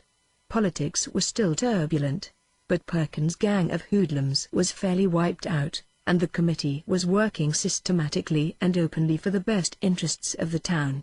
There had been a hanging the week before, a public hanging in the square, after a trial as fair as any court properly authorized could give, Not much like that farce they pulled off that day with Jack, asserted Bill. Real lawyers, we had, and real evidence for and against the fella, and tried him for real murder. Things are cooling down fast, up there, and you can walk the streets now without hanging on to your money with one hand and your gun with the other. Jack, and you can come back any time. And say, Jack. Having heard his voice beyond the vines, Bill made bold to call him somewhat peremptorily. There's some gold left, you know, that belongs to you. I didn't send it all down, didn't like the looks of that. He checked himself on the point of saying greaser. And seeing you're located down here for the summer, and don't need it, why don't you put it into lots? You two can pick up a couple of lots that will grow into good money, one of these days. Fact is, I've got a couple in mind. I'd like to see you fellows get some money to work in for you. This horseback riding is too blamed risky. That looks reasonable to me, said Dade. We've got the mine, of course, but the town ought to go on growing, and lots should be a good place to sink 1,000 or 2. I've got a little that ain't working. Then, seeing the inquiring look in the eyes of Don Andres, he explained to him what Bill had suggested. Don Andres nodded his white head approvingly. The Senor Wilson is right, he said. You would do well, amigos, to heed his advice, just as Jack says, Dade concluded, and Jack amended that statement by saying it was just as Bill said. If Bill knew of a lot or two and thought it would be a good investment, he could buy them in their names. And Bill snorted at their absolute lack of business instinct and let the subject drop into the background with the remark that, for men that had come west with the gold fever, they surely did seem to care very little about the gold they came after. The fun of finding it is good enough, declared Jack, unashamed, so long as we have all we need. And when we need more than we've got, there's the mine, we can always find more. Just now, he waved his cigarette towards the darkening hills, and in the little silence that followed they heard the sweet, high tenor of a vaquero somewhere, singing plaintively a Spanish love song. When the voice trailed into a mournful, minor adios, adios, a robin down in the orchard added a brief, throaty note of his own. Bill sighed and eased his stiffened muscles in the big chair. Well, I don't blame either one of you, he drawled somewhat wistfully. If I was 15 years limberer and 50 pounds slimmer, I dunno but what I'd sat into this ranch game myself. It's sure peaceful. Foolishly they agreed that it was. Chapter 14. Rodeo time. In those days of large leisure and cyclonic bursts of excitement and activity, of midday siestas and moonlight serenades and a duel, perchance, at sunrise the spring rodeo was one of the year's events, to be looked forward to all winter by the vaqueros, and when it was over, to be talked of afterwards for months. A mark from which to measure the passing of time, it was, a date for the fixing of incidents in the memory of men. In the valley of Santa Clara, rodeo time really began when the Picado vaqueros cinched saddles upon restive mustangs some misty morning, and with shouts and laughter and sombreros waving high over black heads in adieu to those who remained behind, swept down the slope like a charge of gaily caparisoned cavalry, driving the loose saddle horses before them. Past the stone and adobe wall of the home pasture, past the fences where the rails were held to their posts with rawhide thongs, which the coyotes sometimes chewed to pulp and so made extra work for the peons, they raced, exultant with life. Slim young Spaniards they were, clothed picturesquely in velvet and braid and gay sashes, with cumbersome, hairy chaparros, high-crowned sombreros and big roweled, silver spurs to mark their calling, cablaros to flutter the heart of a languorous-eyed senorita, and to tingle the pulse of the man who could command and see them ride gallantly to do his bidding. Fairly in the midst of them, quite as gaudy to look upon and every whit as reckless in their horsemanship, rode Dade and Jack. If their hearts were not as light, their faces gave no sign, and their tongues flung back the good-humored jibes of their fellows in Spanish as fluent as any they heard. When they left the highway and rode straight down the valley through the mustard that swept the chests of their plunging horses with dainty yellow and green, the two fell behind and slowing their horses to an easy lope, separated themselves from their exuberant fellows. I wish you were going along, Dade observed tritely. If Jose Pacheco changes his mind and stays at home, I'll send you word and you can come on, if you want to, thanks. Jack's tone, however, did not sound thankful. If I wanted to go, Do you think I'd hang back because he's going? No, I don't. I think the prospect of a fine, large row would be a temptation, and I must say I'm kinda surprised that you've been able to resist it. Still, I realize there's compensations. Sure, there are. I never denied it. Did I? Never. I reckon you've sent by Bill Wilson for a trumpet to proclaim. Oh, shut up. I think, Jack decided suddenly and without any visible cause, I'll turn off here and ride around by Jerry Simpson's. Adios, old man, and heaps of good luck to you. He swung abruptly off to the right and galloped away, looking back over his shoulder when he had ridden 100 paces, to wave his sombrero and shout a last word or two of farewell. Truly, Jose will be disappointed when he does not see Senor Jack amongst us, smiled Valencia, reining in beside Dade and looking after the departing horseman with friendly eyes. Though if he had good sense, he would be thankful. I should not like to have trouble with that friend of yours, senor. In San Francisco they talk yet of that day when he fired 3 times from a galloping horse and killed 3 men. Dios! That was pretty shooting. I would have given much to see it. There will be few men so bold now as to make war with that blue-eyed hombre, but Jose is a fool, when his will is crossed. I fight, yes, and love the heat of fighting in my blood, but I do not bellow threats before, as Jose has been doing. Caramba! To hear him, one would think he believed that men may die of curses. If they did, the Senor Jack would be lying now with candles burning at his head and his feet. Truly, love takes the sense out of a man quicker than wine. Dade agreed with him, though his lips did not open to form any words upon the subject. Their first stopping place was Jose's ranch down near Santa Clara, and he wondered just how far Jose's hatred of him would interfere with the traditions of hospitality. It was not likely that Jose's vaqueros would be ready to start that day, and although he carried his own camp equipment on pack horses, and, guided by Valencia, ordered the camp set up in its accustomed place beside a little stream half a mile from the house, he sent many a questioning glance that way. If he feared a hostile reception, he was soon reassured.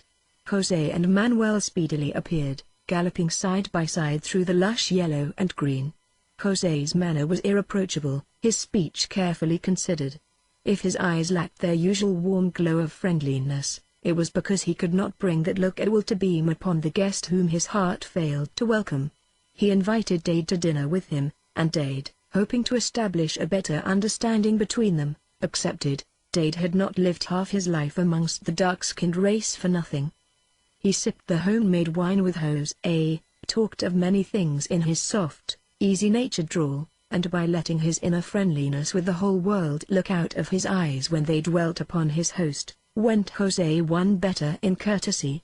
And Jose, sauntering afterward across the patio to the porch, met Manuel face to face and paid tribute to Don Andres' new majordomo in a single sentence. If all gringos were like this, Senor Hunter, one could tolerate their coming to live amongst us, he said frankly. See, grudged Manuel. But then, he is not all gringo.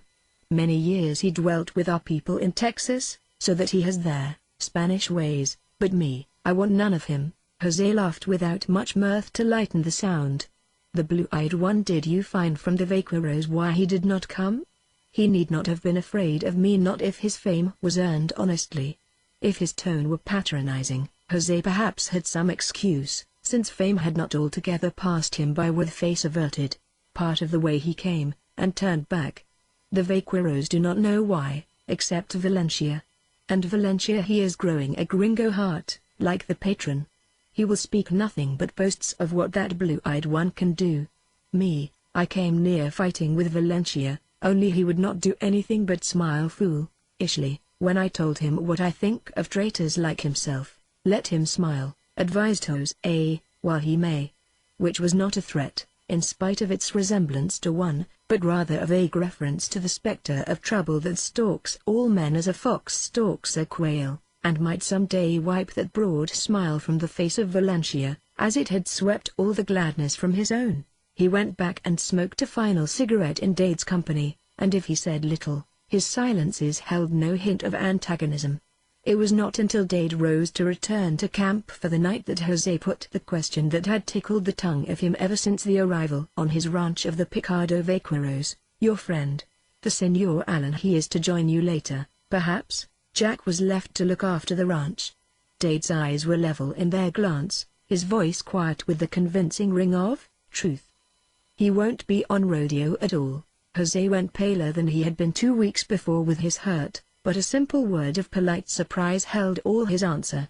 For Jack to stay at home, to be near Teresita every day, to have nothing in the way of his love-making, nothing, since those doting too, her parents, would but smile at whatever she might choose to do. There was acid enough in that thought to eat away all the warmth, all the generosity Jose possessed. He let Dade go without even the perfunctory phrases of regret, which custom had made almost compulsory, and Manuel, sitting in silent wrath upon the porch, listened to the steady footfalls moving up and down the room behind him until the moon, that had been shining in his smoldering eyes, slipped over the red tiles of the roof and left all but the treetops in black shade. "Dios! There will be one gringo the less when those two meet," he muttered, staring at the tiny glow of his cigarette, and afterward folded his arms tightly over a chest that heaved with the impatience within. When those two met, Manuel meant to be there also to see. Me, I should like to drag him to death with the six-strand rioter he despised, was the beautiful thought he took to bed with him. Sunshine was lifting the morning fog high above the treetops when the old, gray mare, whose every movement tinkled the bell hung around her neck, shook her rough coat vigorously to free it from the moisture which the fog had left, and so jangled a peremptory summons to the herd of saddle horses that bore the brand of Don Andres Picado upon their right thighs. At the camp upon the bank of the Guadalupe, the emballadors were shouting curses, commands, jokes, and civilities to one another while they brought orderly packs out of the chaos of camp equipment that littered the ground. The vaqueros were saddling their mounts and fairly bubbling with a purely animal joy in the open, and Dade, his cigarette sending up a tiny ribbon of aromatic smoke as if he were burning incense before the altar of the soul of him that looked steadfastly out of his eyes, walked among them with that intangible air of good fellowship which is so hard to describe, but which carries more weight among men than any degree of imperious superiority. Valencia looked up and flashed him a smile as he came near, and Pancho, the lean vaquero with the high beak and the tender heart, turned to see what Valencia was smiling at and gave instant glimpse of his own white teeth when he saw Dade behind him. "Today will be hot, senor," he said. "Me, I wish we were already at Tres Pinos." "No, you don't," grinned Dade, "for then you would not have the Sunal Rancho before you, to build hopes upon, but behind you, and hope, they say, is sweeter than memory." Pancho, being ugly to look upon, liked to be rallied upon the one señorita in the valley whose eyes brightened at sight of him. He grinned gratifiedly and said no more. A faint medley of sounds blended by distance turned heads towards the east, and presently, breasting the mustard field that lay level and yellow to the hills, came José's squad of vaqueros, with José himself leading the group at a pace that was recklessly headlong, his crimson sash floating like a pennant in the breeze. He stirred to life as he charged down upon them. "Only for the silver trimmings, you look like a band of warlike Indians coming down on us with the sun at your back," laughed Dade, as José swung down near him. "They're riders, they're Indians back there on the plains, and when they pop over a ridge and come down on you like a tidal wave, your backbone squirms a little in spite of you. The way your vaqueros parted and galloped around our camp was a pretty good imitation of their preliminary flourishes. Still, I do not come in war," José returned, and looked full at the other. "I hope that we shall have peace, Señor Hunter, though one day I shall meet that friend of yours in war, if the saints permit. And may the day come soon. Whatever quarrel you may have with Jack, I hope it will not hinder us from working together without bad feeling between us." Dade threw away his cigarette and took a step nearer, so that the vaqueros could not hear. "Don José, I know you don't like a gringo majordomo to lead Don Andres vaqueros on rodeo. I don't blame you Californians for being prejudiced against Americans, because you've been treated pretty shabbily by a certain class of them. But you're not so narrow you can't see that we're not all alike. I'd like to be friends, if you will, but I'm not going to apologize for being a gringo, nor for being here in charge of this camp." I didn't choose my nationality, and I didn't ask for my job. I'll give you a square deal, and I want you to know that if there's any grudge between us, it's all on your side." Jose's fingers fumbled the little corn husk wrapping for the cigarette he meant to make. "Senor, I repeat what I said to Manuel last night," he said, after a pause.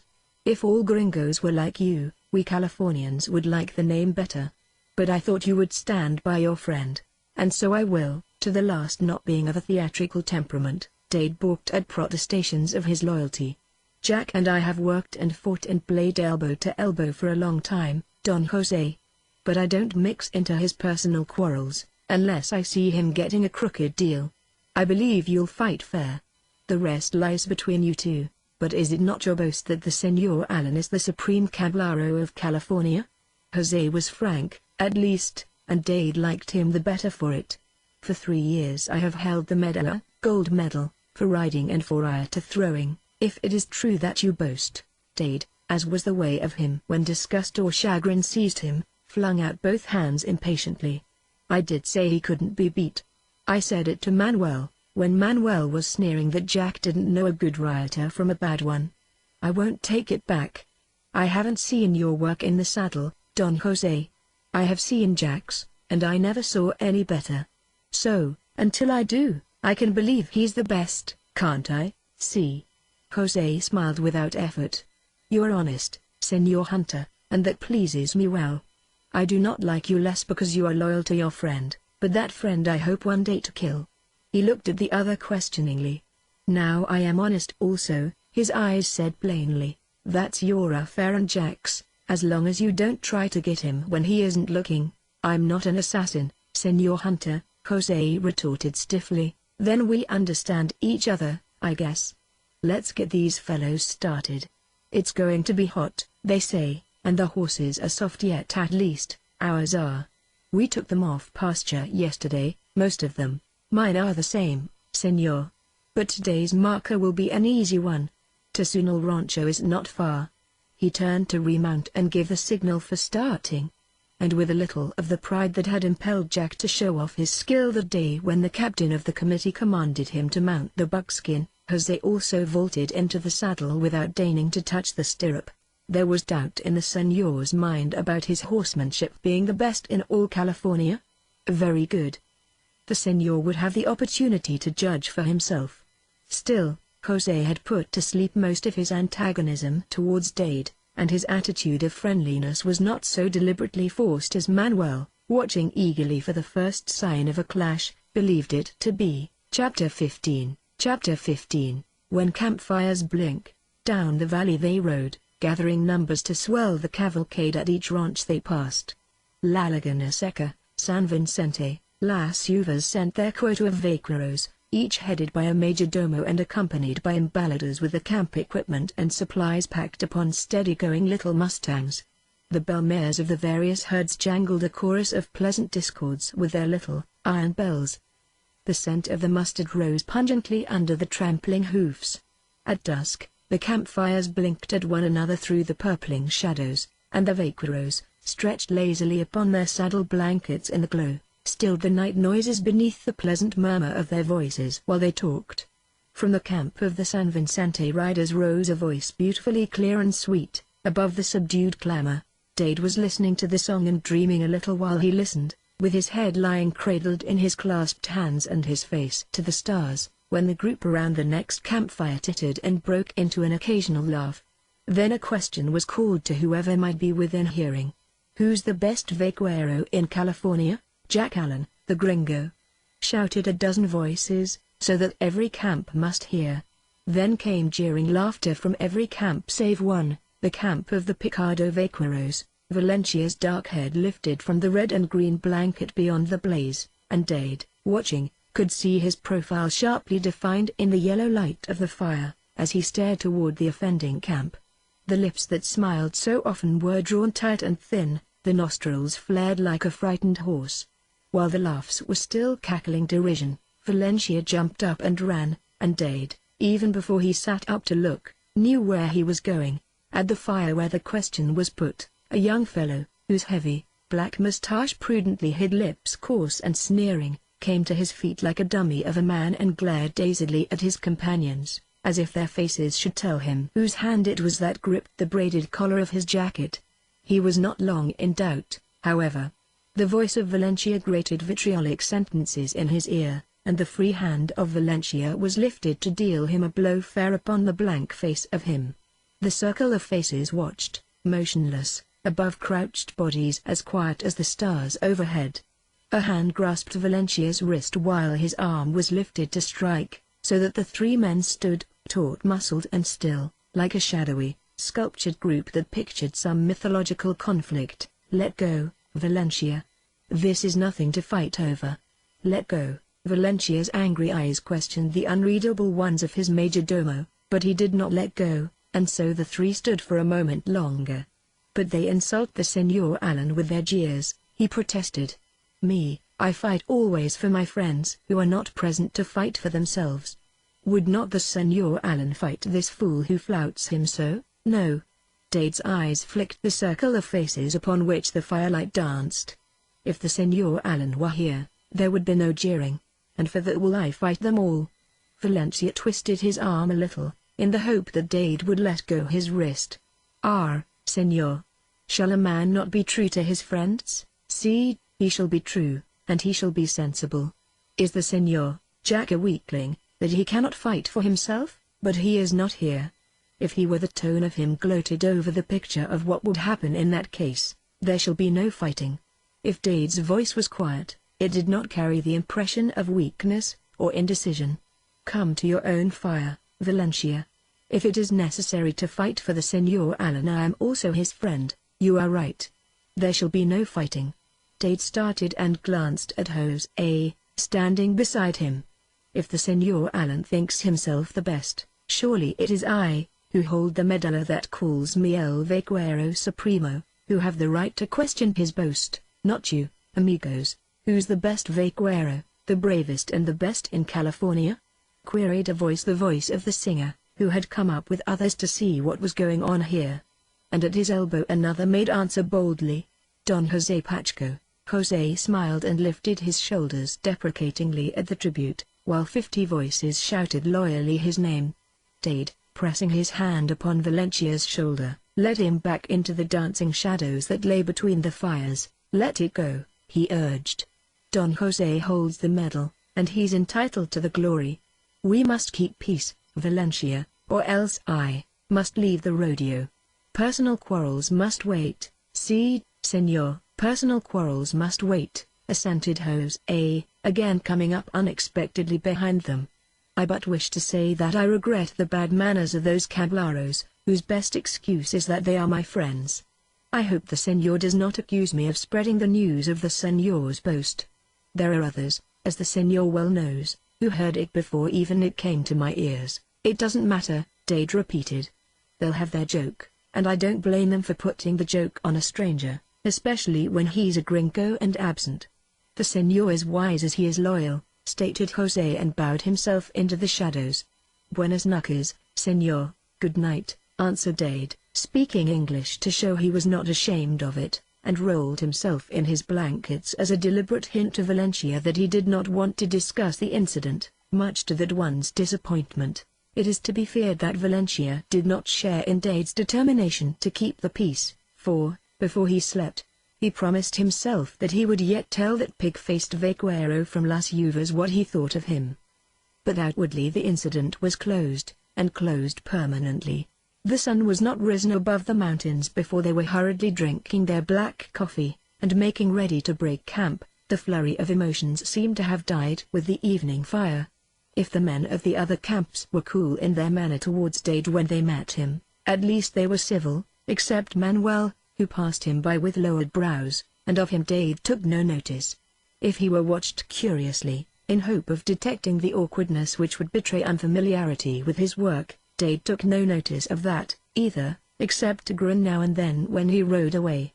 Altogether, he was well pleased with his reception and inclined to laugh at the forebodings he had felt, forebodings born of the knowledge that, unless these natives of California were minded to tolerate the presence of a gringo majordomo, it would be absolutely useless for him to attempt to work with them.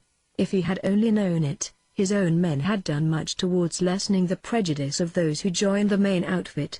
Valencia was not the only one of the Picado vaqueros whose friendship might be counted upon.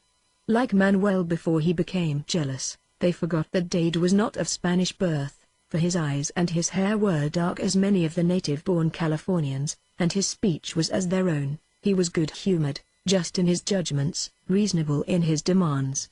He could tell a good story well if he liked, or he could keep silent and listen with that sympathetic attention that never fails to flatter the teller of a tale. To a man they liked him, and they were not slow to show their liking after the manner of their kind. By the time they reached Tres Pinos, which was the rendezvous of all the vaqueros from the Picado Ranch on the north to San Miguel on the south, Dade had quite lost the constraint that comes of feeling that one is disliked and only tolerated for the moment. He whistled while he rode along the creek bank looking for a comfortable campsite, and when Valencia looked up to him, as he was hesitating over a broad, shaded strip under a clump of willows, he turned and smiled upon his head vaquero. "See, Señor, how well we Californians work together!" cried Valencia, pointing pridefully. "Here they come, the vaqueros from Agua Amargo, Durazno, Corral de Ter, Salinas. Not yet have our emballadas thrown off the ropes from our packs, before they are here. These others whom we came to meet. Not 1 hour late, even. And the word was given weeks ago that we would meet this day." From the mouth of the canyon trotted a band of saddle horses, kicking up a dust cloud that filmed the picture made by the gay cablaros who galloped behind. A gallant company were they, and when they met and mingled with those who came down from the north, it was as though a small army was giving itself a holiday in that vivid valley, with the Tres Pinos gurgling at the fun. Having had experience in these matters, Dade was able to do his part and do it like a veteran, although he tactfully left to the other majordomos all those little details that would make of the various camps one orderly company. 2 men he chose from his outfit and sent to the captain, as the Picado contribution to the detail told off to herd the horses, but beyond that he confined himself chiefly to making himself as unobtrusive as was consistent with dignity. 6 men were sent out after beef, and although Dade had many times in Texas done exactly what they were doing, he watched interestedly these Californians at their work. Cattle were everywhere except in the immediate vicinity of the camp. Half a mile or so the vaqueros galloped, then 2 of the leaders singled out a fat, young steer and them made after him with their rioters hissing as the rawhide circled over their heads. A loop dropped neatly over the white horns, and a moment later the second settled upon the first. The first man turned and headed towards camp with the steer at his heels, ready at the slightest opportunity to make use of those long, sharp-pointed horns which nature had given him for just such need as this. The steer quite forgot the man behind, until he made a vicious lunge and was checked by the rope that had hung slack and unnoticed over his back. Furious, the steer turned and charged resentfully at the caballero who was following him and shouting taunts. But there again he was checked by the first, so, charging this way and that, galloping wildly in pursuit of the man who seemed to be fleeing for his life, or wheeling to do battle with the rider who kept just so far in his rear, he was decoyed to the very outskirts of the camp. If he had been qualified to weigh motives, the heart that brindle roan steer would surely have burst at the pure effrontery of the thing. Not only must he yield his life and give his body for meat, that those yearning stomachs might be filled with his flesh, he must deliver that meat at the most convenient spot, as a butcher brings our chops to the kitchen door. For that purpose alone they were cunningly luring him closer and closer, that they need not carry the meat far when they had slaughtered him. At least his last moments were lighted with hope. He made one grand, final dash, tripped in a noose that had somehow dropped neatly in the way of his front feet, and went down with a crash and a bellow of dismay. Someone ran lightly in. He did not see that it was the vaquero he had been pursuing all this time and drove a dagger into the brain just back of the horns. Thus that particular gust of rage was wiped out of existence forever. Later, when the campfires burned low, the pleasant odor of meat broiling upon the forked ends of long, willow branches over the red coals, proved how even a brindle steer may, at the last, in every savory morsel have justified his existence. Life in those days was painted upon a big canvas, with broad sweep of brushes dipped in vivid colors. Although the branding of the season's calves was a matter of pure business, The manner in which that work was accomplished was a spectacle upon which we of the present generation would give much to look. When the sun parted the fog and looked down inquisitively, the whole valley was pulsing with life, alight with color. The first real work of the rodeo was beginning, like the ensemble of some vast, spectacular play, and the stage was managed by nature herself, creator of the harmony of colors.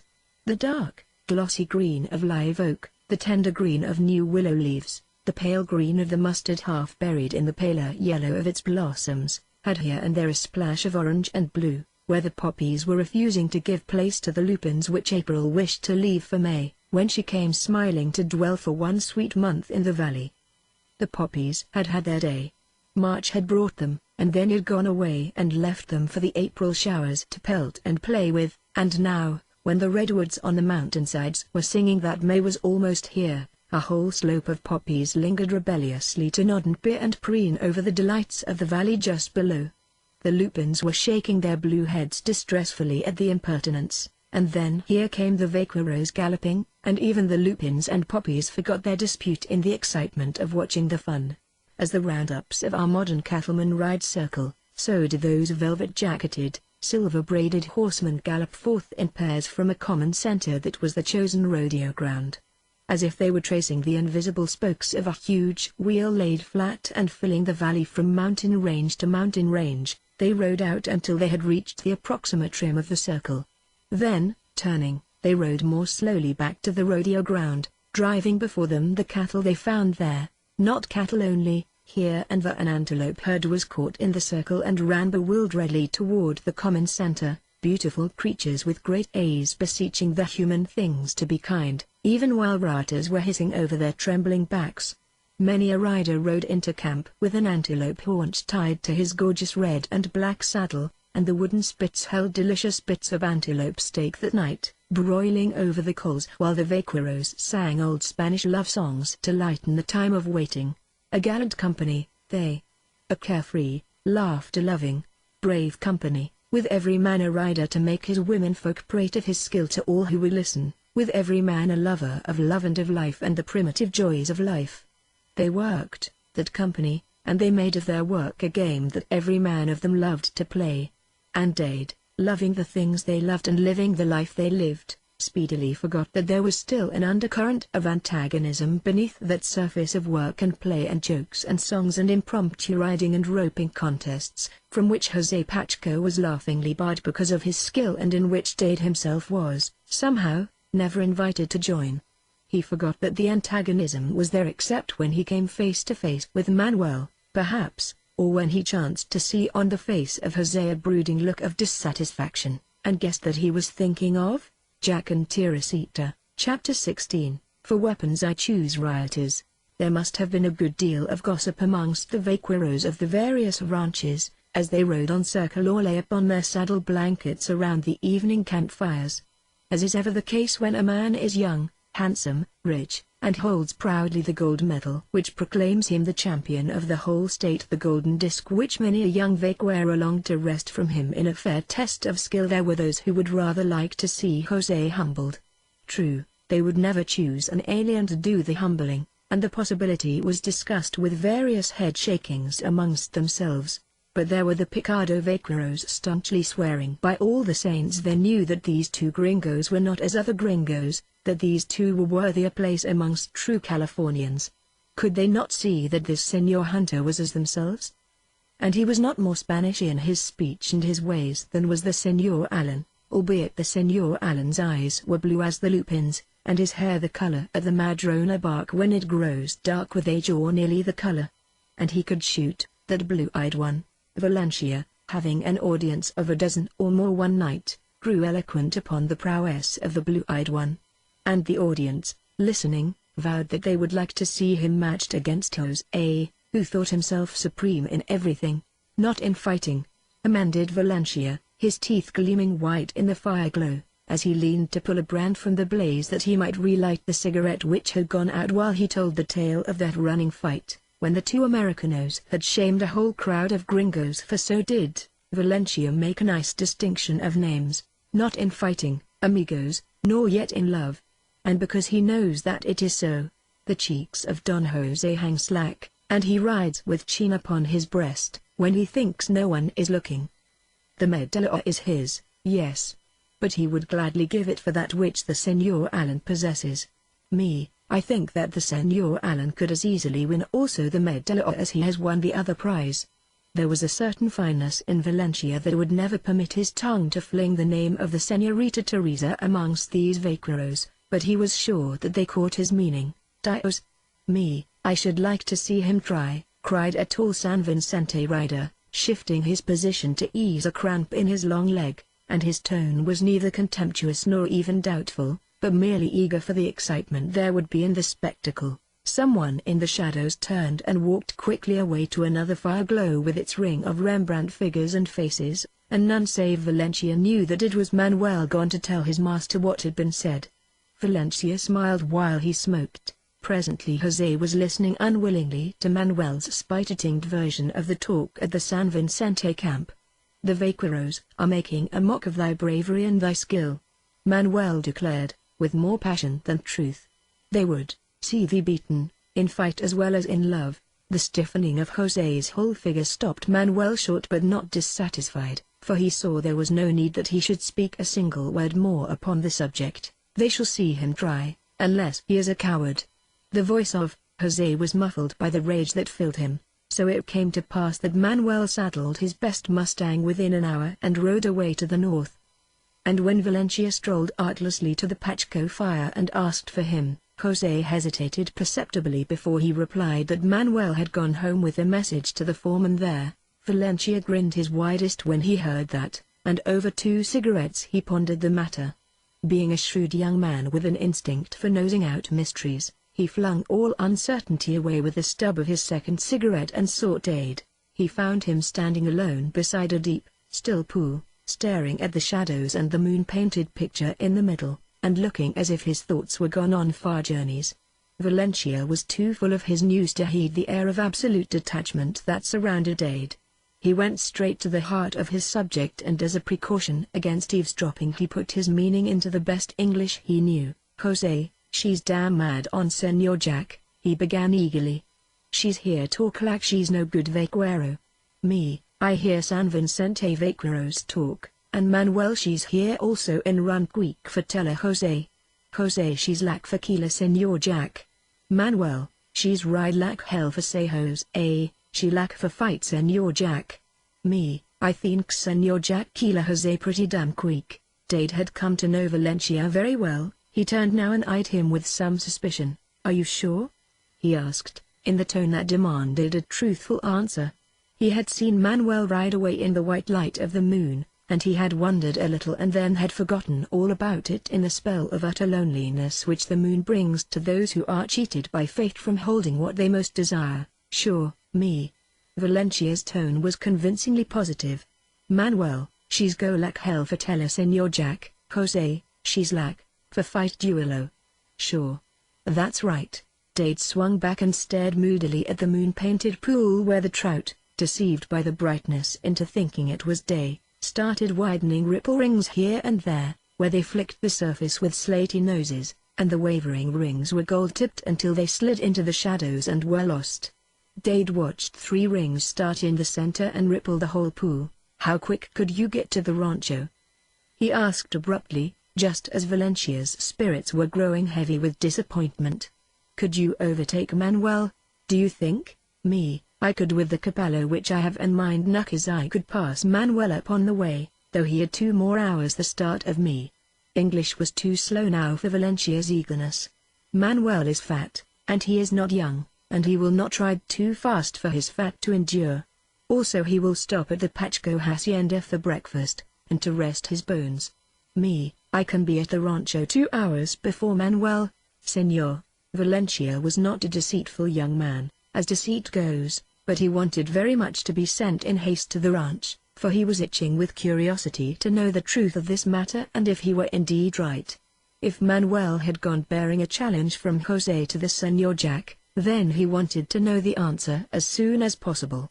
Also there was Felice, the daughter of Carlos, whose lips lured him with their sweetness. Truly, Valencia would promise any miracle of speed. The pool lay calm as the face of a dead child. Dade stooped and tossed a pebble into it as if that stillness troubled him.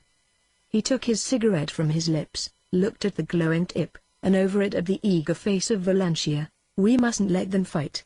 Take Knuckles and ride like the devil was at your heels. Get there ahead of Manuel and tell Jack." He stopped there and bit his lips to hurry his slow thoughts. "Tell Jack he must go to town right away. Causewell, tell him Bill Wilson." Valencia's face had been lengthening comically, but hope began to live again in his eyes. "If the Senor would write what he wishes to say while I am making ready for the start, he will then have more time to think of what is best. The moon will ride clear tonight, and the sun will find me at the rancho, Senor.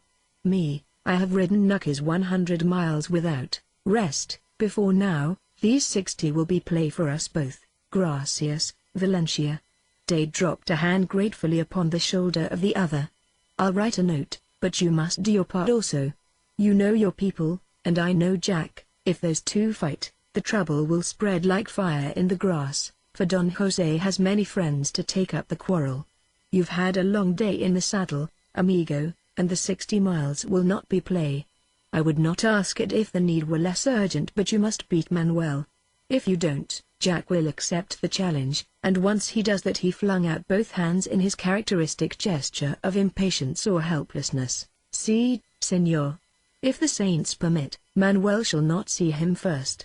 It was like Valencia to shift the responsibility from his own conscience to the shoulders of the saints, for now he could ride with a lighter heart. Perhaps he was even sincere when he made the promise, but there were 60 miles of moonlight in which his desire could ride with him and tempt him, and of a truth, Valencia did greatly desire to see those two come together in combat. The saints were kind to Valencia, but they were also grimly just. Because he so greatly desired an excuse for delay, they tricked Knuckles with a broken willow branch that in the deceptive moonlight appeared to be but the shadow of the branch above it. It caught him just under an outflung knee as he galloped and flipped him neatly, heels to the stars. He did not struggle to his feet even when Valencia himself, a bit dazed by the fall, pulled upon the reins and called to him to rise. The horse lay inert, a steaming, black mass in the road. The moon was sliding down behind the Santa Cruz Mountains, and the chill breeze whispered that dawn was coming fast upon the trail of the moonbeams. Valencia, when he saw that Knuckles would never gallop again, because he had managed to break his sweat-lathered neck in the fall, sat down beside the trail and rolled a cornhusk cigarette. His mood swung from regret over the passing of as fleet and true a horse as ever he bestrode, to gratitude to the saints for their timely hindrance of his prompt delivery of the note. Truly it was now no fault of his that he could never reach the hacienda before Manuel. He would have to walk and carry his saddle, heavy with silver and wide skirts of stamped leather. And he was a long way from the end of his journey, when he must cover the distance with his own feet. 8 or 10 miles, he estimated it roughly, for he had passed Jose's hacienda some time before, and had resisted the temptation to turn aside and find out if Manuel were there or had gone on. He had not passed Manuel in the trail as he had boasted that he would do, and not once had he glimpsed him anywhere, though there had been places where the road lay straight, and he could see it clear in the moonlight for a mile or more. When he had finished the cigarette and his thanks to fate or whatever power had delayed him, he removed his saddle and bridle from the horse and went on, and it was then that he began to understand that he must do a penance for desiring war rather than peace amongst his fellows. Valencia, after the first hour of tramping with his saddle on his shoulders, had lost a good deal of his enthusiasm for the duel he felt sure was already a certainty. When he left the road for a straight cut to the hacienda, the wild range cattle hindered him with their curiosity, so that, using all the methods known to a seasoned vaquero for driving them back, his progress had been slow.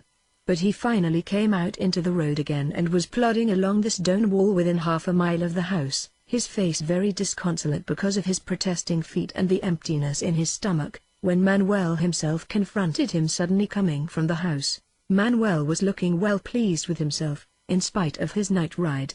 He pulled up and stared wide-eyed at Valencia, who had no smile with which to greet him but swore instead a pensive oath. "Dios! Is it for a wager that you travel thus?" grinned Manuel, abominably comfortable upon a great, sorrel horse that pranced all round Valencia in its anxiety to be upon its way home. Look you, Valencia. Since you are traveling, you had best go and tell the padres to make ready the sacrament for your gringo friend, that blue-eyed one, for truly his time on earth is short. Valencia, at that, looked up into Manuel's face and smiled in spite of the pain in his feet and the emptiness in his stomach. Does it please you, then, Valencia? All night I rode to bear a message to that blue-eyed one who thinks himself supremo in all things, a challenge from Don Jose, to fight a duel if he is not a coward. So did Jose right? Unless you are afraid to meet me, and the vanity of that blue-eyed one is great, Valencia. Of a truth, the man is loco. What think you, Valencia? He had the right to choose the weapons, and Jose believed that he would choose those pistols of which you make so much talk. Madre de Dios! What says the blue-eyed one, then ? And laughed in my face while he spoke the words. Go tell Don Jose I will fight him whenever and wherever he likes, and for weapons I choose rioters. Heard you anything, rioters? Valencia's jaw dropped an inch before he remembered that Manuel's eyes were sharp and eager to read the thoughts of a man in the twitching muscles of his face. See, rioters. Manuel's whole fat body shook with laughter. Even you, who are wholly bewitched by those gringos, even you are dismayed. Tell me, Valencia, have you seen him? Unless you anything? But Valencia, having pulled himself together, merely lifted his shoulders and smiled wisely, so that even Manuel was almost deceived into believing that Valencia's faith was great because it was built upon a secret knowledge of what the blue-eyed one could do. Me, I heard you boasting to those San Vicente vaqueros, Manuel accused, shifting the talk to generalities. And the Senor Hunter boasts also that the blue-eyed one is supremo with the rioter, as he is with everything else. The tone of Manuel was exceeding bitter. Well, he will have the chance to prove what he can do. No gringo can come among us Californians and flap the wings and grow upon the dual thatch for naught. There has been overmuch growing, Valencia. Me, I am glad that boaster must do something more than crow upon the thatch, Valencia. See, there has been overmuch growing, Valencia retorted, giving to his smile the lift that made it a sneer, but the thatch has not been of Picardo tules. Me, I think they grew within hearing of the mission bells of Santa Clara. And the gallo, rooster, which crows is old and fat, and feeds too much upon the grapes that are sour. Adios.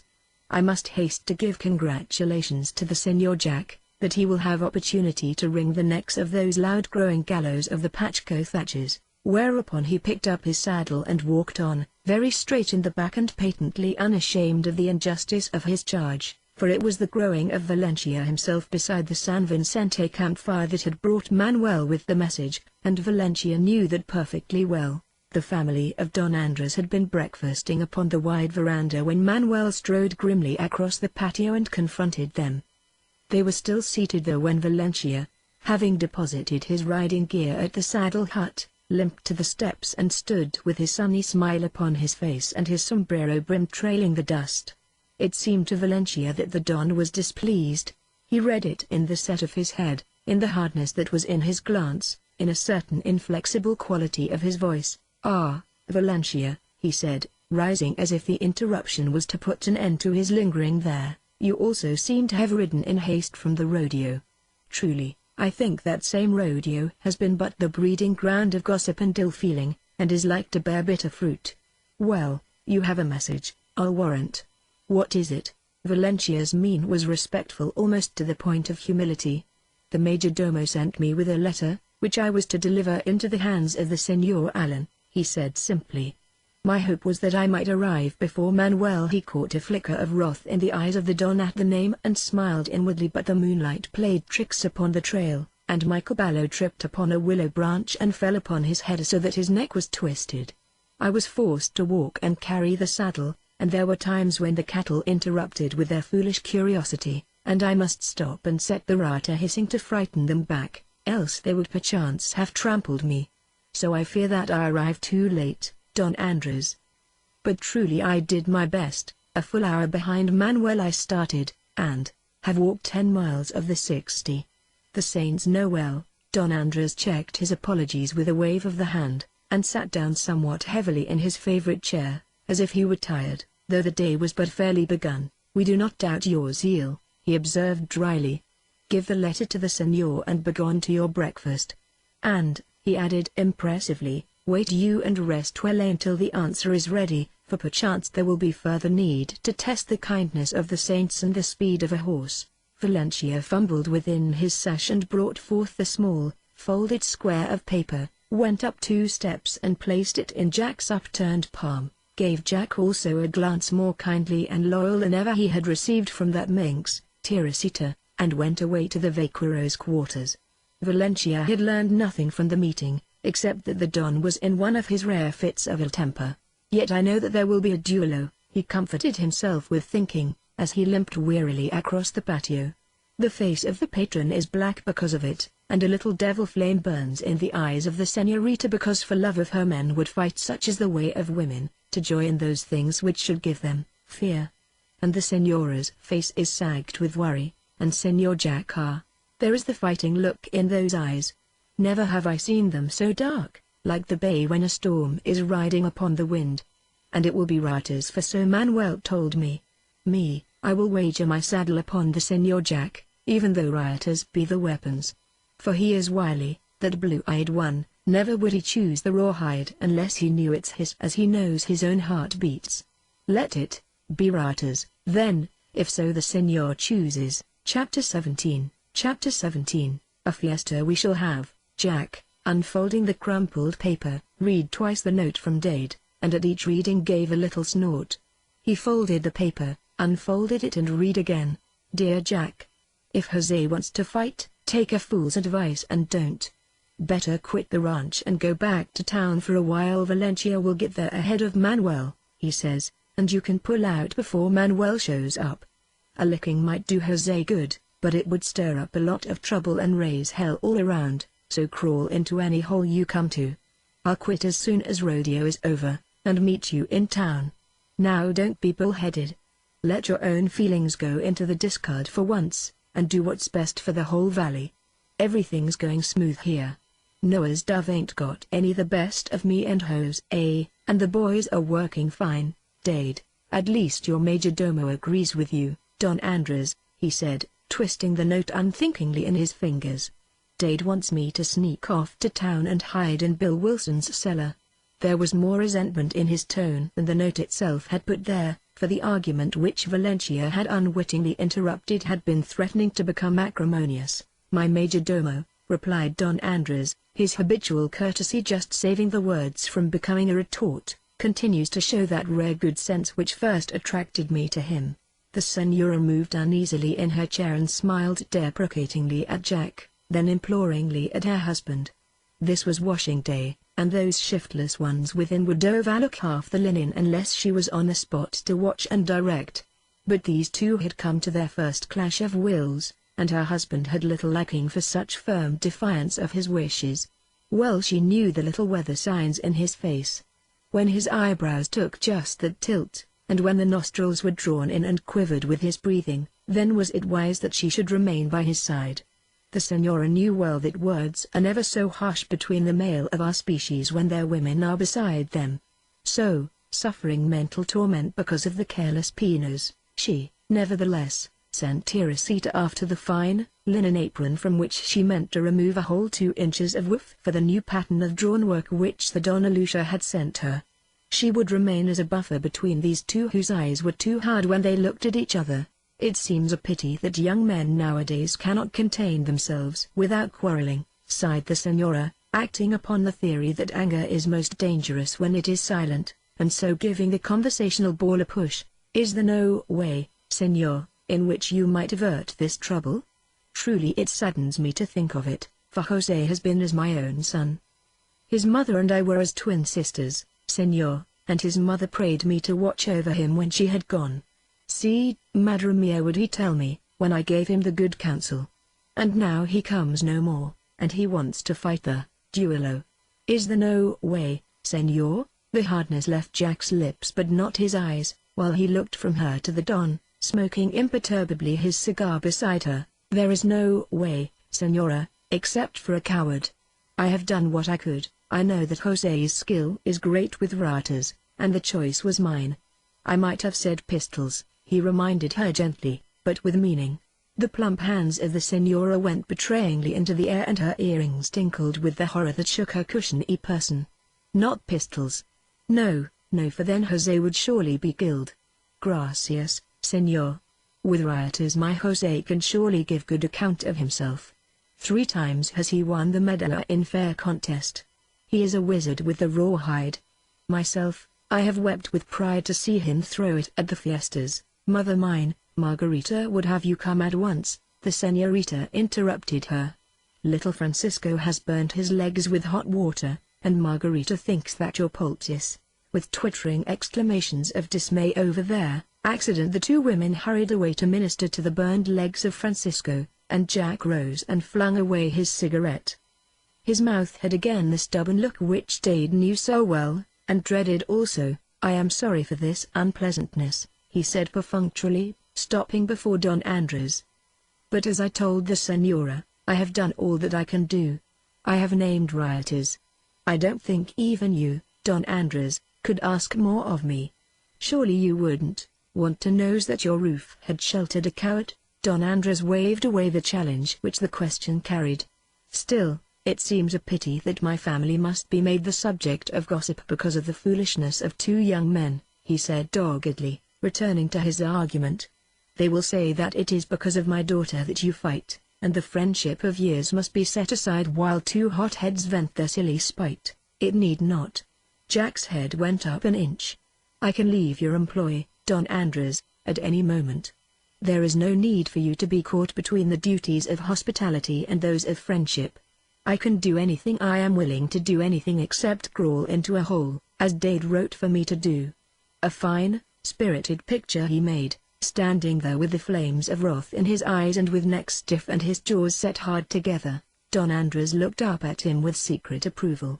He did not love a coward, and truly, this young fellow was brave. And Jose had deliberately sought the quarrel from the first. Justice compelled him to remember that, if it might be arranged, the Don was studying the situation and the man together. Almost have I grasped the thread that will unravel the whole. No, no. I do not mean your going, senor. That would but limber the tongue of scandal, and besides, I do not mean that I withdraw my friendship from you. A man must be narrow, indeed, if he cannot carry more than one friendship in his soul. Sit you down, senor, while I think a moment, he urged. Surely it can be arranged without hurt to the fair name of Iveni. Ratazar, now I have it, senor. Dullard, not to have thought of it at once. Truly must I be in my dotage. He did not mean that, of course, and he was quite openly pleased when Jack smiled and shook his head. Listen, senor, and tell me if the plan is not a good one. Tomorrow Valencia shall ride back to the rodeo, with a message to all from me, Don Andres Picado. I shall proclaim a fiesta, senor, such a fiesta as even Monterrey never rivaled in the good old days when we were subject to His Majesty, the King. A fiesta we shall have, as soon as maybe after the rodeo is over. There will be sports such as you Americanos know nothing of, senor. And there openly, before all the people, you shall contest with Jose for a prize which I shall give, and for the medalla if you will, for you shall have the privilege of challenging Jose, the champion, to contest for the medalla. And there will be a prize, and I doubt not he was thinking that there would probably be 2 prizes, though only one which he could proclaim publicly. Myself, I shall write to Jose and beg him to consider the honor of his father's name and of the name of his father's friend, and consent that the duello shall take place under the guise of sport. It must not be to the death, senor. Myself, I shall insist that it shall not be to the death. Before all the people, and women, and ninos, and besides, I do not wish that Jose should there again. He checked himself, and Jack's lips twitched at the meaning he read into the break. But if there should be an accident? Jack's eyes probed for the soul of the old man, the real soul of the Spanish grandee under the broad-minded, easy-natured, Californian gentleman. He probed, and he thought he found what he was seeking. He thought it showed for just an instant in his eyes and in the upward lift of his white moustache. An accident would be deplorable, senor, he said. We will hope that there will be no accident. Still, Jose is a very devil when the rata is hissing over his head, and he rides recklessly. Senor, permit me to warn you that Jose is a demon in their saddle.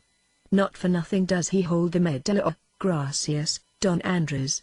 I shall remember, said Jack, and walked away to the stables. He felt that the heart of Don Andres Picado was warring with his intelligence.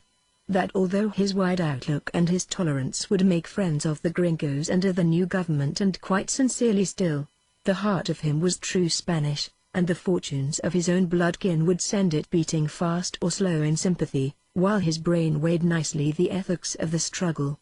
Jack was not much given to analyzing the inner workings of a man's mind and heart, but he carried with him a conviction that it was so.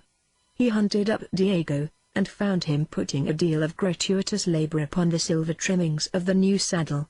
Diego being the peon in whose behalf Jack had last winter interfered with Perkins, his gratitude took the form of secret polishings upon the splendid riding gear, the cleaning of Jack's boots and such voluntary services. Now the silver crescents which Teresita ridiculed were winking up at him to show they could grow no brighter, and he was attacking vigorously the Milky Way that rode behind the high cantle. Diego grinned bashfully when Jack's shadow flung itself across the saddle and so announced his coming, and stood up and waited humbly before the white señor who had fought for him, a mere peon, born to kicks and cursings rather than to kindness, and so had won the very soul of him. Bueno, praised Jack patronizingly. Now I have some real work for you, Diego, and it must be done quickly and well. Gracias, señor, murmured Diego, abashed by such favor, and bowed low before his god. The rata must be dressed now, Diego, and dressed until it is soft as a silken cord, sinuous as the green snakes that live in the streams, and not one strand must be frayed and weakened. Sabe? Too long have I neglected to have it done, and now it must be done in haste and done well. Can you dress it so that it will be the most perfect riata in California, Diego? A twinkle was in Jack's eyes, but Diego was too dazzled by the graciousness of his god to see it there. He made obeisance more humble than before. "Si, señor," he promised breathlessly. "Never has riata been dressed as this riata shall be. By the Holy Mother I swear it, bueno. For listen. Much may hang upon the strength and the softness of it." He fixed his eyes sternly upon the abject one. "It may mean my life or my death, Diego. For in a contest, with Don Jose Pacheco will I use it." "Si, señor," gasped Diego, awed into trembling. "By my soul I swear, you needn't. Save some of your energy for the rawhide. You'll want all you've got before you're through." Jack, having made an impression deep enough to satisfy the most exacting of masters, dropped to his natural tone and speech. "Get someone to help, and come with me to the orchard." From the saddle house he brought the 6-strand, rawhide riata which Manuel had bought for him and which his carelessness had left still stiff and unwieldy, and walked slowly into the orchard, examining critically each braided strand as he went. Manuel, he decided, was right. The riata was perfect. Diego, trailing 2 horsehair ropes and carrying a stout, smooth stick of oak that had evidently been used before for the work, came running after Jack as if he were going to put out a fire.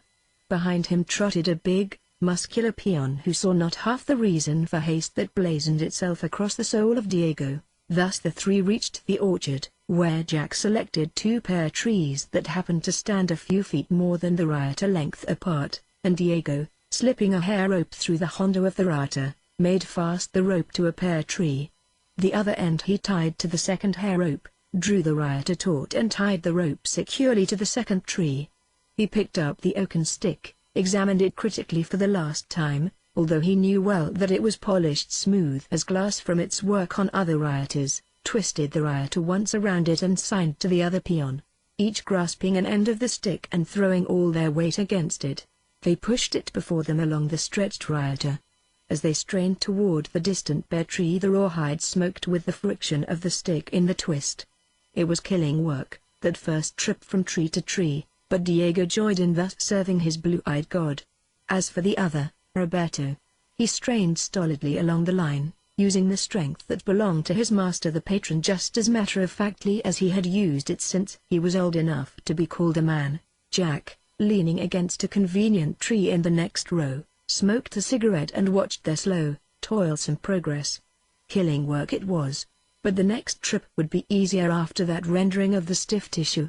When the stick touched the hondo, The two stopped and panted for a minute, then Diego grasped his end of the stick and signaled the return trip. Again it took practically every ounce of strength they had in their muscular bodies, but they could move steadily now, instead of in straining, spasmodic jerks. The rawhide sizzled where it curled around the stick. They reached the end and stopped, and Jack commanded them to sit down and have a smoke before they did more. "It is nothing, Señor. We can continue, since the Señor has need of haste," panted Diego, brushing from his eyes the sweat that dripped from his eyebrows. "Not such haste that you need to kill yourselves at it," grinned Jack, and went to examine the rioter. Those 2 trips had accomplished much towards making it a pliable, live thing in the hands of one skilled to direct its snaky dartings here and there, wherever one willed it to go. Many trips it would require before the rioter was perfect, and then, "The Señor is early at his prayers," observed a soft, mocking voice behind him. Jack dropped the rioter and turned, his whole face smiling a welcome. But Teresita was in one of her perverse moods, and the mockery was not all in her voice. Her eyes were maddeningly full of it as she looked from him to the stretched rioter. "The Señor is wise to tell the twists in his rioter as I tell my beads, a prayer for each," she cooed. "For truly he will need the prayers, and a rioter that will perform miracles of its own accord, if he would fight Jose with rawhide." There was the little twist of her lips afterward which Jack had come to know well and to recognize as a bull recognizes the red serape of the matador. "Señor," she added impressively, holding back her hair from blowing across her face and gazing at him wide-eyed, with a wicked assumption of guileless innocence, "at the Mission San Jose there is a very old and very wise woman. She lives in a tule hut behind the very walls of the mission, and the Indians go to her by night when dreams have warned them that death threatens. She is a terribly wise old woman, Señor, for she can look into the past and part the curtain which hides the future. For gold will she part it. And for gold will she put the curse or the blessing where curse or blessing is needed most. Go you to the old woman and have her put a blessing upon the rioter when it is dressed and you have prayed your prayers upon it, Señor. For 5 pesos will she bless it and command it to fly straight wherever the Señor desires that it shall fly. Then can you meet Jose and not tremble so that the spur bells tinkle." Jack went hot inside of him, but he made his lips smile at the jest, for so do brave men try to make light of torment, whether it be fire or flood or the tongue of the woman they love. "All right," he said. "And I think I'll have the judges rule that the fight shall be at 50 paces, as I would if we were to fight with pistols." He tried to keep his irritation out of his voice, but there must have been enough to betray him, for Teresita smiled pleasedly and sent another barb. "It would be wise. For truly, Jose's equal has never been seen, and caballeros I have known who would swear that Jose's rioter can stretch to 50 paces and more to find its mark. Is it anxiety for me that makes you so solicitous?" demanded Jack, speaking low so that the peons could not overhear. "Perhaps, and perhaps it is pride, for I know well the skill and the bravery of my Jose." Again the twist of her pretty, pouting lips, blood-red and tempting. Her Jose. For just a minute the face of Teresita showed vague to him before his wrathful eyes. "When you tell your beads again, Señorita," he advised her crisply, "say a prayer or 2 for your Jose also. For I promise you now that I will shame him before your face, and if he lives afterward to seek your sympathy, it will be by grace of my mercy. Santa Maria, what a fierce Señor!" Her laughter mocked him. "Till the fiesta I shall pray for you." Then she turned and ran, looking over her shoulder now and again to laugh at him. Always before, when she had teased and flouted and fled laughing, Jack had pursued her with long strides, and in the first sequestered nook had made her lips pay a penalty. But this time he stood still and let her go, which must have puzzled the Señorita very much, and perhaps piqued her pride as well. For the girl who flouts and then flees laughing surely invites pursuit and an inexorable exaction of the penalty. And if she is left to flee in safety, then must the flouted one pay for his stupidity, and pay high in the coin of love. Chapter 18. What is love worth? Valencia swung down from his beloved horse as lightly as though he had not spent 7 hours in the saddle, and during those 7 hours had covered more miles than he would have years to live. His smile was wide and went as deep as his emotions had thus far plumbed his nature, and his voice had the exultant note of a child who has wonderful news to tell. He gave Day the letter, and his very gesture was triumphant. and the eyes were eager that watched his majordomo read. He bubbled with words that he would like to say, but he waited. "So you didn't get there in time, after all," Dade observed, looking up from Jack's characteristic signature, in which the tail of the cake curled around the hole like a mouse lying asleep. "Manuel came back this morning, and the whole camp is talking nothing but duello. I thought you said, Senor, the Saints would not permit that I should arrive first," Valencia explained virtuously. "A stick tripped Knuckles and he fell, and broke his neck in the fall. The Senor knows well the Saints had a hand in that, for hundreds of horses fall every day thus without hurt. Never before in my life have I seen a horse die thus, Senor. I was compelled to walk and carry the saddle, yet such haste I made that Manuel met me by the stone wall as he was leaving. And at least 12 miles I walked." "Oh, all right," Dade waved away further apology. "I reckon you did your best. It can't be helped now. They're going to fight with ratas, Manuel says. Is that right? But not the duelo, Senor, no, but in the contest. For sport, that all may witness, and choose who is champion, after the bullfighting, and there." "What are you talking about, man?" Dade's hand fell heavily upon the shoulder of Valencia, swaying his whole body with the impact. "Are you loco, to talk of bullfightings? It is the fiesta, Senor. The patron himself has proclaimed the grand fiesta, such as they have in Monterey, only this will be greater, and then those two will fight their duelo with ratas." "Yes, but not to the death, Senor. The patron himself has declared it. For the medal and also for a prize will they fight, and the prize, what think you, Senor?" Valencia, a quiver with eagerness, laid a slim hand upon the braided front of Dade's close-fitting buckskin jacket. "The prize will be Solano. That beautiful caballo, beautiful even as thy story, which the patron has not permitted Rawhide to touch, except for the branding. Like the sunshine he is, with his hair of gold, and the tail that waves to his heels is like the ripples on the bay at sunrise. Who wins the duelo shall have Solana for his own, and shall ride him before all the people, for such is the patron's word. From his own lips I heard it. I think that will be the greatest sport of all, for he is wild as the deer on the mountain slopes, that yellow caballo, and strong as the bull which the patron will choose to fight the grizzly he will bring from the mountains. Listen, Senor. The mother of Solana was a she-devil under the saddle, and killed 2 men by throwing herself upon them, and the sire was Satanas, of whom stories are told around the campfires as far south as San Luis Obispo. He is wise. The patron. Then let them also prove their courage in other ways. Let the victor pray to the saints and ride Solano, who is 5 years old and has never felt the rata since he left his mother's side, who was a devil. I heard the soul of the patron speak thus, while the lips of the patron said to me, 'Go back to the rodeo, Valencia, and proclaim to all that I will give the grand fiesta with sports to please all. Tell them that already 2 have agreed to contest with ratas for a prize. Look you, Senor, how wily is the patron!' And for the prize I name the gelding, Solano, who has never known weight of saddle. Tell them, Valencia, that the victor shall ride his prize for all the crowd to see. And if he is thrown, then Solano will be forfeit to the other, who must ride him also. There will be other sports and other prizes, Valencia, and others may contest in riding, in the lassoing and tying of wild steers, in running.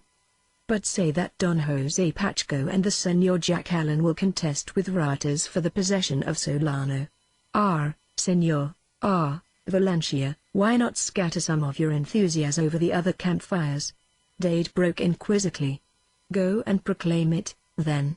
Tell the San Vicente men, and the Las Uvas, and all the other vaqueros." Valencia grinned and departed, leaving behind him in the loose sand tracks more than 3 feet apart to show how eager was his obedience, and Dade sat down upon a dead log that had been dragged to the Picado campfire, to consider how this new phase of the affair would affect the temper of the people who owned such warm hearts and such hot heads. A fiesta, with the duelo fought openly under the guise of a contest for the medal and a prize which was well worth any man's best efforts. Surely, Don Andres was wily, as Valencia said. But with all the people of the valley there to see, their partisanship inflamed by the wine of festivity and the excitement of the sports themselves, what then? Dade thoughtfully rolled a corn-husk cigarette, and tried to peer into the future. As it looked to him, he and Jack were either between the devil and the deep sea. If Jack were beaten, they would be scorned and crowed over and humiliated beyond endurance. Neither was made of the stuff to stand much of that, and they would probably wind up with both hands and their hats full of trouble. And to himself he admitted that there was a fair chance of that very result. He had not been blind, and Jose had not shrunk into the background when there was riot work and riding to be done on the rodeo ground. Dade had watched him as jealously as it was in his nature to do, and the eyes of jealousy are keen indeed, and he had seen Jose make many throws, and never a miss. Which, if you know anything of rope work, was a remarkable record for any man. So there was a good chance of Jose winning that fight. In his heart, Dade knew it, even if his lips never would admit it. Well, supposing Jose was beaten, suppose Jack won. What then? Dade blew a mouthful of smoke towards the campfire, deserted except for himself, while his vaqueros disported themselves with their neighbors, and shook his head. He had a little imagination, perhaps he had more than most men of his type. He could see a glorious row, if Jose were beaten. It would, on the whole, be more disastrous than if he won, and she's just fickle-minded enough to turn up her nose at Jack if he got beat, Dade grumbled, thinking of a certain senorita. And if he don't, the whole bunch will pile onto us. Looks to me like a worse combination than that vigilance row, for Jack. If he wins, he gets knifed, if he don't, he gets hell. And me the only one to back him up. I'll wish I was about 40 men 7 foot high and armed with, pardon, senor. The senor has of course heard the news? Jose came out of the shadows and stood with the firelight dancing on his face and picking out the glittery places on his jacket. Where was the braid? I have a letter from Don Andres. Would the senor care to read it? No? The senor is welcome to read. I have no wish to keep anything hidden which concerns this matter. I have brought the letter, and I want to say that the wishes of my friend, Don Andres, shall be granted. Except, he added, coming closer, that I shall fight to the death. I wish the Senor Allen to understand this, though it must be held a secret between us three. An accident it must appear to those who watch, because the duelo will be proclaimed a sport, but to the death I will fight, and I trust that the Senor Allen will fight as I fight. Does the Senor understand? Yes, but I can't promise anything for Jack. Dade studied Jose quietly through the smoke of his cigarette. Jack will fight to please himself, and nobody can tell how that will be, except that it won't be tricky. He may want to kill you, and he may not. I don't know. If he does, he'll try his damnedest, you can bank on that. But you, senor, do you not see that to fight for a prize merely is to belittle? Jose waved a hand eloquently. I see you're taking life pretty serious, Dade retorted, moving further along the log. Sit down, Jose, and be sociable. Nothing like seeing the point of a joke, if there is one. Do you reckon anything's worth all the heartburnings you're indulging in? Some things are tough, I've waded kinda deep, myself, so I know. But there's nothing you can't get over, with time and lots of common sense, except being a sneak and being dead.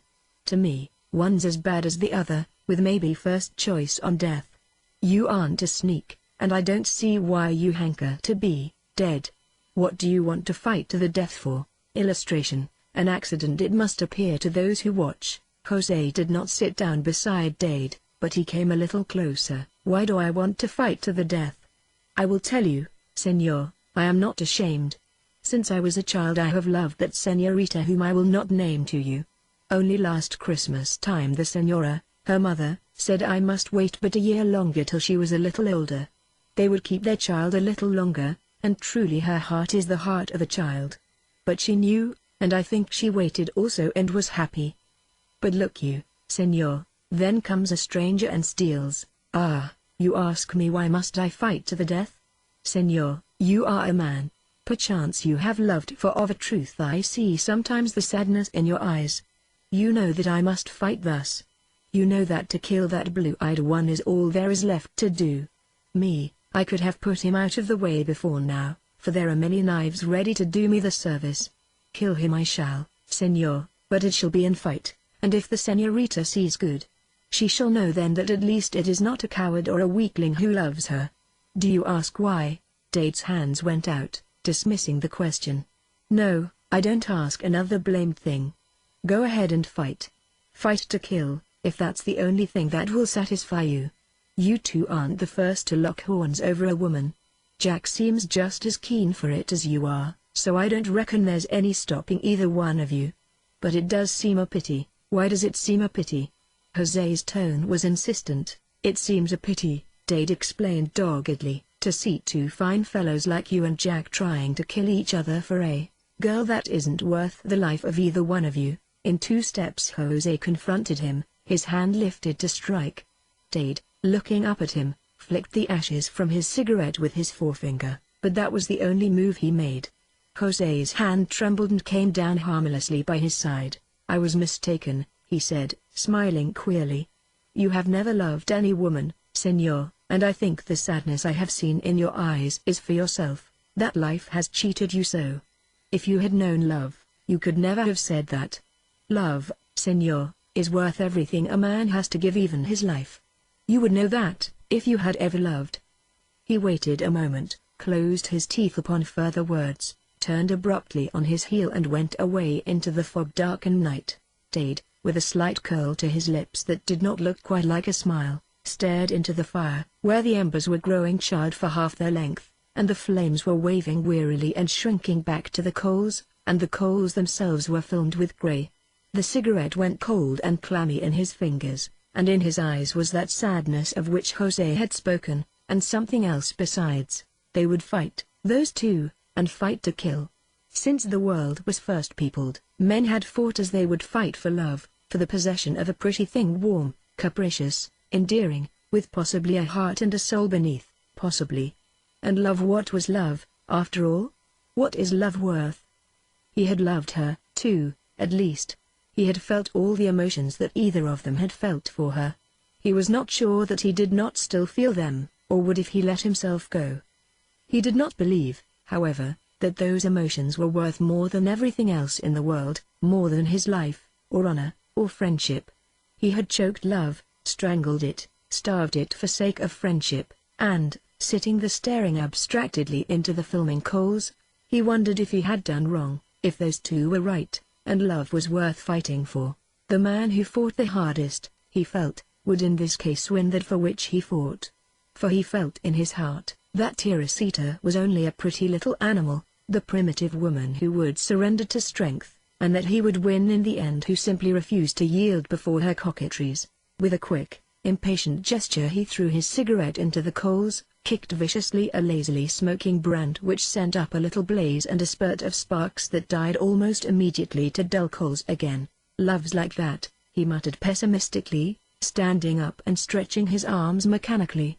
And the winner loses in the end, maybe not always, but he will in this case. Poor old Jack.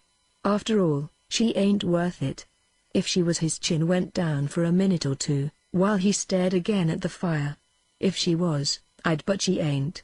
Love's worth what is love worth, anyway? He did not answer the question with any degree of positiveness, and he went to bed wishing that he had never seen the Valley of Santa Clara. Chapter 19.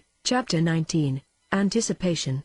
To give a clear picture of the preparations for that fiesta, one should be able to draw with strokes as swift as the horses that galloped up and down the valley at the behest of riders whose minds titillated with whatever phase of the fiesta appealed to them most, and paint with colors as vivid as were the dreams of the women, from the peonas in the huts to the senoritas and senoras murmuring behind the shelter of their vines. One would need tell of those who went boldly into the mountains to find a grizzly bear and bring it alive and unhurt to the pen, which the peons, with feverish zeal and much chattering amongst themselves, were building close beside the smallest corral.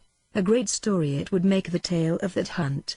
A man came back from it with a forearm torn sickeningly, to show how brave he had been. And the bear came also, a great, gaunt she-bear with 2 cubs whimpering beside her in the cage, and in her eyes a sullen hunger for the giant redwoods that stood so straight and strong together upon the steep slopes while they sang crooningly the songs she knew of old, and a glowing hatred for her captors. A story that would make. A story in which Jerry Simpson and Tige played valiant part and bore more than their share of the danger. and became heroes to those who went with them. One would need to picture somehow the bubbling excitement of Teresita, while she planned and replanned her festal garments, and tell how often she found it necessary to ride with Jack across the valley to talk the matter over with the pretty Senora Simpson, or to the Mission San Jose to see what Rosa had at last decided to wear. Then, there would be the solemn conferences in the kitchen, between Margarita and the Senora herself, conferences that had to do with cakes and preserves and the like, with the Ninos getting in everyone's way, while they listened and smacked lips over the very naming of so many good things to eat. One would need see the adobe corral that was to be transformed into an amphitheater where were hammering and clatter from sunrise till dark, without even a pause for midday siesta amongst those lazy peons who would sleep over their cigarettes, though the padres stood over them predicting the end of the world the next moment. Well, in the foreground of the picture would be Jack, to be sure, Jack riding far afield upon Surrey, whom he had found the best horse for his purpose upon the whole ranch, lassoing cattle to get his hand in, practicing certain little twists of his own invention, and teaching Surrey to know without fail just what certain signals meant, and obey instantly and implicitly when they were given. Sometimes, when the Senorita was not in a perverse mood, she would ride with him and applaud his dexterity. At other times she would boast of Jose's marvelous skill, and pity Jack in advance for the defeat which she pretended was inevitable. Whether she pitied or praised, she seemed always sincere for the moment, so that Jack gave up any lingering hope of knowing how she really felt about it, and contented himself with the determination to deflect all the pity towards Jose when the time came, and keep the praise for himself. There would be other contests, and scarce a day passed wherein no horse loped heavily up the slope and stopped with heaving flanks in the patio, while its rider dismounted and bowed low before Don Andres, giving news of some vaquero who wished his name to be listed as a contestant in the riding, or the lassoing and tying of steers, or in the bullfight, perchance. But there was no third name offered in the rata contest for which Solano was announced as a prize. All up and down the valley, at the ranches, on the trails when men met and stopped to talk a while, and around the campfires of the rodeo they talked of it, and many bets would have been laid upon the outcome, had not all men been of one mind. When Jose was not present, or Dade, or the more outspoken of the Picado vaqueros, always they spoke of it as the duelo riota, and took it for granted that it would be fought to the death. Thus are secrets kept from men who can read from their own natures the truth.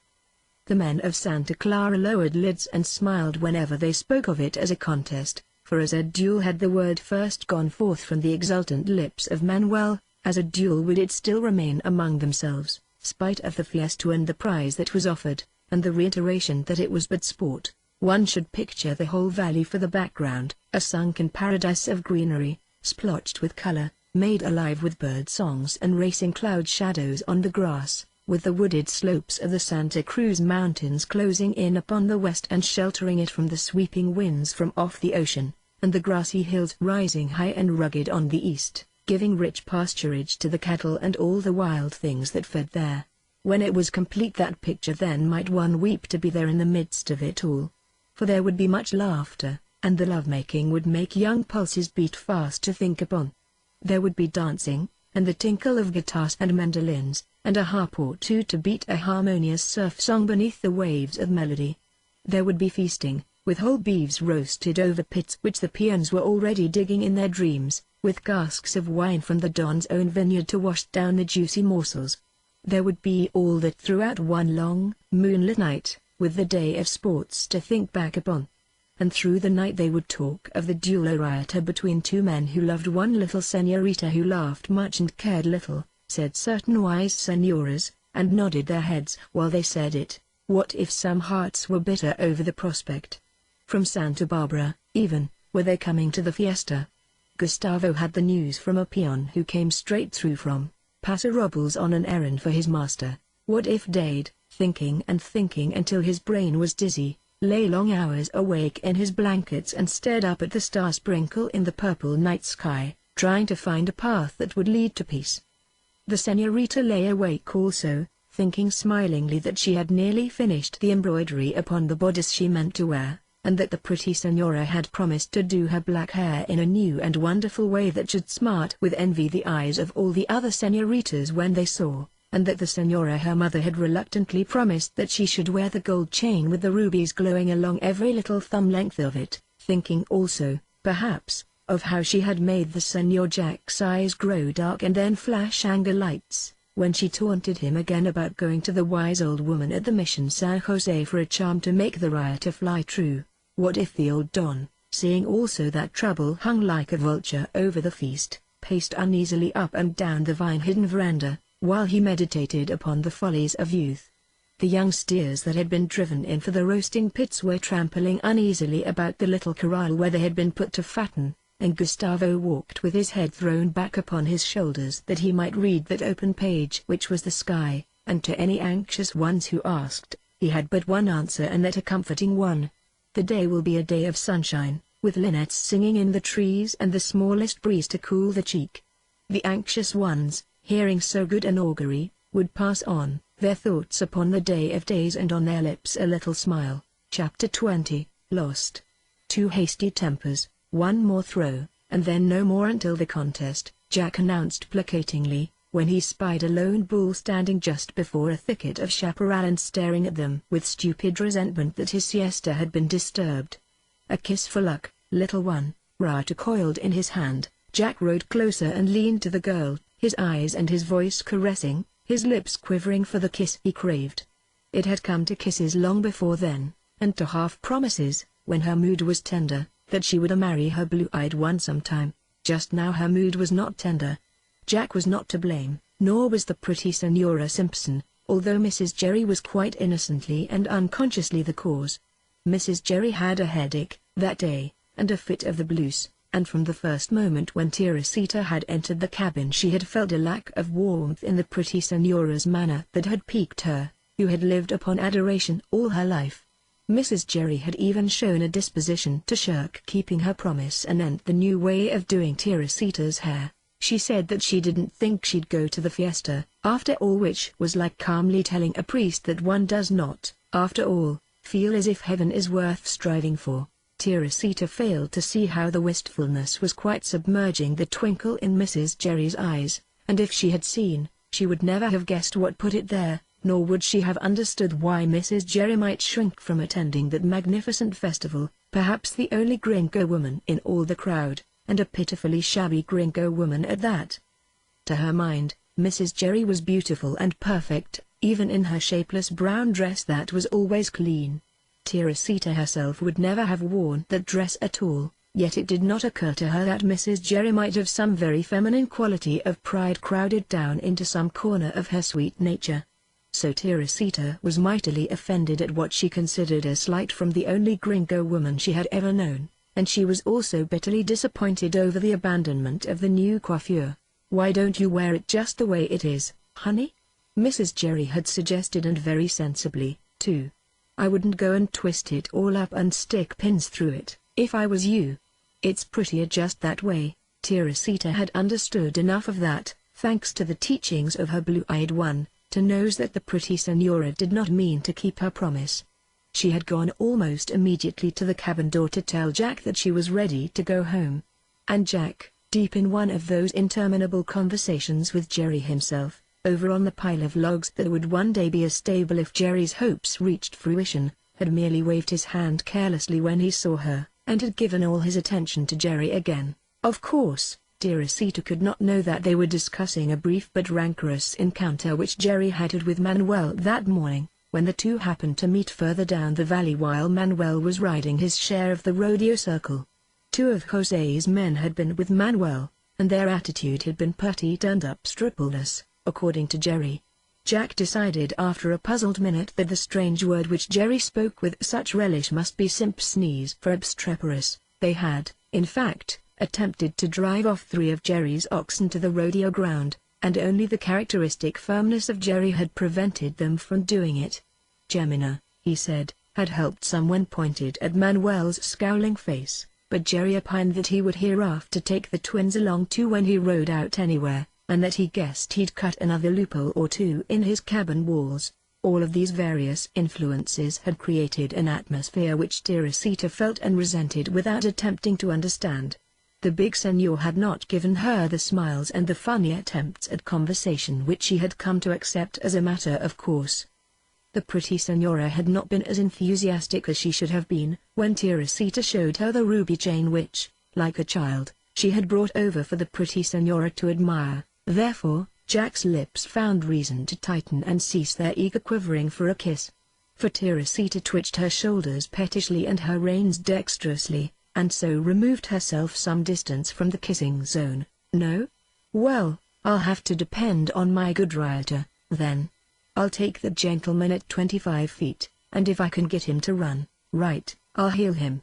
Don't ride any closer, Teresita. He had not called her Dulce Corazon, sweetheart, as she had expected him to call her. He had not even insisted upon the kiss, but had given up altogether too tamely, and for that she rode closer to the bull in spite. She even had some notion of getting in Jack's way, and of making him miss if she could. She was 17, you see, and she was terribly spoiled. Jack had never made any attempt to study the psychological twists of a woman's nature. He contented himself with loving, and with being straightforward and selfish and a bit arrogant in his love, after the manner of the normal man. It would never occur to him that Teresita was piqued because he had not called her sweetheart, and he straightway sinned more grievously still. Go back. The other way. He's liable to start in your direction, he cried, intent upon her safety and his own whim to rope the beast. Teresita deliberately kicked her horse and loped forward. It would not be nice to say that bulls are like some humans, but it is a fact that they are extremely illogical animals, full of impulses and whims that have absolutely no relation to cause or effect. This bull had not moved except to roll his eyes from one to the other of the riders. If he meditated war he should, by all the bovine traditions of warfare, have bellowed a warning and sent up a whiff or two of dirt over his back, as one has a right to expect a pessimistic bull to do. Instead of which he flung down his head and made an unexpected rush at Teresita, and Jack had left his pistols at home. Jack's rider was coiled in his hand and his head was turned towards the girl, his brain busy with his thoughts of her and her willfulness. From the tail of his eye he caught the first lunge of the bull, and that automatic mental adjustment to unexpected situations, which we call presence of mind, sent an e-signal to Sri which that intelligent animal obeyed implicitly. Sri rushed straight at the bull, but the triangle was a short one, and there was much to do in that quarter of a minute. Teresita was stubborn and would not turn and run, but she happened to be riding Tajan, who knew something about bulls and was capable of acting upon his knowledge. He whirled with hind feet for a pivot and ducked away from the horns coming at him, and it was not 1 second too soon. The bull swept by, so close that a slaver of foam was flung against Teresita's skirt as he passed. He whirled to come back at the girl, and that time he seemed sure to give that vicious, ripping jab he had so narrowly missed giving before. Even the girl saw that he would, and turned a little pale, and Tajan's eyes glazed with terror. But Jack had gained the second he needed, the second that divided adventure from tragedy. The Loop shot from his upflung hand and sped whimperingly on its errand, even as Tajan tried to swing away, tripped, and tumbled to his knees. The caught the lifted forefeet of the bull just as he stiffened his neck for the lunge. Sri braced himself automatically when Jack drew tight the loop, and the bull went down with a thud and lay with his forefeet held high in air, so close to his quarry that the tip of one horn struck Tajan upon the knee and flicked a raw, red spot there. Then Jack, in the revulsion from deadly fear to relief, was possessed by one of those gusts of nervous rage that seized him sometimes, such a brief fit of rage as made him kill lustfully 3 men in the space of 3 heartbeats, almost, and feel regret because he could not keep on killing. He did not run to Teresita and comfort her for her fright, as a lover ought to have done. Instead he gave her one look as he went by, and that a look of indignation for her foolishness. He ran to the bull, drew his knife from his sash and tried to stab it in the brain, but his hand shook so that he missed and only gave it a glancing gash that let much blood flow. He swore and struck again, snapping the dagger blade short off against the horns. Whereupon he threw the dagger violently from him and gave an angry kick at the animal, as if he would kill it that way. Savage! Cried Teresita, hysterically shrill. Brute! Leave the poor thing alone. It has done nothing, that you should beat it while it cannot fight back. Jack, lifting his spurred foot for another kick, set it down and turned to her dazedly. In her way as shaken by her narrow escape as he was himself, she straightway called him brute and savage again, and sentimentally pitied the bull because he lay upon his back with his front feet in the air, and because the gash on his head was bleeding. Jack's rage passed as quickly as it came, but it left him stubborn under her recriminations. "You are very soft-hearted, all of a sudden, señorita," he said, with a fairly well-defined sneer, when he could bear no more. "You won't enjoy the bullfighting, then, tomorrow, for all you have been looking forward to it so anxiously, and have robbed yourself of ribbons to decorate the darts. It's not half so brutal to kill a bull that tries to kill you, as it is to fill it with flag-trimmed arrows for fun, and only put it out of its misery when you're tired of seeing it suffer. This bull came near killing you, that's why I'm going to kill it. You are not. Santa Maria, what a savage beast you are. Let him go instantly. Let him go, I say." If she had been on the ground, she would have stamped her foot.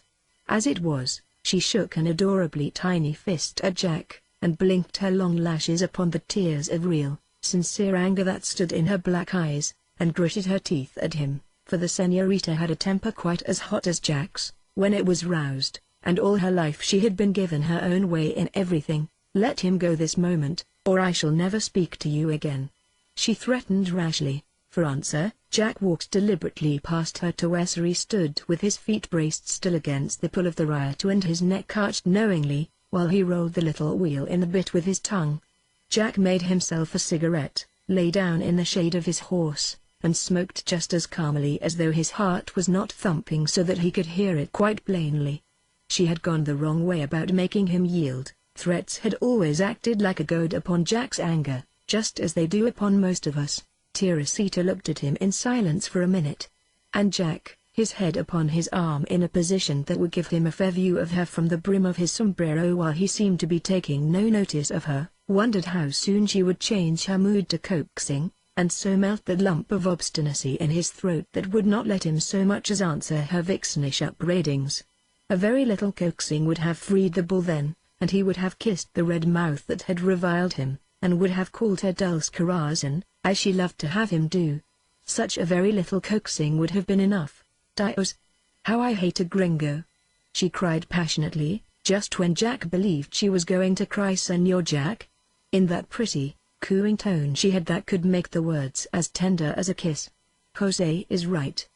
Gringos are savages and worse than savages. Stay and torture your bull, then. I hate you.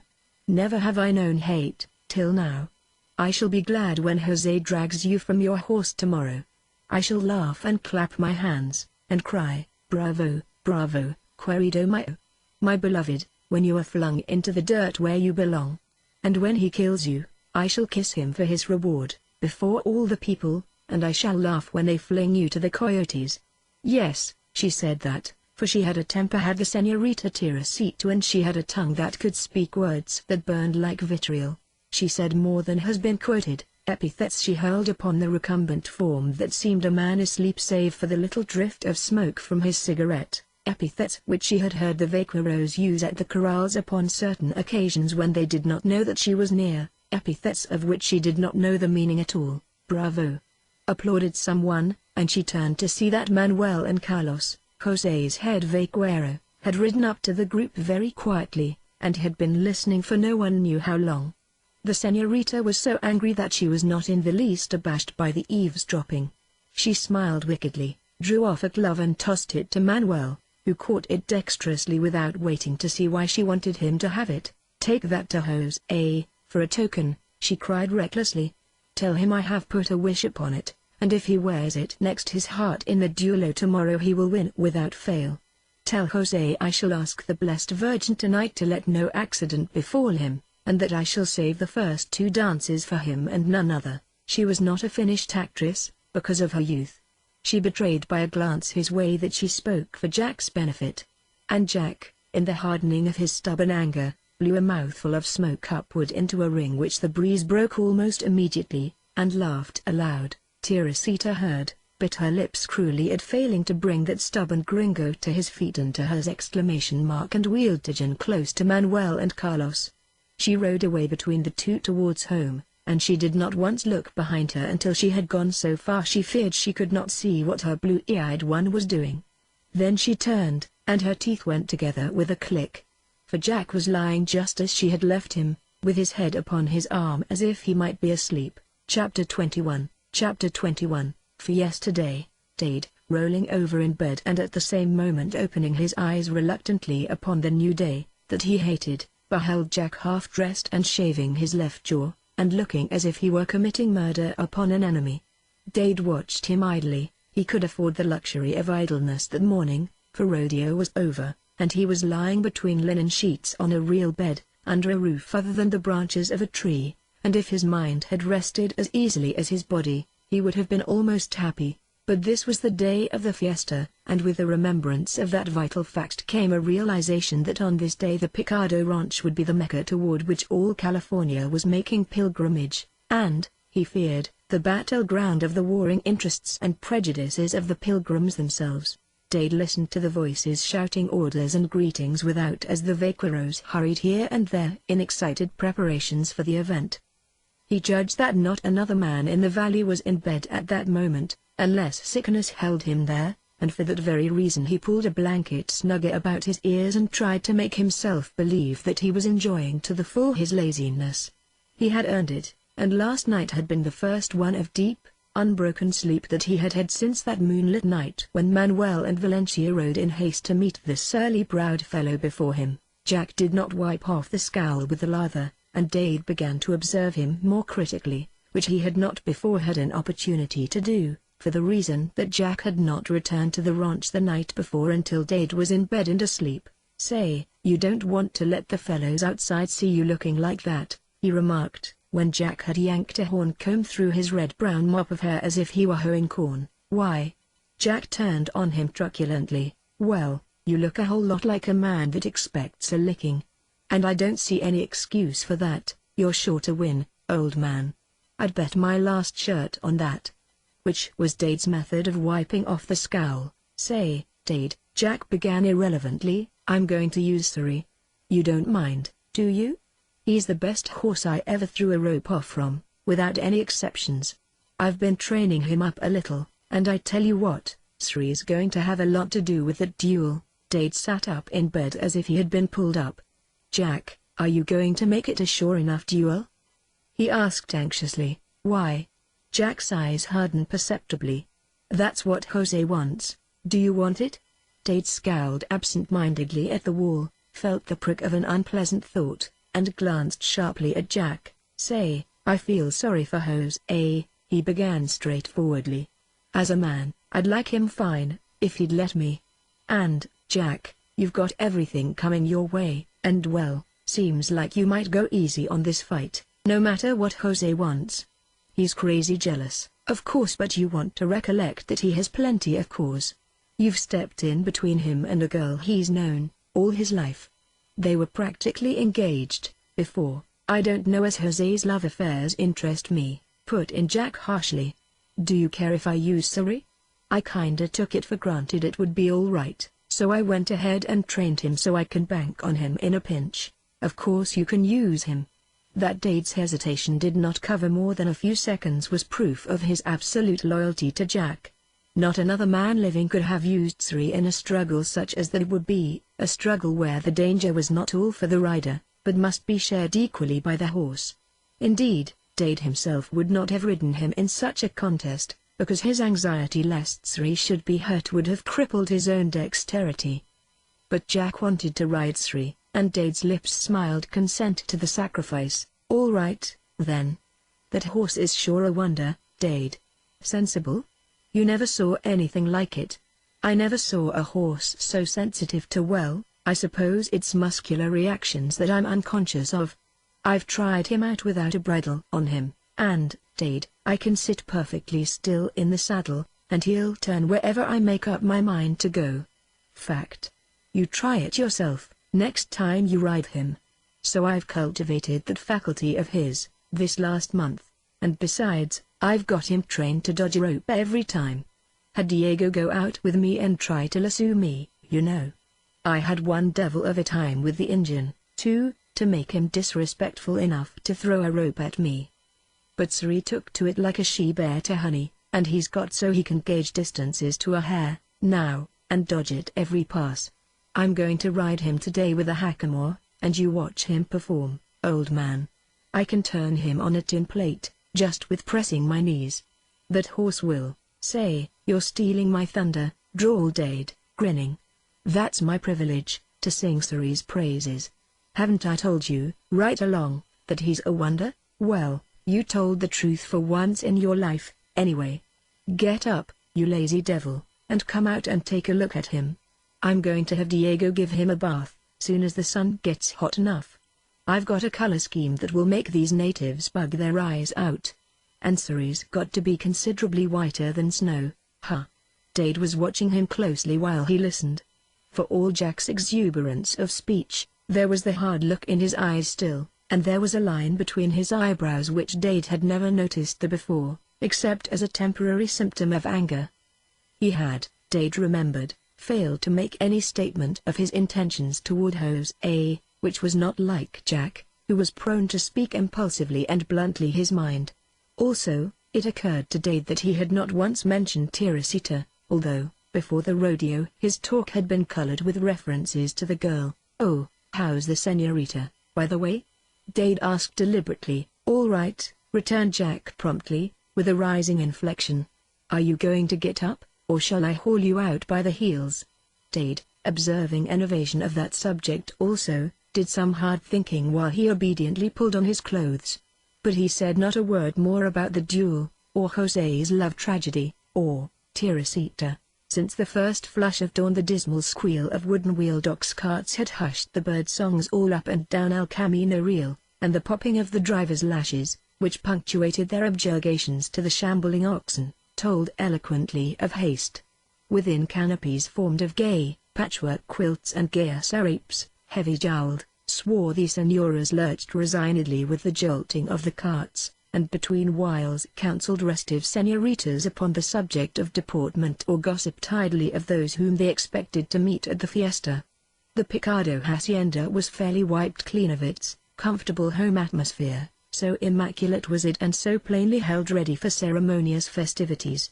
The senora herself went about with a linen dust cloth in her hand, and scolded because the smoke from the fires which the peons had tended all night in the barbecue pits was borne straight toward the house by the tricksy west wind, and left cinders and grime upon windows closed against it. The patio was swept clean of dust and footprints, and the peons scarce dared to cross it in their scurrying errands hither and thither. In the orchard many cablaros fresh from the rodeo were camped, their waiting time spent chiefly in talking of the thing they meant to do or hoped to see, while they polished spur shanks and bridle trimmings.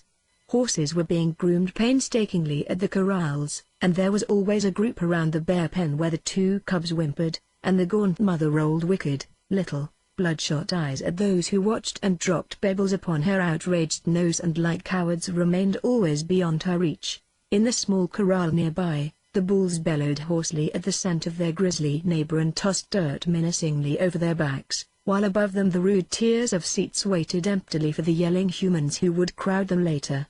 Beyond, under a great, wide-spreading live oak near the roasting pits, 3 fat young steers swung by their heels from a horizontal limb, ready for the huge gridirons that stood leaning against the trunk behind them.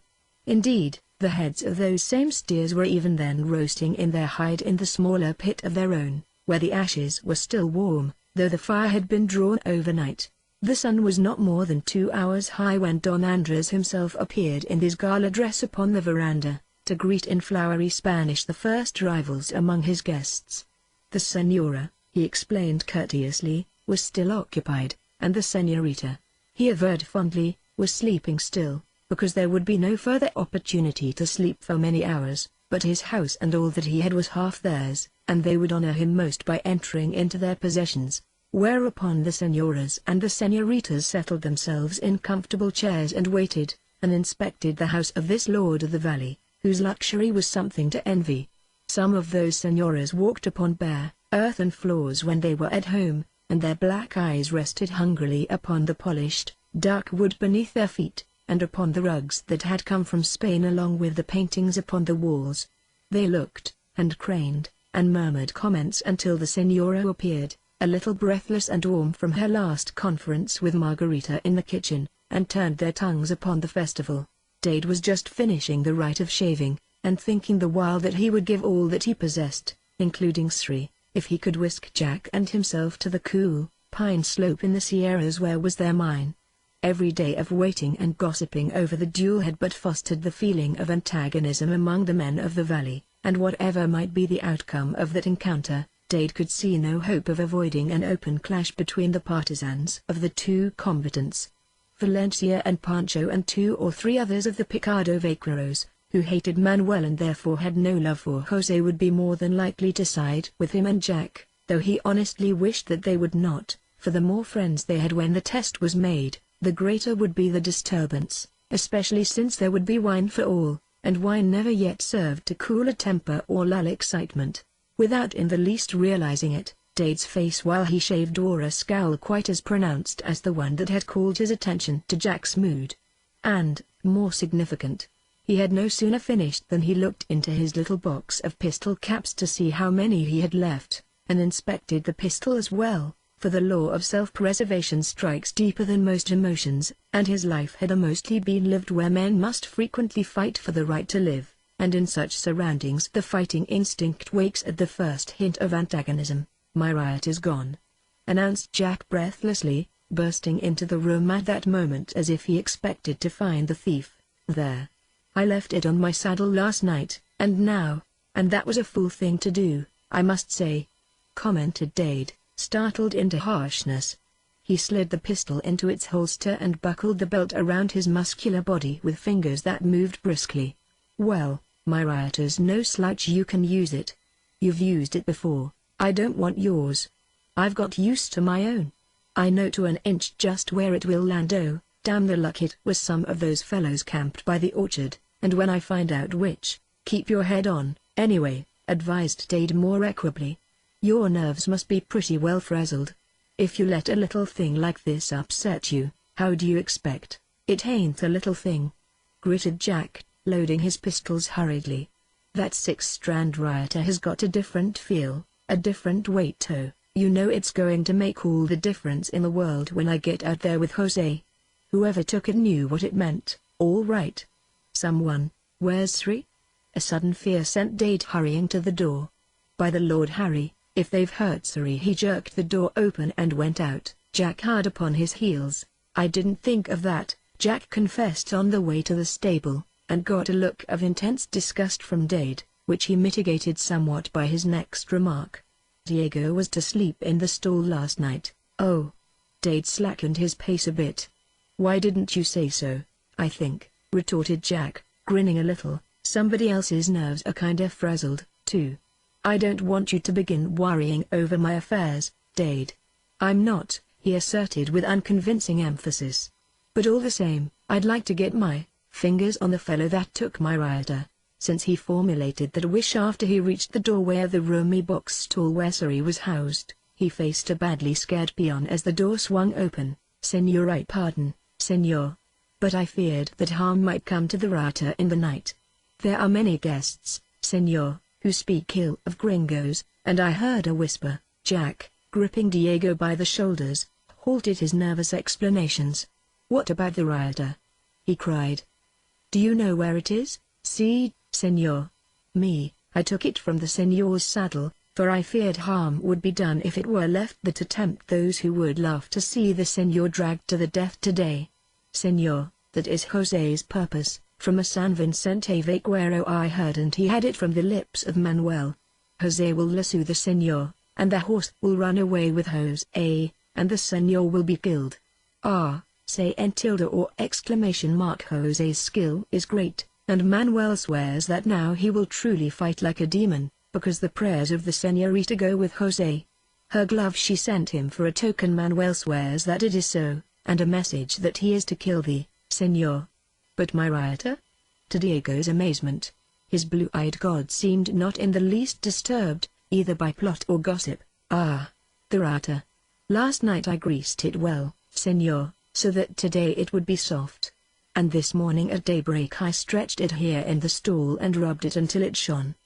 Now it is here, senor, where no knife point can steal into it, and cunningly cut the strands that are hidden, so that the Señor would not observe and would place faith upon it and be betrayed.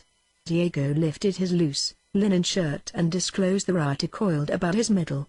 The eyes of his god, when they rested upon the brown body wrapped round and round with the rawhide on which his life would later hang, were softer than they had been since he had craved the kiss that had been denied him, many hours before. It was only the blind worship and the loyalty of a peon whose feet were bare, whose hands were calloused with labor, whose face was seamed with the harshness of his serfdom. Only a peon's loyalty, but something hard and bitter and reckless, something that might have proved a more serious handicap than a strange rioter, dropped away from Jack's mood and left him very nearly his normal self. It was as if the warmth of the rawhide struck through the chill which Teresita's unreasoning spite had brought to the heart of him, and left there a little glow. "Gracias, Diego," he said, and smiled in the way that made one love him. "Let it stay until I have need of it. It will surely fly true, today, since it has been warmed thus by thy friendship." From an impulse of careless kindness he said it, even though he had been touched by the peon's anxiety for his welfare. But Diego's heart was near to bursting with gratitude and pride. Those last two words he would not have exchanged the memory of them for the gold medal itself. That his blue-eyed god should address him, a mere peon, as thy, the endearing, intimate pronoun kept for one's friends.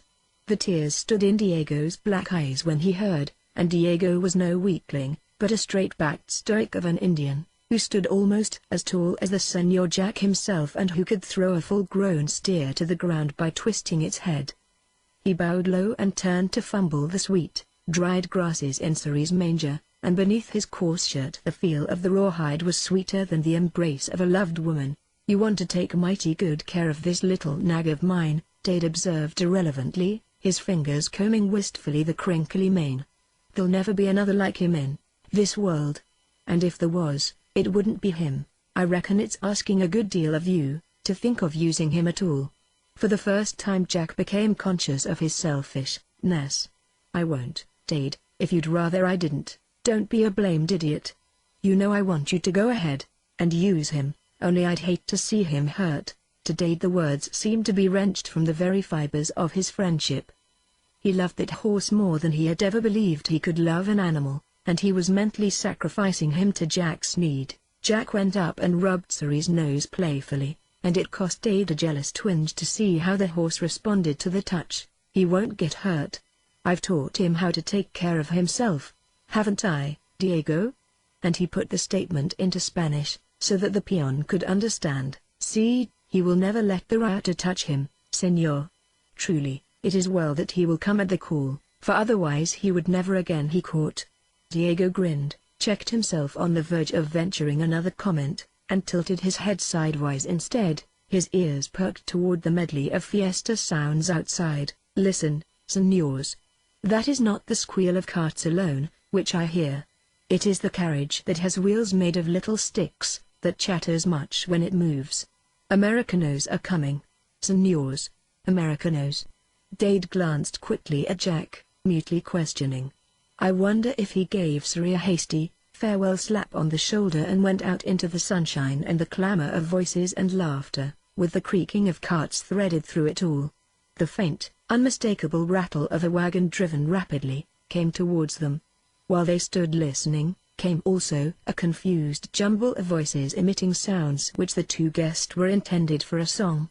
A little later, above the high-pitched rattle of the wagon wheels, they heard the raucous, long-drawn Yankee duo Adel da Andy, which confirmed their suspicions and identified the comers as Gringos beyond a doubt.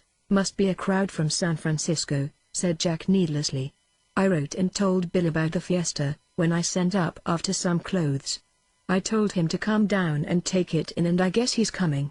Bill was, and he was coming largely, emphatically, and vaingloriously. He had a wagon well loaded with his more intimate friends, including Jim. He had a following of half his committee of vigilance and all the men of like caliber who could find a horse or a mule to straddle. Even the Roman-nosed buckskin of sinister history was in the van of the procession that came charging up the slope with all the speed it could muster after the journey from the town on the tip of the peninsula. In the wagon were a drum, two fifes, a cornet, and much confusion of voices. Bill, enthroned upon the front seat beside the driver of the four-horse team, waved both arms exuberantly and started the song all over again, so that they had to sing very fast indeed in order to finish by the time they swung up to the patio and stopped. Bill scrambled awkwardly down over the wheel and gripped the hands of those two whose faces welcomed him without words.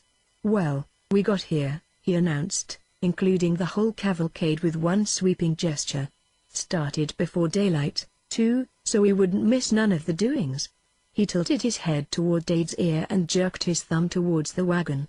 "Say, I brought the boys along," in case his left eyelid lowered lazily and flew up again into its normal position as Don Andres, his sombrero in his hand, came towards them across the patio, smiling a dignified welcome. Dade spoke not a word in reply, but his eyes brightened wonderfully.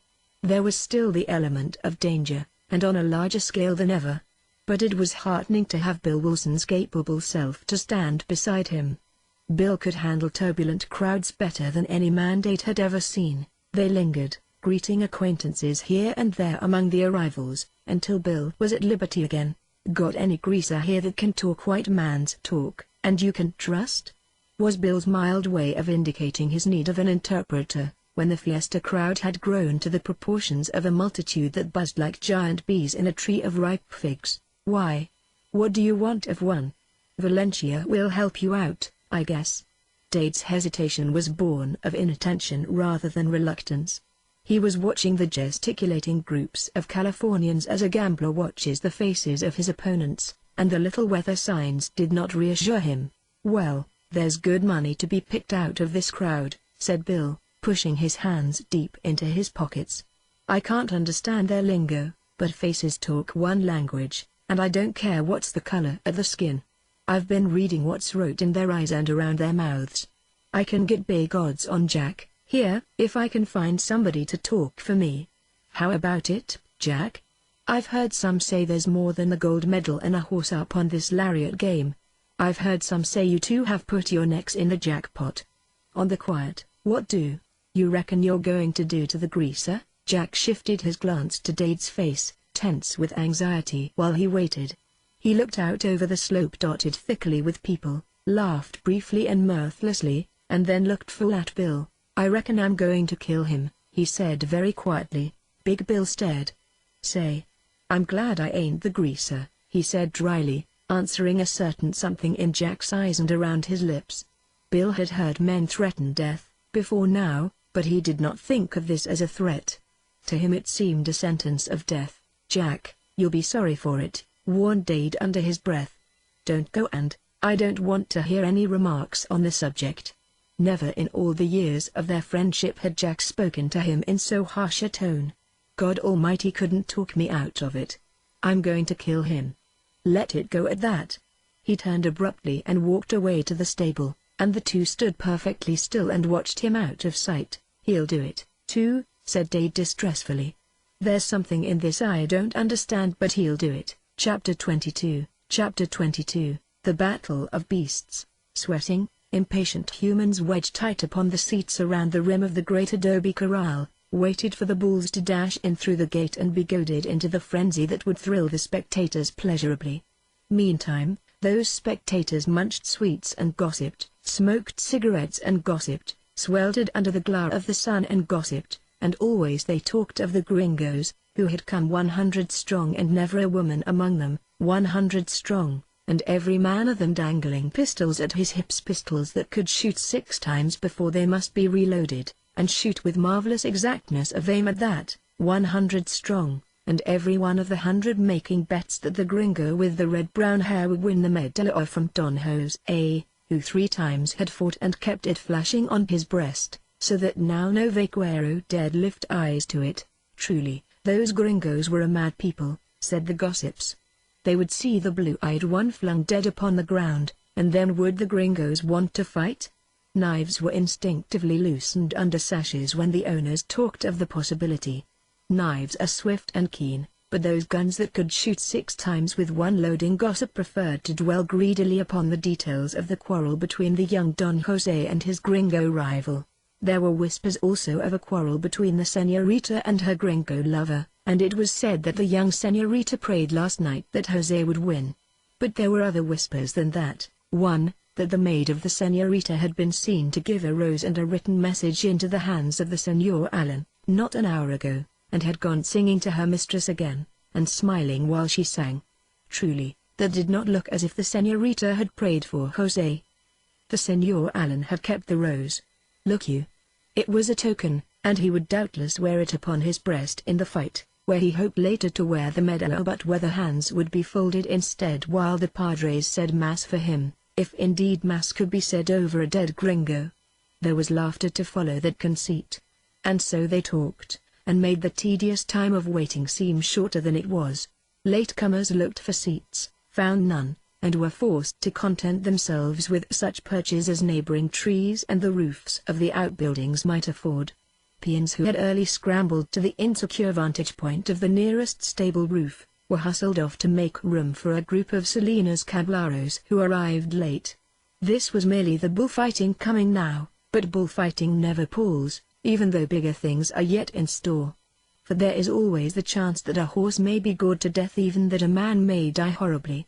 Such things have been and may be again, so the tardy ones climbed and scurried and attained breathlessness and a final resting place together. Came a season of frenzied yelling, breathless moments of suspense, and stamping that threatened disaster to the seats. 2 bulls in succession had been let into the corral, bellowed under the shower of beribboned barbs and went down, fighting valiantly to the last. Bloodlusting, the great crowd screamed importunities for more. "Bring out the bear," was their demand.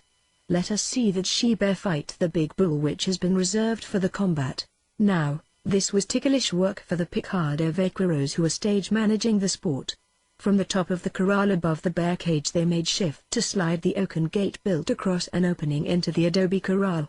Through the barred ceiling of the pen they prodded the bear from her sulking and sent her, malevolent and sullen, into the arena. Senoras tucked vivid skirts closer about stocky ankles and sent murmurous appeals to their patron saints, and senoritas squealed in trepidation that was at least half sincere. It was a very big bear, and she truly looked very fierce and as if she would think nothing of climbing the adobe wall and devouring a whole front seat full of fluttering femininity. Rosa screamed and was immediately reassured when Teresita reminded her that those fierce gringos across the corral had many guns. The bear did not give more than one look of hatred at the flutter above. Loose-skinned and loose-jointed she shambled across the corral, lifted her pointed nose to sniff disgustedly the air tainted with the odor of enemies whom she could not reach with her huge paws, and went on. Clear around the corral she walked, her great, hand-like feet falling as silently as the leaf shadows that splashed one whole corner and danced all over her back when she passed that way, back to the pen where her 2 cubs whimpered against the bars, and watched her wishfully with pert little tiltings of their heads. Teresita was confiding to Rosa, beside her, that they would each have a cub for a pet when the mother bear was killed. Valencia and Pancho and one other were straining to shift the gate of another pen. It was awkward, since they must work from the top, for the adobe corral was as the jaws of a lion while the bear circled watchfully there, and the pen they were striving to open was no safer, with the big, black bull rolling bloodshot eyes at them from below. He had been teased with clods of dirt and small stones flung at him. He had shaken the very posts in their sockets with the impact of his huge body while he tried to reach his tormentors, until they desisted in the fear that he would break his horns off in his rage and so would cheat them of the sight of the good, red blood of the Shebir. Now he was in a fine, fighting mood, and he had both horns with which to fight. From his muzzle dribbled the froth of his anger, as he stiffened his great neck and rumbled a challenge to all the world. Twice, when the gate moved an inch or two and creaked with straining, he came at it so viciously that it jammed again. Indeed, it was the batterings of the bull that had made it so hard to open. Valencia, catching a timbered crosspiece, gave it a lift and a heave. The gate came suddenly free and slid back as they strained at the crosspiece. The bull, from the far side of the pen where he had backed for another rush, shot clear through the opening and halfway across the adobe corral before he realized that he was free. The bear, at pause in her circlings while she snuffed at the bars that now separated her from her cubs, whirled and lifted herself awkwardly upon her haunches, her narrow head thrust forward sinisterly as she faced this fresh annoyance. Midway, the bull stopped with 2 or 3 stiff-legged jumps and glared at her, a little chagrined, perhaps, at the sudden transformation from human foe to this grizzled hill giant whom instinct had taught him to fear. In his calfhood he had fled many times before the menace of grizzly, and perhaps he remembered. At any rate he stiffened his forelegs, stopped short, and glared. Up above, the breaths that had been held came in a shout together. Everyone who saw the pause yelled to the bull to go on and prove his courage. And the bull, when the first shock of surprise and distaste had passed, backed ominously, head lowered, tail switching in spasmodic jerks from side to side. The bear stood a little straighter in her defiance, her head went forward an inch, beyond that she did not move, for her tactics were not to rush but to wait, and to put every ounce of her terrible strength into the meeting. The neck of the bull swelled and curved, his eyeballs showed glassy. His back humped, like a boulder hurled down a mountain slope he made his rush, and nothing could swerve him. The bear might have dodged, and sent him crashing against the wall. Men hoped that she would, and so prolong the excitement. But she did not. She stood there and waited, her forepaws outspread as if for an embrace. Like a bullet sent true to the target, the head of the bull met the gaunt, ungainly, grey shape, met and went down. The tip of one sharp horn showing in the rough hair of her back, her body collapsing limply across the neck she had broken with one tremendous side blow as he struck. A moment she struggled and clawed futilely to free herself, then lay as quiet as the bull himself. And so that spectacle ended swiftly and suddenly. In the reaction which followed that 10 seconds suspense, men grumbled because it had ended so soon. But, upon second thoughts, its very brevity brought the duel just that much closer, and so they heaved great sighs of relaxation and began craning and looking for the 2 to enter who would fight to the death with rioters. Instead, entered the gringo whom Don Andres had foolishly chosen for majordomo, and stood in the middle of the corral, quietly waiting while the vaqueros with their horses and rioters dragged away the carcasses of the bull and the bear. When the main gate slammed shut behind them, Dade lifted his eyes to that side of the corral where the Californians were massed clownnishly together, and raised his hands for silence, got it by degrees, as a clamoring breaker subsides and dwindles to little, whispering ripple sounds, and straightway began in the sonorous melody of the Castilian tongue which had been brought, pure and undefiled, from Spain and had not yet been greatly corrupted into the dialect spoken today among the descendants and called Spanish. Señors, and señoras, so he began. The hour is now midday, and there are many who have come far and are wearied. In the orchard you will find refreshment for all, and your host, Don Andres Picardo, desires me to say for him that he will be greatly honored if you will consider that all things are yours to be used for your comfort and pleasure. In 2 hours, further sports will take place, in the open beyond this corral, so that the seats which you now occupy will serve also to give a fair view of the field. There will be riding contests, free for all caballeros to enter who so desire, and the prize will be a beautiful silver-trimmed bridle that may be seen at the saddle house. After the riding, there will be a contest in the lassoing and tying down of wild steers, for which a prize of a silver hatband and spurs will be given by Don Andres Picardo, your host. Also there will be the riding of bulls, and the prize for the most skillful rider will be a silver-mounted cuarto of beautiful design. Immediately after these various contests Dade could see the tensing of interest among his listeners. Then there will be a contest with rioters between Don Jose Pacheco and Senor Jack Allen, an Americano vaquero from Texas. As the prize for this contest, Don Andres offers Solano, a gelding, 4 years of age and unbroken. But Don Andres makes this condition, that the winner shall lasso his prize in this corral, and ride him before you all. If he should chance to be thrown, then the prize shall be forfeited to the other contestant, who will also be required to ride the horse before you all. If he also shall fail to ride the caballo, then will the horse revert to Don Andres, who will keep him for his own saddle horse. He waited while the applause at this sly bit of humor gradually diminished into the occasional pistol popping of enthusiastic palms, and gestured for silence that he might speak again.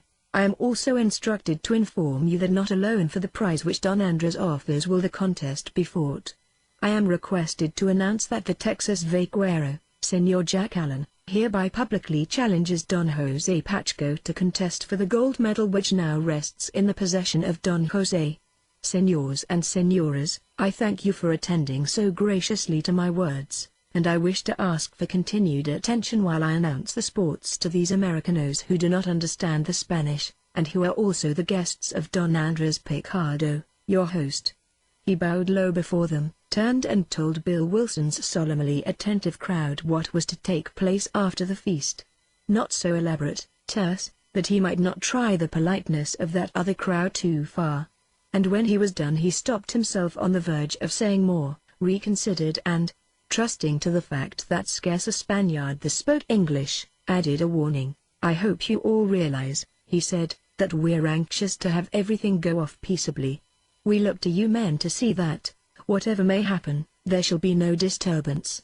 Such things are easier started than stopped, and, just as a hint of what will do the most to keep the peace, I want to announce that the water on this rancho can't be beat, and can safely be used for drinking purposes. Water goes, son, or I'll know the reason why," called Bill Wilson, and the palms of his crowd clapped vigorous assent. "That's the sensiblest thing you've said, so far," approved Jerry Simpson.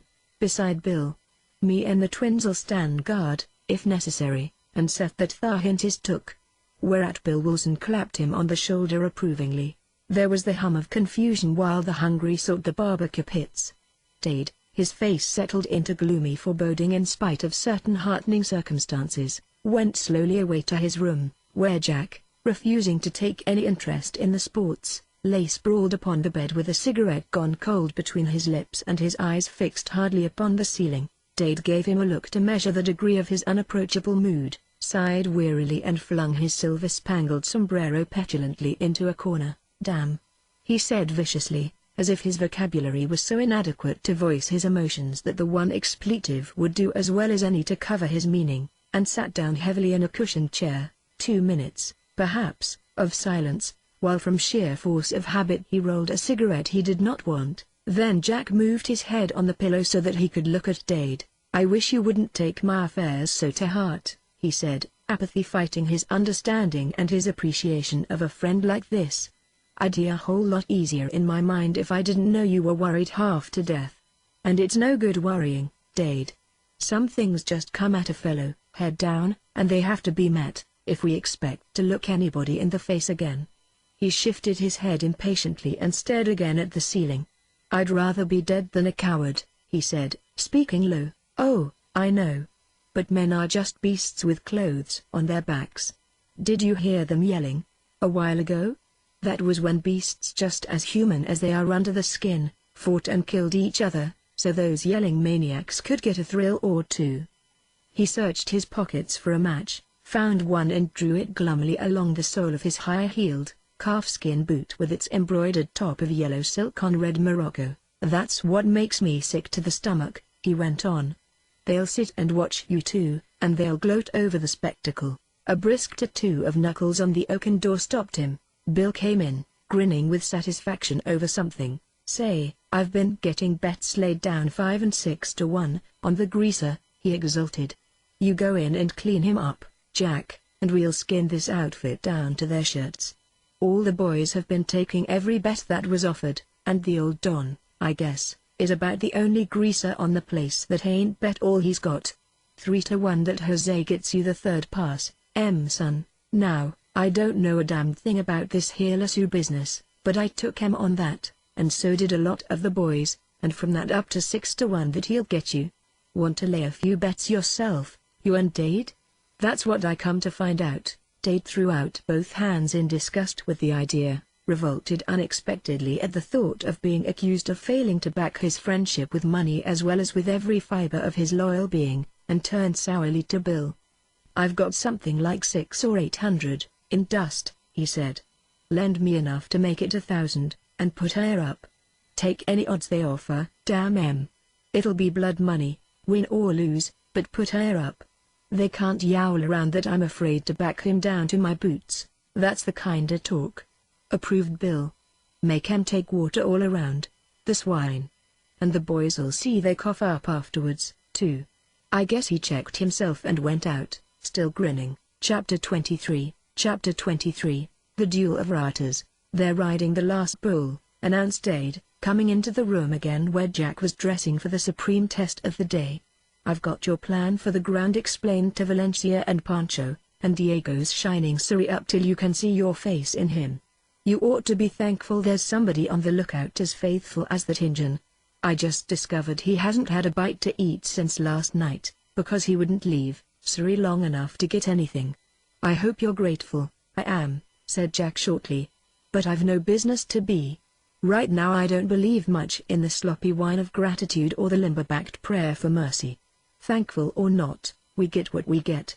Fate hands it out to us, and we may as well take it and keep our mouths shut.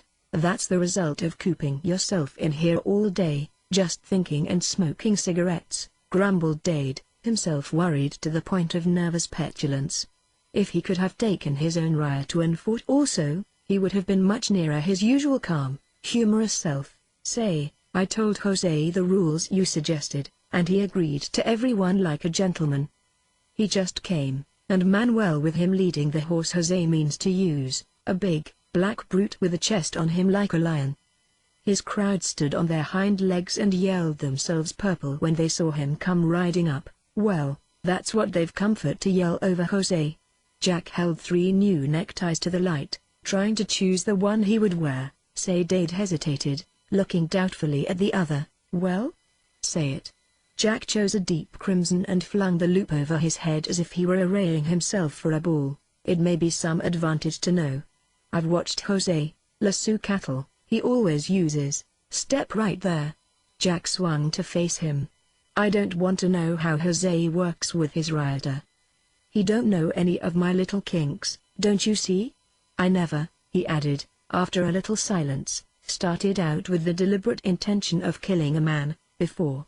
I can't take any advantage, Dade, you know that, just as well as I do." He tried to smile, to soften the rebuff, and he failed. Dade went up and laid a contrite hand upon his shoulder. "You're a better man than I am, Jack," he asserted humbly. "But it's hell for me to stand back and let you go into this thing alone. I've got piles of confidence in you, old boy." But Jose never got that medal by saying "pretty, please" and holding out his hand. "The best lassoer in California means something. And he means to kill you, if I'll let him," put in Jack, stretching his lips in what passed for a grin. "I know, but you've been off the range for 2 years, just about, and you've had a little over 3 weeks to make up for that lost practice." His eyes caught their 2 reflections in the glass, and something in Jack's made him smile ruefully. "Kick me good," he advised. "I need it. I've got nerves worse than any old woman. I know you'll come out on top. You always do.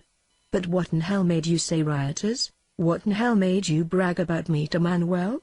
Jack came back instantly, and was sorry for it when he saw how Dade winced. "Honest, I'm not a bit scared. I know what I can do, and I'm not worrying. You are.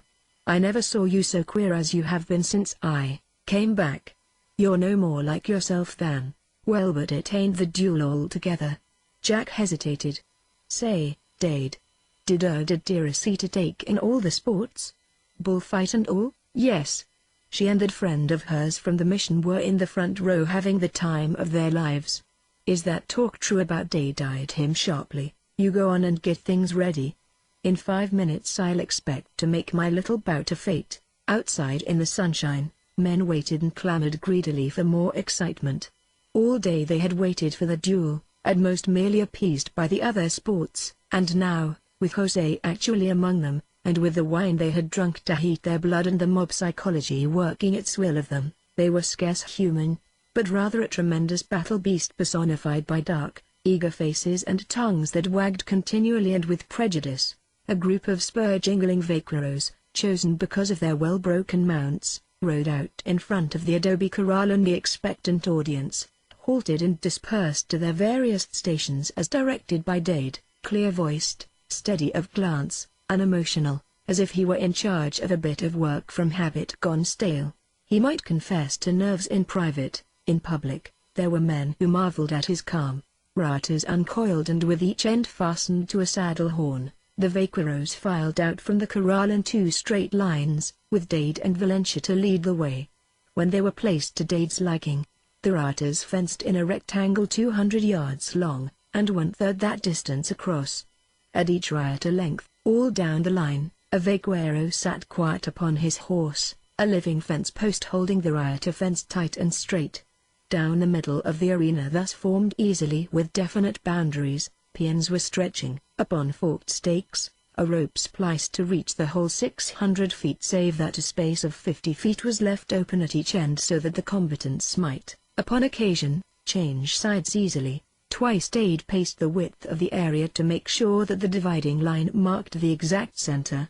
When the last stake was driven deep and the rope was knotted securely in place, he rode straight to the corral and pulled up before the judges' stand for his final announcement. It was a quiet crowd now that he faced. A mass of men and women, tense, silent, ears and eyes strained to miss no smallest detail. He had no need to lift his hand for their attention. He had it to the extent that every man there was unconscious of his neighbor. That rope terrier was something new, something they had not been expecting. Also the thing Dade told them sounded strange to these hot-blooded ones, who had looked forward to a whirlwind battle, with dust and swirling rioters and no law except the law of chance and superior skill and cunning. The two who will fight with rioters for the medal and for the prize which Don Andres offers to the victor, he began, have agreed upon certain rules which each has promised to observe faithfully. That skill rather than luck may be the chief factor in the fight. These are the rules of the contest. None but those two, Don Jose Pacheco and Senor Allen, will be permitted within the square we have marked off for them after the first signal shot is fired. They will toss a coin for first position and will start from opposite ends of the ground. At the signal, which will be a pistol shot, they will mount and ride with the center rope between them. Upon meeting he stopped long enough for a quick smile. They will try what they can do. If both miss, they will coil their rioters and hang them from the horn, and ride on to the end, that they will dismount and wait for the second signal for starting. They will repeat these maneuvers until the contest is decided, one way or the other, but at no time will they start before the signal is given. Remember, no one else will be permitted inside the line, at any time. Also, neither of the contestants may pass the dividing line unless he has the other at his mercy when he may cross if he chooses. It cost Dade something, that last sentence, but he said it firmly, repeated the rules more briefly in English and rode out of the square, a vaquero slackening the first try to of the line to leave a space for him to pass. And as he went, there was nothing in his manner to show how ticklish he felt the situation to be, only, when he came upon Jack, just riding out from the stable upon Surrey, his lips drew tight and thin. But he merely waved his hand and went on to tell Jose that he wanted Manuel to give the signals, for then all would be sure that there would be no unfairness. He was gone perhaps 2 minutes, yet when he returned with Manuel glowering beside him, that fenced area was lined 4 deep with horsemen all around, and so had they segregated themselves instinctively, friend with friend, that the northern side was a mass of bright colors to show that there stood the Spanish caballeros, and opposite them, a more motley showing and yet a more sinister one, stood the Americanos, with Bill Wilson pressed against the rope halfway down the line, and beside him Big Jerry Simpson, lounging upon Mole, his black mule. Instinctively, Dade rode around to them, beckoning Manuel to follow, and placed him between Jerry and Bill, explained that Manuel was to fire the starting signals, and smiled his thanks when Jerry promptly produced one of his twins and placed it in Manuel's hands. Pinned her nose in the air, "Mister, when you turn her loose," he advised solemnly. "She's loaded fur bar. Keep your eyes open," Dade warned Bill Wilson when he turned to ride back, and Bill nodded understandingly. Bill, for that matter, usually did keep his eyes open, and to such purpose that nothing escaped them. Back at the corral, Dade saw Jack waiting upon Surrey in the shade of the adobe wall until the moment came for entering the arena. Near to him, Jose calmed his big, black horse and waited also, cold to the keen note of his whole attitude. Dade waved his hand to them, and they followed him into the empty rectangle. From the crowd came a rustle as of a gust of wind through treetops, then they were still again, watching and waiting and listening. Those for whom they had watched all day at last stood side by side before them, and the picture they made must have pleased the most exacting eye that looked down upon them. For Jose was all black and silver, from the tasseled, silver cord upon his embroidered sombrero to the great silver rowels of his spurs. Black velvet jacket, black velvet breeches with silver braid glistening in heavy, intricate pattern, black hair, black eyes and a black frown, withal, and for good reason, perhaps. For, thinking to win a smile from her who had sent the glove and the message, Jose looked towards the nearest and the most comfortable seat, where Teresita sat, smiling and resplendent, between her mother and Rosa. He had looked, had Jose, and had seen her smile, but he saw that it was not at him she smiled, but at Jack. It is true. The smile may have been merely scornful, but Jose was in no mood for nice analysis, and the hurt was keen enough because she smiled at all, and it made his mood a savage one. Jack was all white and red save for the saddle, which was black with silver trimmings, and sorry, milk white from ears to heel, served to complete the picture satisfyingly. Diego must have put an extra crimp in mane and tail, for the waves were beautiful to behold. He had surely polished the hoofs so that they shone, and nature had done the rest, when she made Sri the proud, gentle, high-stepping animal he was. Jack wore breeches and jacket of soft, white leather, and none but Bill Wilson knew what they had cost in time, trouble, and money. A red silk sash was knotted about his middle, the flaming, crimson tie fluttered under his chin, and he was bareheaded, so that his coppery hair lifted from his untanned forehead in the breeze, and made many a senorita's pulse quicken admiringly. For Jack, think what you will of him otherwise, was extremely good to look upon. Heads for Don Jose. A Mexican dollar, spun high in air from Dade's fingers, glittered and fell straight. 3 heads bent to see which side came uppermost, and thousands of necks craned futilely. Don Jose will choose his starting point, Dade called out. But first the two will lead their horses over the ground, so that they may make sure that there are no holes or stones to trip them. Even in that preliminary, they showed how differently two persons will go about doing the same thing.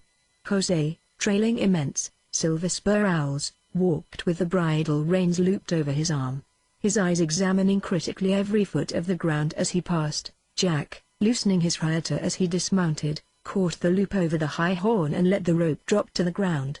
He wore no spurs, and as for Sri, he had no bridle and bit, but a hackamore instead. Jack threw the reins over the neck of the horse.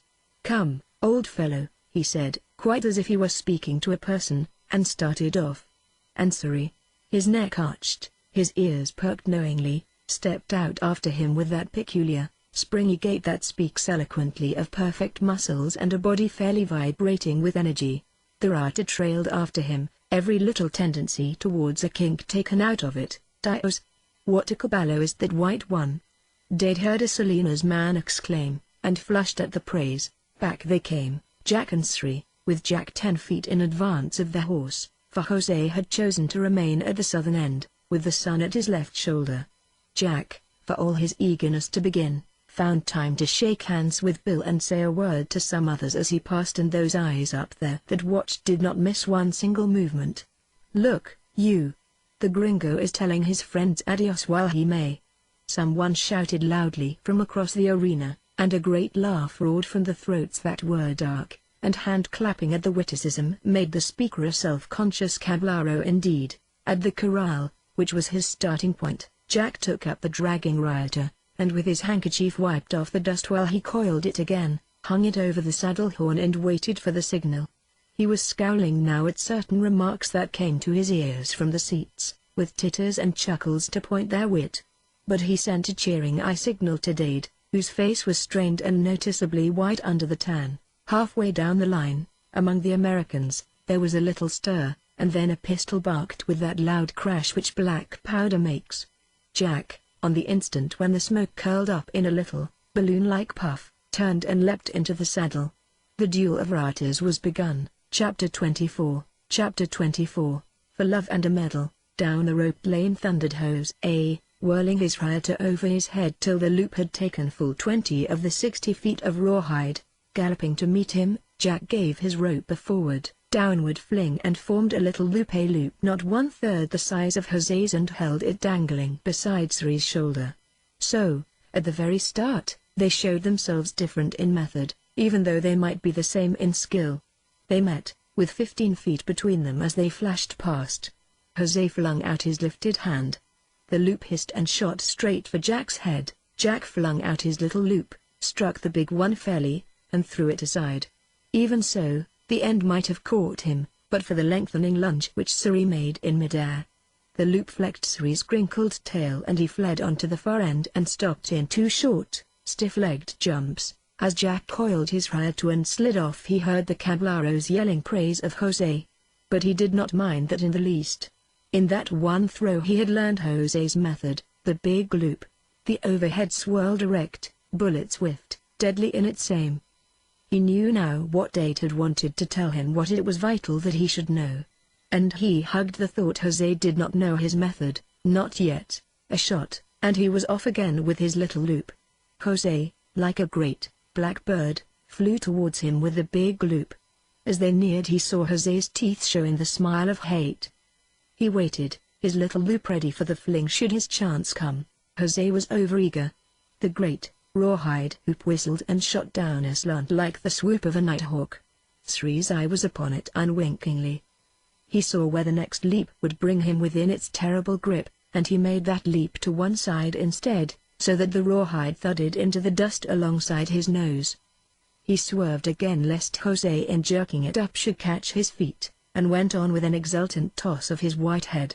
It was the game he knew, the game Diego had played with him many times, to the discomfiture of the peon. "He is a devil, that white caballo!" cried a chagrined voice from among the vaqueros crowding the ropes so that they bulged inward. "Ha! Devil or no, they will go down, those 2 white ones. Saw you the look of Jose as he passed? He has been playing with them for the sport of the people. Look you! I have gold on that 3rd throw. The next time it is as Jose chooses." The bark of the pistol cut short the boastings of that vaquero. This was the 3rd pass, and much Spanish gold would be lost upon that throw if Jose missed. 3-1, son, bawled Bill Wilson remindingly, as Jack loped past with his little loop hanging beside him, ready but scarcely seeming so. Jose was coming swiftly, the big horse lunging against the Spanish bit, his knees flung high with every jump he made, like a deer leaping through brush. And there was the great, rawhide loop singing its battle song over his head, with the soft hoo-oh-oh before he released it for the flight. He aimed true, but Sri had also a nice cipher distance. He did not swerve. He simply stiffened every muscle and stopped short.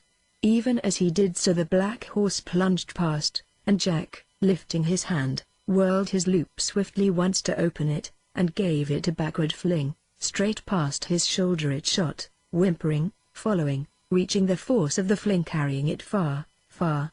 Jose heard it whining behind him, glanced quickly, thought to beat it to the end of its leash.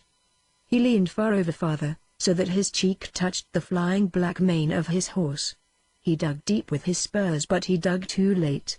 The little loop narrowed. It had reached as far as 60 feet of rawhide could reach and have any loop at all. It sank, and caught the outflung head of the black horse, slid back swiftly and caught Jose as the horse lunged and swung short around, tightened and pressed Jose's cheek hard against the black mane as the rawhide drew tight across the back of his neck. The black horse plunged and tried to back away. The white one stiffened against the pull of the rope. Between the two of them, they came near finishing Jose once for all. And from the side where stood the white men came the vicious sound of a pistol shot. Slack, Sri. Jack, on the ground, glimpsed the purpling face of his foe. Slack, you devil. Near 60 feet he had to run, and Jose was strangling before his eyes, strangling, because Sri's instant obedience was offset by Jose's horse, who, facing the other at the first jerk of the rioter, backed involuntarily with the pull of the pinioned reins. The Spanish bit was cutting his mouth cruelly, and Jose's frenzied clawing could not ease the cruel strain upon either of them. A few terrible seconds, and then Jack overtook them, caught the horse by the bridle, and stopped him, and the blood which the cruel bit had brought when the spade cut deep, stained Jack's white clothes red where it fell. Slack, Sri. Come on, he cried, his voice harsh with the stress of that moment. And when the rawhide hung loose between the two horses, he freed Jose of the deadly noose, and saw where it had burnt raw the skin of his neck on the side where it touched.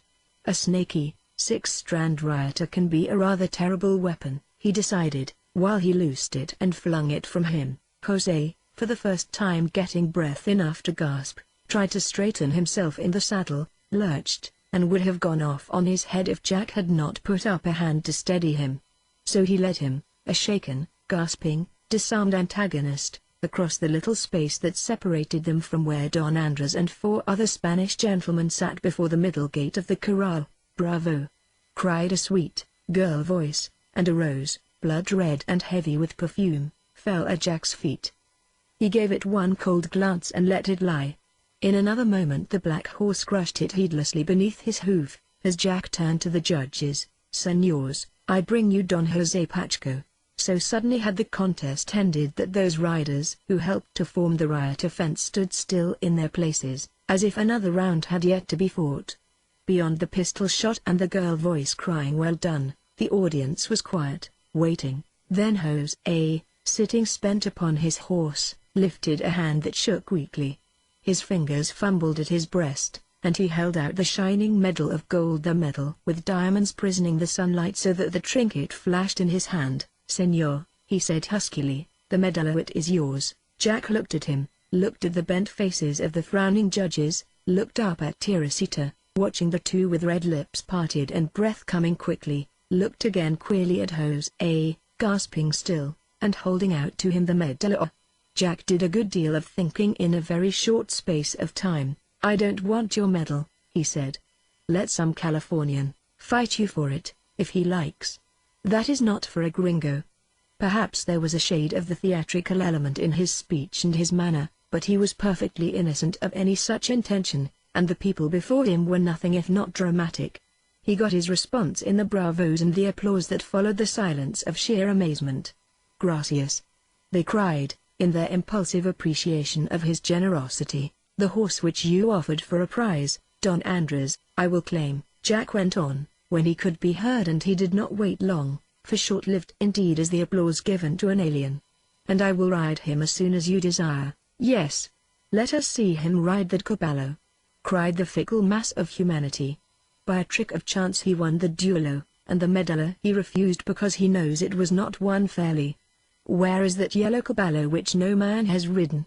Let him show us what he can do with that yellow one." Dade, pushing his way exultantly toward him, saw the blaze of anger at their fickleness leap into Jack's eyes. "See, I will show you," he called out. "It is well that you should see some horsemanship.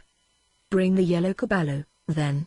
Truly, I will show you what I can do." "Come, Siri," called Dade, and the white horse walked up to him and nibbled playfully his bearskin charpajos. "Solanos, in the little corral, off this big one. I'll bring your saddle." "I don't want any saddle. I'm going to ride him bareback, with a rope over his nose." "Let me have your spurs, will you? Did you hear them say I won the duel with luck? I'll show these greasers what a gringo can do." He spoke in Spanish, to show his contempt of their opinion of him, and he curled his lip at the jibes they began to fling down at him. The jibes and the taunts and vague threats as well, when those who had wagered much upon the duello began to reckon mentally their losings. In the adobe corral he stood with his rioter coiled in his hand and Dade's spurs upon his heels, and waited until Solano, with a fling of heels into the air, rushed in from the pen where the big bull had waited until he was let out to fight the grizzly. "Bareback he says he will ride that son of Satanas," jeered a wine-roughened voice. "Boaster that he is, look you how he stands.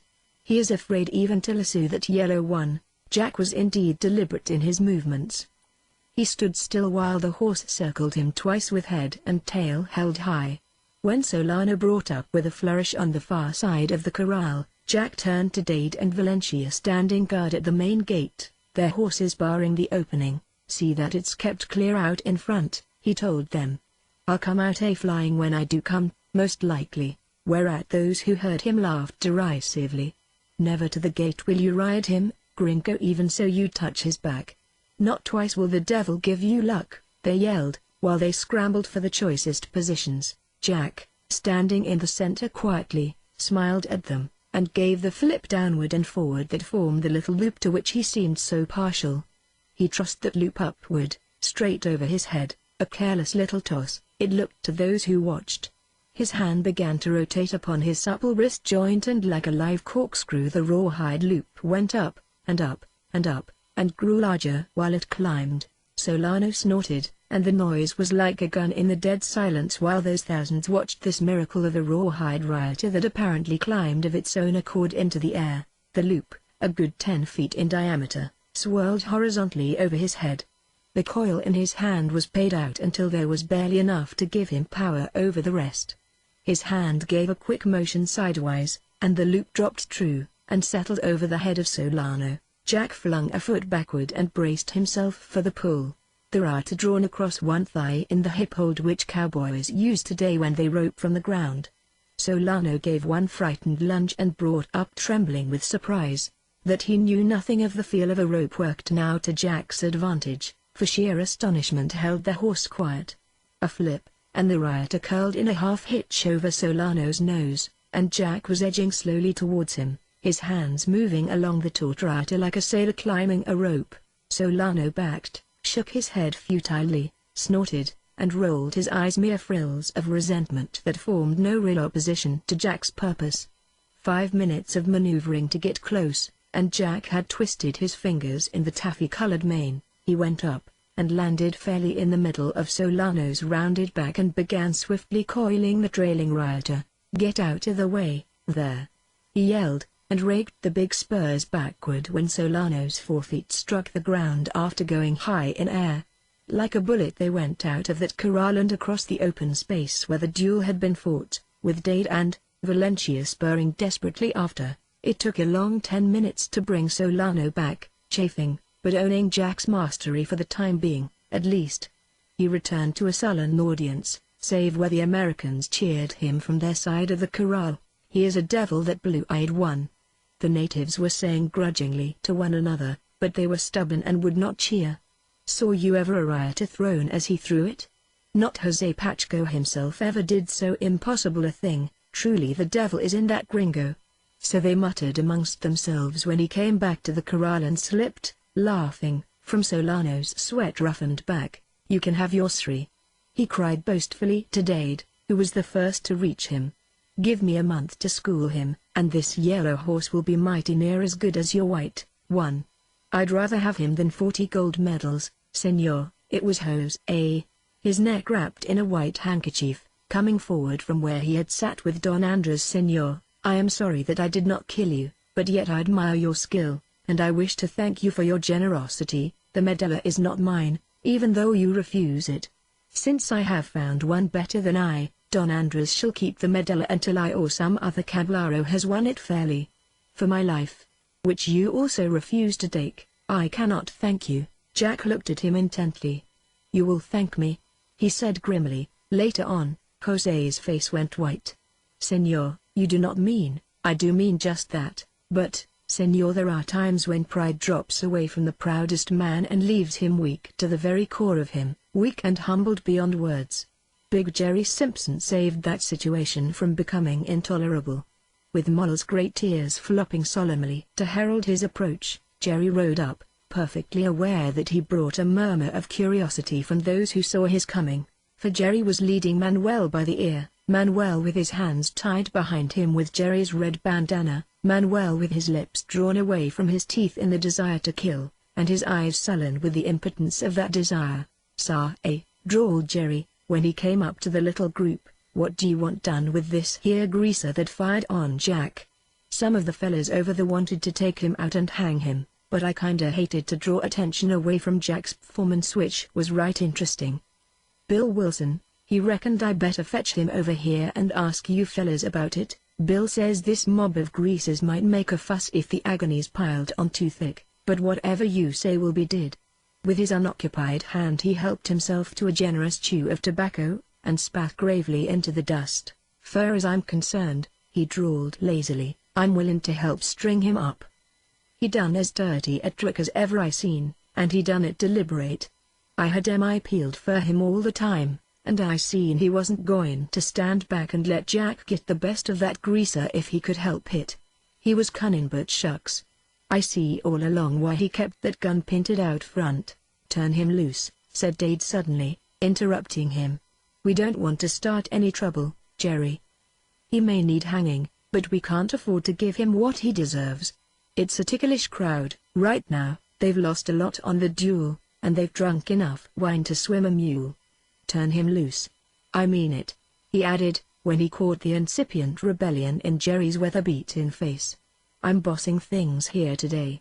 He didn't hit anybody, and I'm beginning to think we can get through the day without any real trouble, if we go easy." While Jerry scratched his stubbly jaw reflectively with his free hand, and looked down at his captive. "I'll give him a darned good wallopin', then, just to learn him manners. I've been wantin' to lick him since yesterday mornin' when he tried to drive off Bawley and Lafayette and William, Pennsylvania. I lost 2 hours offen my work, arguin' with him. I'll take that out of his hide, right now." He induced Moll to turn around, and led Manuel away from the presence of the women lest they should be shocked at his deed, and on the cool side of the farthest shed he did indeed give Manuel a darned good walloping. After which he took a fresh chew of tobacco, lounged over to where Moll waited and switched desultorily at the flies, mounted, and went placidly home to his Mary. Bill Wilson, having collected their winnings and his own, sought Dade and Jack, where they were lying under the shade of a sycamore just beyond the rim of the crowd chattering shrilly of the later events.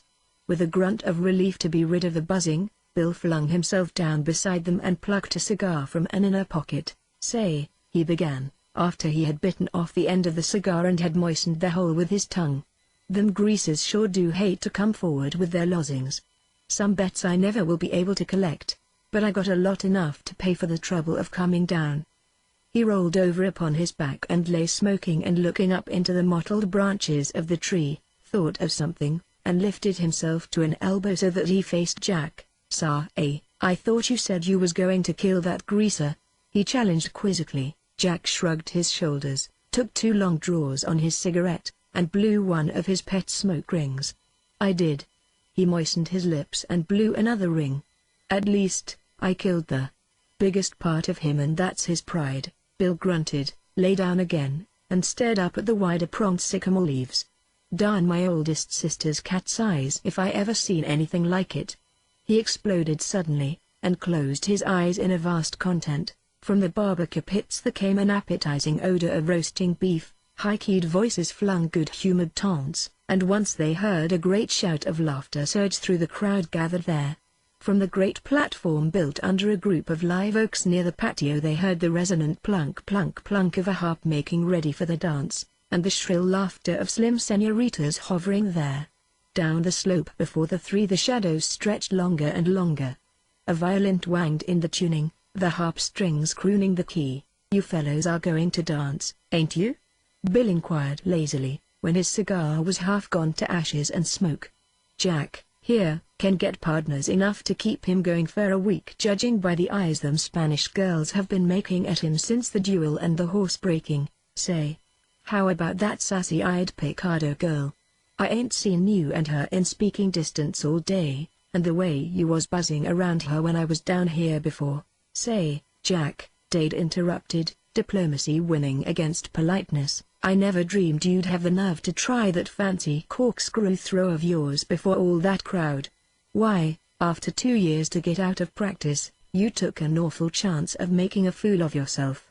You see, Bill," he explained with a deliberate garrulity, "that throw he made when he caught the horse was the finest bit of rope work that's been done today. I don't believe there's another man in the crowd that could do it, and the chances are they never saw it done before, even. I know I never saw but one man beside Jack that could do it. Jack was always at it, when we happened to be laying around with nothing to do, and I know he had to keep his hand in, or he'd make a fizzle of it. Of course," he conceded, "you didn't miss, but if you had, wow." He shook his head at the bare possibility. Jack grinned at him. "I'm not saying how much moonlight I used up, practicing out in the orchard when everybody else was asleep. I reckon I've made that corkscrew 5,000 times in the last 3 weeks. Where you belong," bantered Dade, "is on the stage. You do love to create a sensation, better than anyone I ever." Señor Diego came hurriedly out of the shadows behind them. "The patron begs that you will honor his table by dining with him tonight. In 1 little half hour will he hope to see you, and Don Jose Pacheco will also be happy to meet the señors, if it is the pleasure of the señors to meet him and dine in his company." "The patron," added Diego, with the faintest suspicion of a twinkle in his pensive black eyes, "desires also that I shall extend to you the deep regret of the Senora and their Senorita because it will be impossible for them to be present." The three looked at one another, and in Bill's eyes dawned slowly the light of understanding. "Tell the patron we are honored by the invitation, and that it gives us much pleasure to accept," Dade replied for the three of them, after a moment spent in swift, mental measuring of the situation. "Jack, you've got to get them bloody clothes off, and some decent ones on." "Come on, Bill, half an hour ain't any, too much time to get ready in." Halfway to the house they walked without saying a word. Then Dade, walking between the two, suddenly clapped a hand down upon the shoulder of each. "Say, I could holler my head off," he exulted. "I'm going to quit worrying about anything. After this, the nights I've laid awake and worried myself purple over this darned fiesta or the duel, rather. And things are turning out smooth as a man could ask. Jack, I'm proud to death of you, and that's a fact. With that temper of yours, I kinda looked for you to get this whole outfit down on you, but the way you acted, I don't believe there's a man here, except Manuel, that's got any real grudge against you, even if they did lose a lot of money on the fight. And it's all the way you behaved, old boy, like a prince.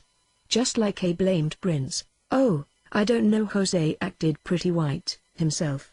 "You've got to admit that it's Jose that took the fight out of the crowd." I'm glad he did not finish the sentence, and they were considerate enough not to insist that he should. Warm sunlight, and bonfires fallen to cheerless, charred embers and ashes gone gray, warm sunlight, and eyes grown heavy with the weariness of surfeited pleasure. Bullock carts creaked again, their squealing growing gradually fainter as the fat-jowled senoras lurched home to the monotony of life, while the senoritas drowsed and dreamed, and smiled in their dreaming. At the corrals, red-lidded caballeros cursed irritably the horses they saddled. In the patio Don Andres gave dignified adieu to the guests that still lingered. The harp was shrouded and dumb upon the platform, the oaken floor polished and dark with the night-long slide of slippered feet. The fiesta was slipping out of the present into the past, where it would live still under the rose lights of memory. There was a scurry of little feet in the rose garden. A door slammed somewhere and hushed the sound of sobbing. A senorita, a young and lovely senorita who had all her life been given her way, fled to her room in a great rage, because for once her smiles had not thawed the ice which her anger had frozen. The senorita flung something upon the floor and trampled it with her little slipper heels, a rose, blood-red and withered, yet heavy with perfume still, a rose, twin to the one upon which the black horse of Jose had set his foot in the arena. A note she tore in little bits, with fingers that tingled still from the slap she had given to Diego, who had brought it. She flung the fragments from her, and the writing was fine and feminine in every curve her own. If you wish to know, the note she had sent, 24 hours before, to her blue-eyed one whom she had decided to forgive, Santa Maria. She gasped, and gritted her teeth afterwards. This, then, is what he meant, that insolent one. After the fiesta will I send the answer, so he told that simpering maid who took my letter and the rose. And the answer, then, is my rose and my letter returned, and no word else. Madre de Dios! That he should flout me thus. Now will I tell Jose to kill him, and kill him quickly. For that blue-eyed gringo I hate. Then she flung herself across her bed and wept. Let the tender-hearted be reassured. The senorita slid from sobbing into slumber, and her dreams were pleasant, so that she woke smiling. That night she sang a love song to Jose, behind the passion vines, and her eyes were soft, and when young Don Jose pulled her fingers from the guitar strings and kissed them many times, her only rebuke was such a pursing of lips that they were kissed also for their mutiny. After a while the senorita sang again, while Jose, his neck held a little to one side because of his hurt, watched her worshipfully, and forgot how much he had suffered because of her. She was 17, you see, and she was lovely to look upon, and as for a heart, perhaps she would develop one later. Chapter 25. Adios. The sun was sliding past the zenith when Jack yawned himself awake. He lay frowning at the ceiling as if he were trying to remember something, sat up when recollection came, and discovered that Dade was already up and getting into his jacket. "Dade, let's go back to the mine," he suggested abruptly, reaching for his boots. "You aren't crazy about this job here, are you?" I know you didn't want to take it, at first. And I know you bullied me into it, Dade retorted, with some acrimony. He had danced until his feet burned with fatigue, and there was the reaction from a month of worry to roughen his mood. Also, he had yet to digest the amazing fact that the sight of Teresita had not hurt him so very much, not 1/4 as much as he had expected it would do. Now, here was Jack proposing to leave, just when staying would be rather agreeable. Well, but times have changed since then. I'm ready to go. Jack pulled on a boot and stamped his foot snugly into it. What's more, I'm going. You'll eat first, won't you? Jack passed over the sarcasm. No, sir, I won't. I'm not going to swallow another mouthful on this ranch. I held myself down till that damned fiesta was over, because I didn't want folks to say I was scared off. But now I'm going, just as quick as there. Lord'll let me get a saddle on that yellow Mustang. Why, I nothing. I'm going. If you want to go along, you can, but I won't drag you off by the heels. You can suit yourself. He stamped himself into the other boot, went over and splashed cold water into his eyes and upon his head, shook off the drops that clung to his hair, made a few violent passes with towel and brush, and reached for his sombrero. It's a long ways to ride on an empty stomach, Dade reminded him dryly. We can stop at Jerry Simpson's and eat. That won't be more than a mile or so out of the way. Jack's hand was on the latch, and that yellow horse ain't what you can call trail broke. He will be, by the time I get to the mine. Dade threw out both hands in surrender. Oh, well, you darned donkey, give me time to tell Don Andres goodbye, anyway. Jack's eyes lighted with the smile Dade knew and loved to see. Dade, they don't make him any better than you, he cried, and left the door to try and break a shoulder blade with the flat of his hand, just to show his appreciation of such friendship. Bill Wilson has got enough gold that he pulled out of the crowd for us yesterday to grubstake us for a good long while, and I can't get out of this valley a minute too soon to suit me, he confessed. You go on and hunt up Don Andres, while I tackle Solano. I'll wait for you, but don't ask me to stay till after dinner, because I won't do it. We don't want to go off without saying goodbye to Jerry and his wife, anyway, and we'll beg a meal from the old Turk, and listen to some more yarns about Tige, just to show we're friendly.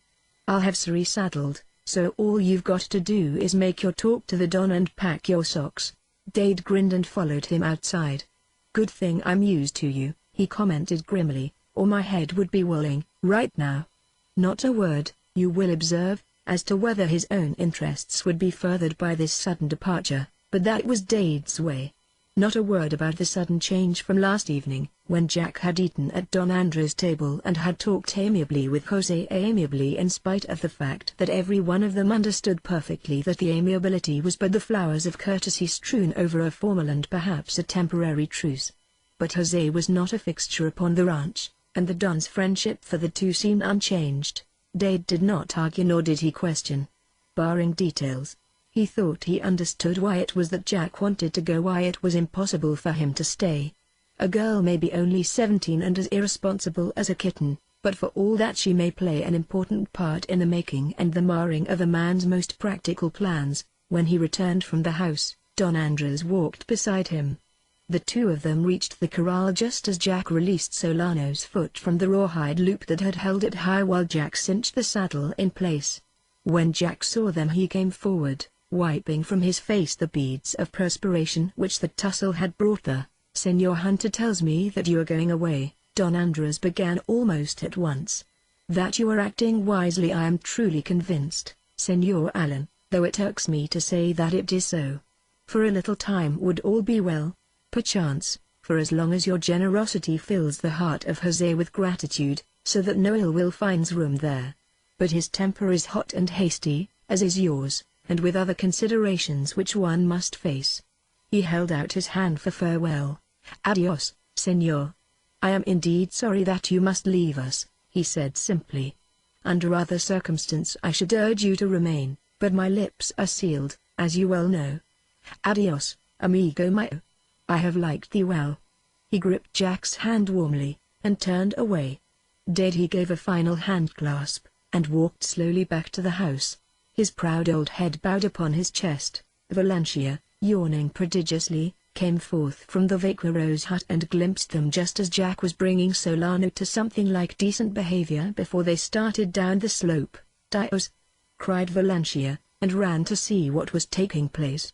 For while the taming of a Mustang is something which a man may undertake whenever the mood of him impels, the somewhat bulky packages tied behind the high cantles could mean nothing save a journey. When they told him, he expostulated with tears in his eyes.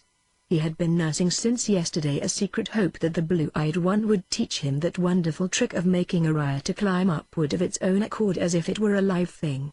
Beyond that he was genuinely distressed to see them go, and even threatened to go with them before he yielded finally to the inevitable remembering Felice, perhaps, and the emptiness of life without her. "Señor, should you chance to see that great hombre who whipped Manuel so completely, you would do well to give the warning.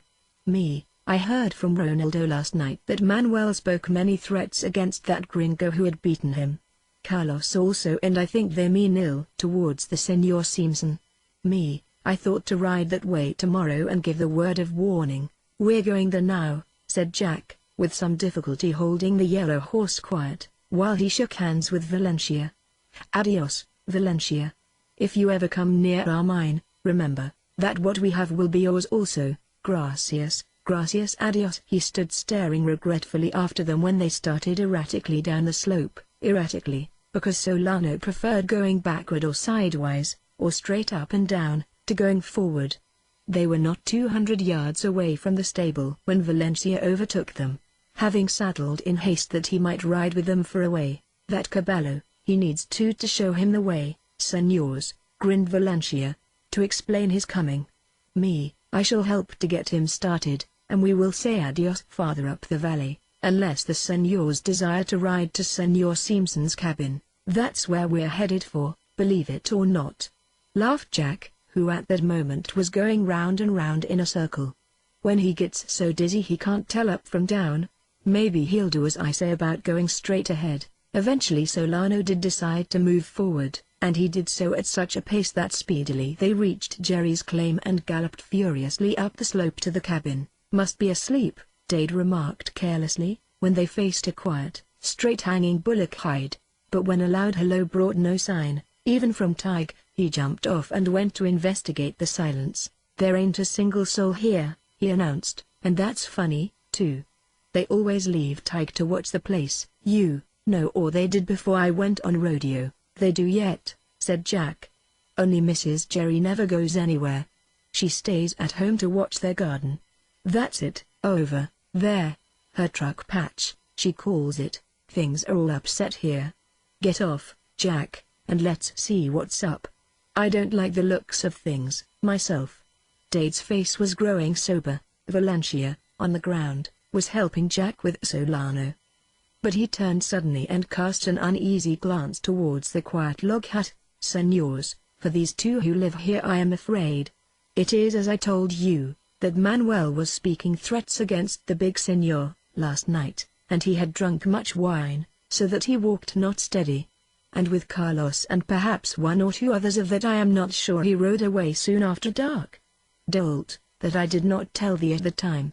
But I was dancing much," he confessed, "and the fiesta dance makes drunken the feet, that they must dance. Well, tie up that Mustang and never mind." Dade was walking aimlessly about, looking for something what, he did not know. "There's tracks all around," and he disappeared behind the cabin. In a minute he was calling them, and his tone brought them on the run. "Now, what do you make of that?" he wanted to know, and pointed. Two fresh mounds of earth, narrow, long graves, if size and shape meant anything at all. The form of a T they made there in the grass, for one was short and extended across, near one end of the larger one. "What do you make of that?" Dade repeated, much lower than before. "Señors, evil has been done here. I think, don't think. Bring that shovel, over the see it, by the tree ? And dig. There's one way to find out what it means." Valencia did not want to dig into those mounds, but the voice was that of his major domo, whom he had for a month obeyed implicitly. He got the shovel and he dug. And since it seemed too bad to make him do all the work, Jack and Dade each took their turn in opening the grave, and in that grave they found Mrs. Jerry, wrapped in her faded patchwork quilt, her hands folded at peace. Her wistful brown eyes closed softly. There was no need to speculate long upon the cause of her death. Her shapeless brown dress was stained dark from throat to waist. Dade, shuddering a little, very gently lifted the hands that were folded.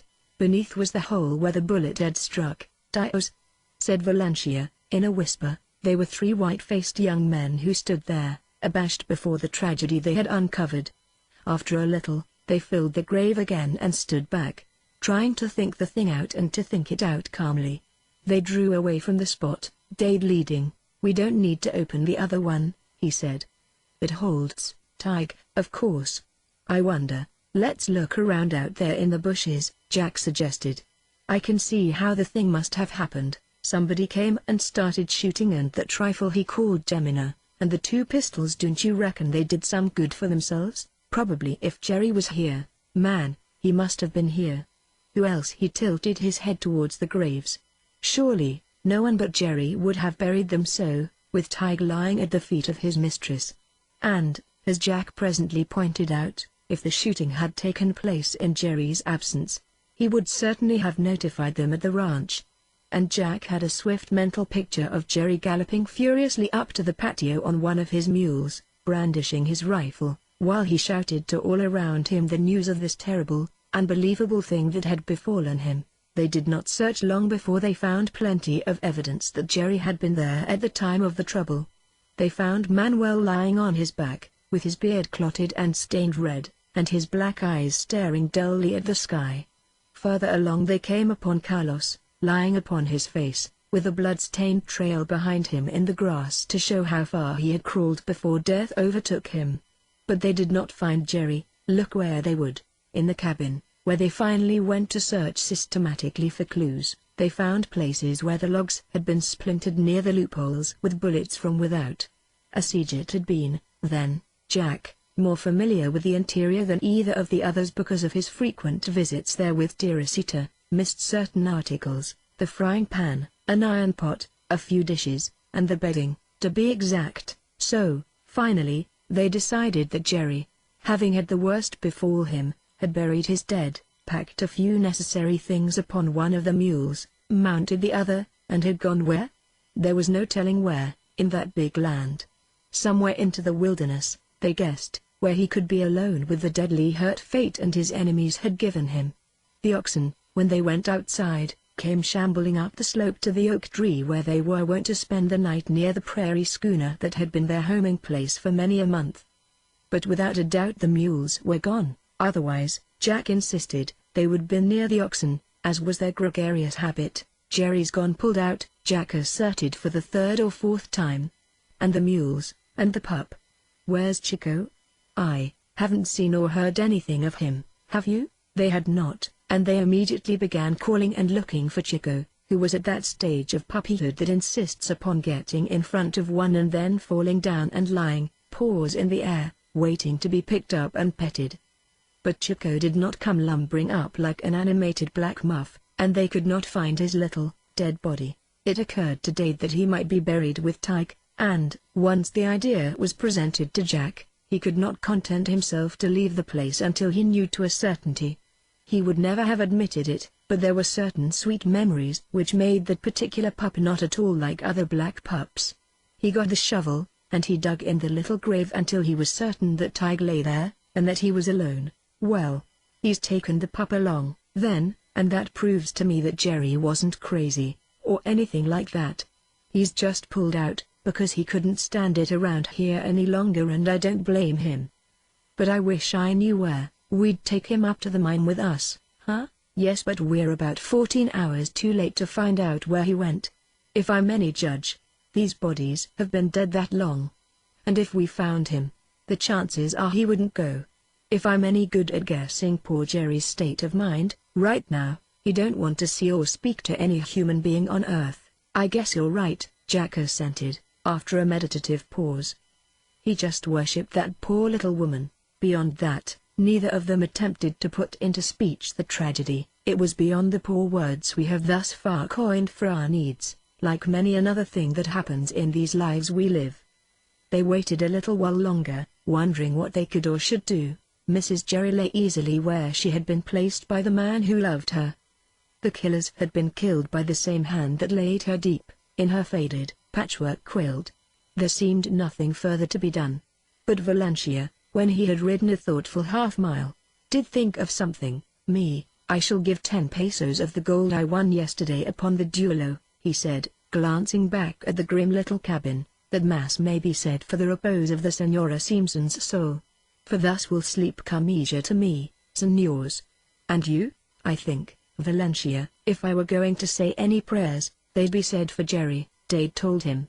He needs them worse than she does. Oh, come on, Dade, let's be getting out of this valley, Jack urged irritably. And I hope, he added, I'll never see the place again. But, señor.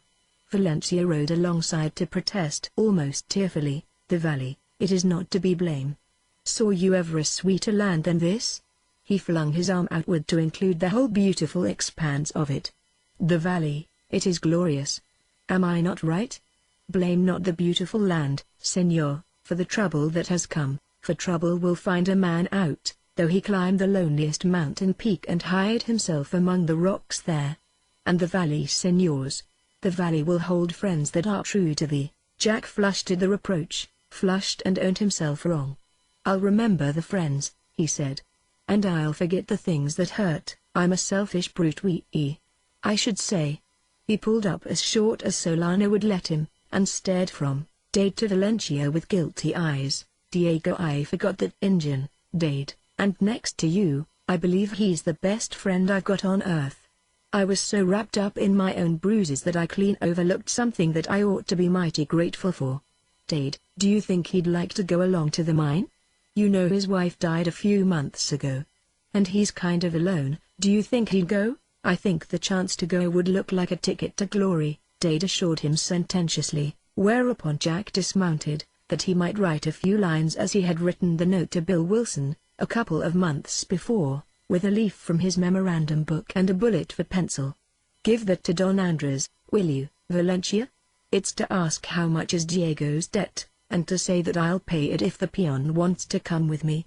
We'll wait in town until we hear. Perhaps Don Andres will let you come up with Diego, that is, if Diego wants to come. You ask him, Valencia, he will come, señor, nothing would give him greater joy. And, he added wishfully, but for my sweetheart, señors, I would ask that I might come with you also. You stick to your sweetheart, Valencia, if she's true, Jack advised him somberly. Now, Dade, I guess we're ready for the long ride to supper. Why don't you kick me for being such a selfish cuss? Maybe because I'm used to you. Dade's lips quirked humorously after the retort. You're just Jack and you couldn't be any different, I reckon, if you tried. Well, come along, then. Adios, Valencia. Once more they shook hands solemnly with the vaquero, who had no smile for the parting. Adios, adios, Valencia called lingeringly after them, and held his horse quiet that he might gaze after them until a willow bend hid them finally from his view.